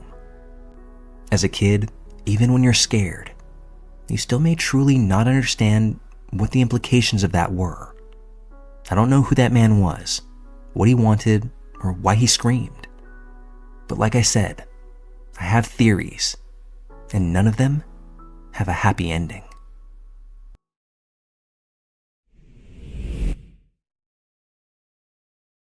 My story takes place over the course of a few years, from just before my university freshman year to junior year.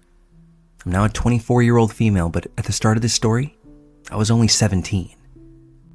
For my freshman orientation, my family and I were staying at a hotel across from my college campus. Orientation started in the morning, So I wandered over to the campus with my luggage to check into my dorm room for the next few days.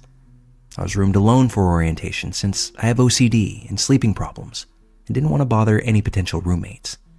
So I put my luggage away and began to stroll the campus. This entire fiasco started for one reason. I just wanted breakfast. It was foggy that morning, and I had never been on a school campus as large as this. It was a ways away from my hometown, so I quickly became turned around. I spotted a group of 4 people walking toward a building, so I swallowed my anxiety and approached them to ask for directions. I should add that I'm a naturally shy and quiet person, so it took a little bit before I finally piped up and, "Excuse me." One of the 4 turned around, and my immediate thought was, "Oh my God, this guy looks like a fish." He had big creepy eyes and fat lips. He was blonde and a little chubby. This is purely for descriptive purposes. I'm by no means a model myself. Still, I tried to stifle my gawking and I asked, "Do you know where the dining hall is?"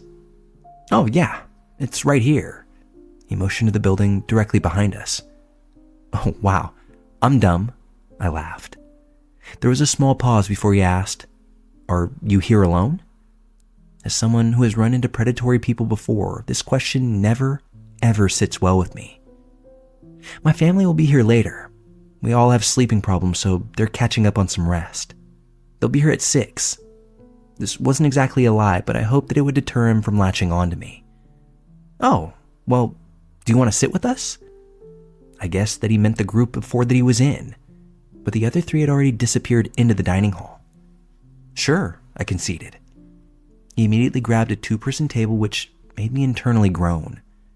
I had a feeling of where this was going, and I wanted no part of it. I just didn't want to be the focal point of this guy's energy. But I didn't want to risk making him angry either. I didn't want someone to hate me before the school year even started. I guess that's the issue with having a pleasing personality.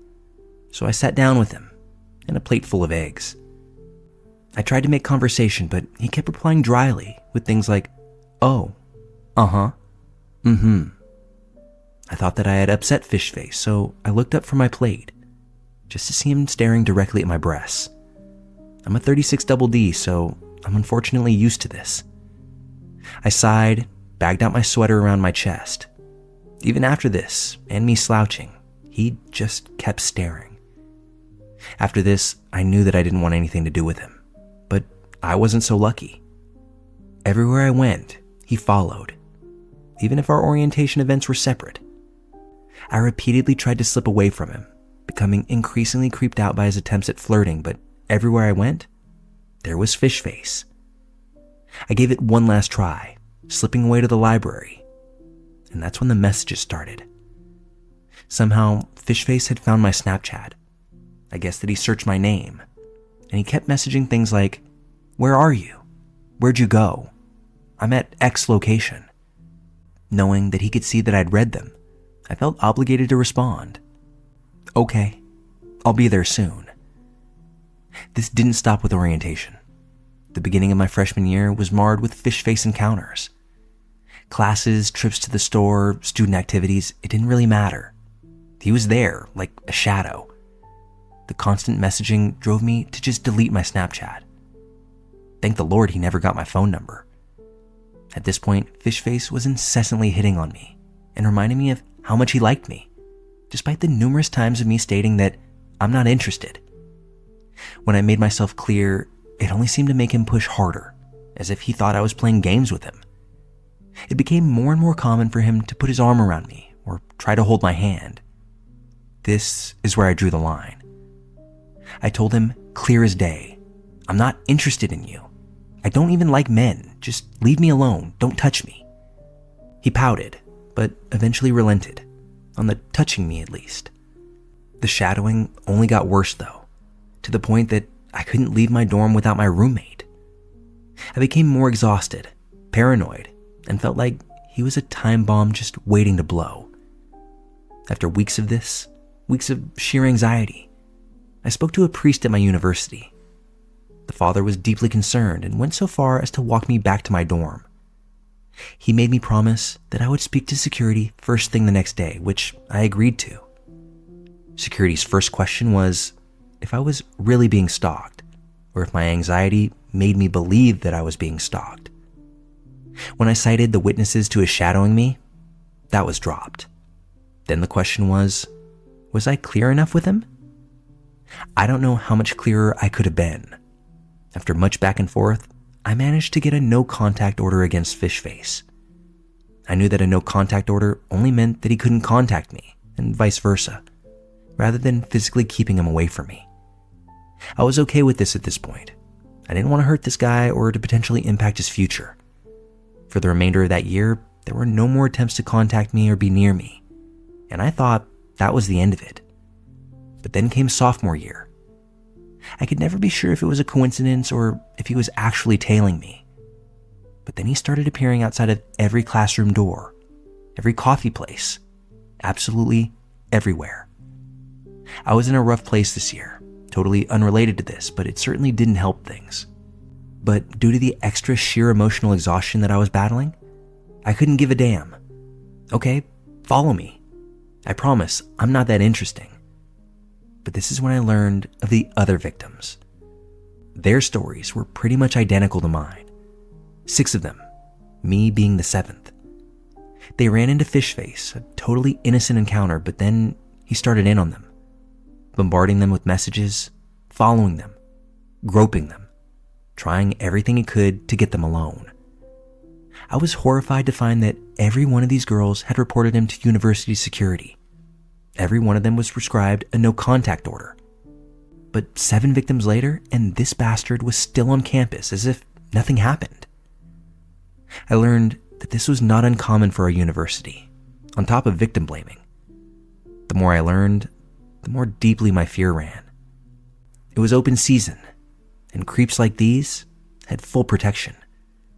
We couldn't do a thing to get guys like Fishface off of our campus, and so I resigned myself to being followed by this fucker. Junior year came, and initially it seemed that Fishface had given up. I could not have been more wrong, though. It was pointed out to me by my friends who knew about the stalking that he was in the background of my every move. Throughout the year, though, he got closer and closer until it became worse than I'd ever dealt with before. I was a member of Campus Conservationists, and we were selling reusable grocery bags in lieu of our state banning plastic bags. Then, after about 45 minutes apiece, I glanced to my right. There he was, just around the corner, staring directly at me. Ice-cold fear ran down my spine, and my stomach dropped. I tore my gaze away and tried to hide my panic. He hadn't been this close to me since freshman year. There was no mistaking it, though. He was here for me and me alone. I texted my girlfriend, letting her know what was happening. I'll be honest and say the rest is a blur. I was too panicked to remember how we got back to my dorm safely. But I thank God every day for my ultra-protective girlfriend. Just 2 days after that, he appeared in the hallway outside of my class. It was just reaching the end, and I was ready to call it a day. I glanced at my watch. It was 2:45 p.m. I wandered to the bathroom, ignoring Fishface lurking in the corner. I did my business and approached the door. It began to open, so I called out, "Oh, I got it," and opened for the next person. Fishface. I felt all the blood drain from my face and my breath hitch. He stared directly at me with those creepy-ass big blue eyes. His giant floppy lips pulled into a smirk before he turned and disappeared down the hall. My heart thumped in my chest as I re-entered the classroom. I felt myself shaking and tried my best to hide it. All that kept running through my head was, what was he doing trying to get into the bathroom? I glanced down at my watch again and knew that I didn't have time to wait for my girlfriend, as the class was minutes from ending. I asked the girl next to me to walk with me to my next class. She agreed without hesitation. She was this really sweet girl to begin with, and thanks for that. I finished my final class for the day and sped back to my dorm. I didn't get much sleep that night. I reported all these instances to security the next morning. I was met with the same pressing questions and doubts. I threw everything I had at them and asked them to watch the security cameras outside of my classroom to see him attempt to corner me in the bathroom. I had to threaten to contact state police before they relented and promised to investigate my claims. They would later inform me that no action would be taken. They said they could find no evidence of these incidents. When questioned, Fishface said that him appearing around my classrooms and frequented spots around campus was purely coincidental, and he felt so awkward that he was having to go through this again. I took my second semester of junior year off for unrelated reasons. Yet, I'm relieved to not be on campus with that creep. He's still there. The other victims have mostly transferred to other universities due to the college's general mistreatment and poor administration. I start my senior year this August at the same university. I don't know what's going to happen.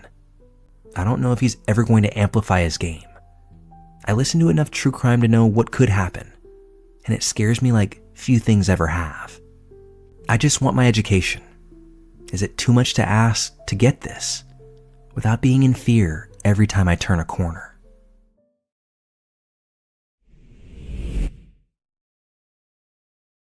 A couple years ago, I flew home to visit family. I'd be there about a week, then we'd head to the coast for a week, then back home for another. I totally needed this break. I just ended an on-again, off-again relationship. Like, seriously, one day on, the next off. It took 7 months of putting up with it, because you're supposed to fight for what's important to you, right? Anyhow, I finally just said that it was done. No more chances, no trying to work it out, just done. So with that chapter of my life being over, I was more than happy to be somewhere else, surrounded by family, and begin putting myself back together. I got there, spent a couple of days sleeping a lot. My mother's a nurse, and she was becoming concerned that there was something physically wrong with me. I just needed a couple of days in a safe place where I could let my brain work on digesting the new life that I would have when I got back home.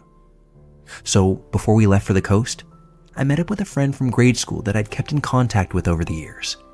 I thought it would just be he and I, but it didn't really faze me that another person was there with us.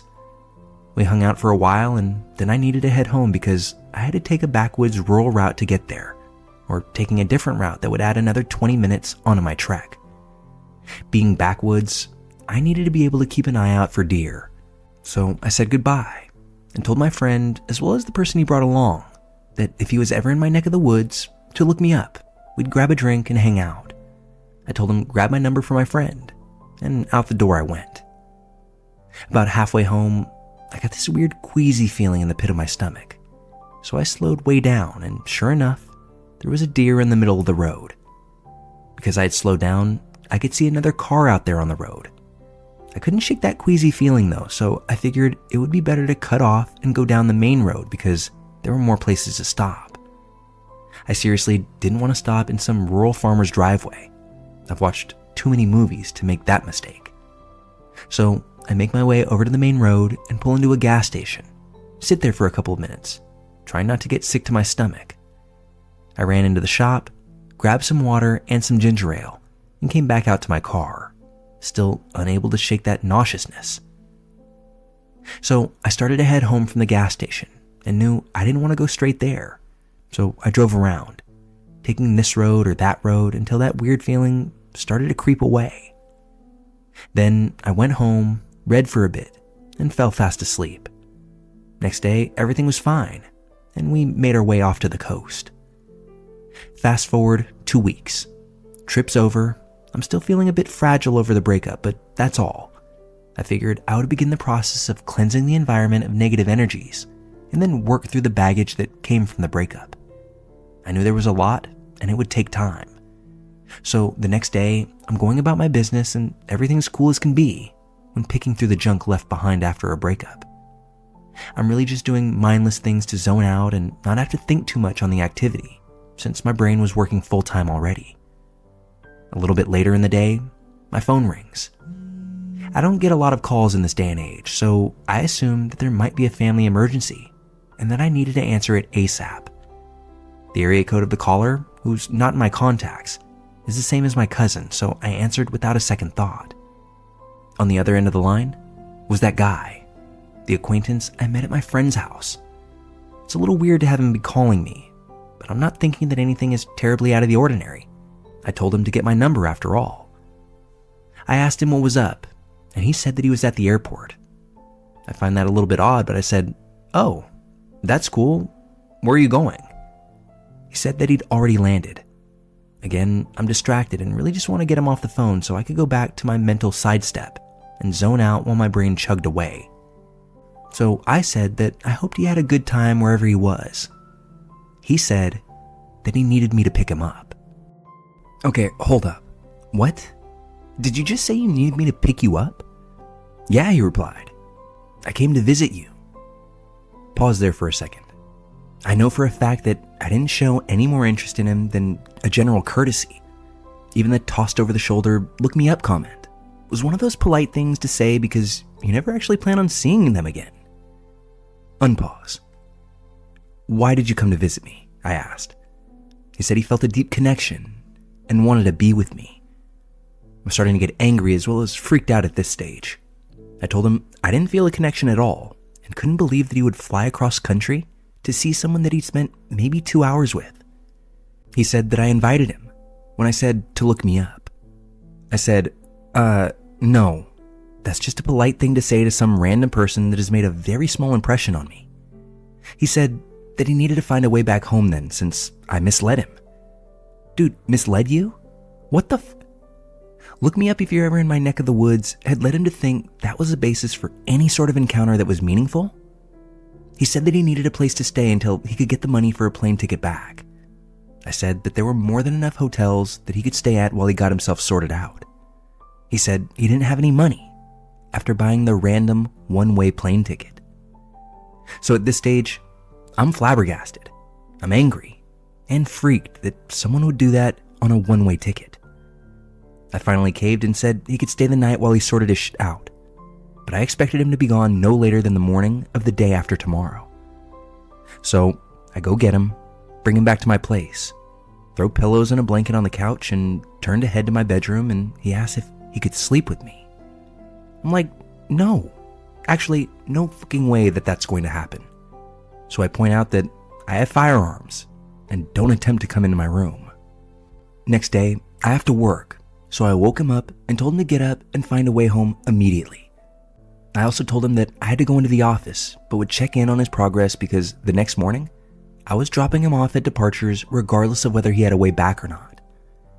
Went to work, and he blew up my phone the entire day. Wanted me to come back to my place for lunch. Told him no, I'm way too busy for that. I finally get home from work and I'm chuckling at a text that I got about my dog. And that's when I noticed he had rearranged everything in my apartment. And by everything, I mean every room of the house had been rearranged. I flipped my lid on him. I asked him why he thought it was normal to do anything that he did. Instead of answering, he asked me who I'd been talking to. I said that it really wasn't any of his business, but that I had received a text from the guy watching my dog while I was on vacation. Color me shocked when he says that he doesn't want me to talk to that guy anymore. No longer freaked. Full force apocalyptic disaster is about to be unleashed and leave nothing but a smoking crater. The temperature in the room drops about 10 degrees, and I very calmly said to get his and I was calling a cab to take him to the airport because he's a fucking psycho. Side note, full rage has been achieved when it feels like the temperature drops, and I speak very calmly. If I'm complaining about something, it's a quick burn. If I go monotone calm and tilt my head to one side slightly, that's where I hit Arctic level anger. So he, unaware of the environmental change that has occurred, and that the chances of survival are dropping by the second, decides to tell me that he used my computer and got my ex's phone number, and they both agree that I was just heartless. We're fast approaching the epic scale disaster, and he finally seems to notice how deep in a rage I've sunk.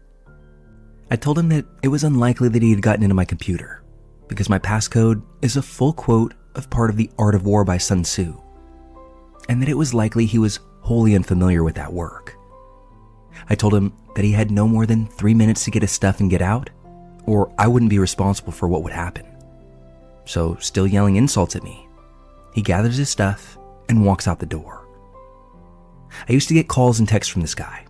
I'd block one and 6 more would pop up, but eventually those died off. To this day, I have no idea nor an interest in knowing where he's at or if he ever made it back home. I feel like I already know the answer to this question, but I still want to ask it to thousands of strangers on the internet regardless.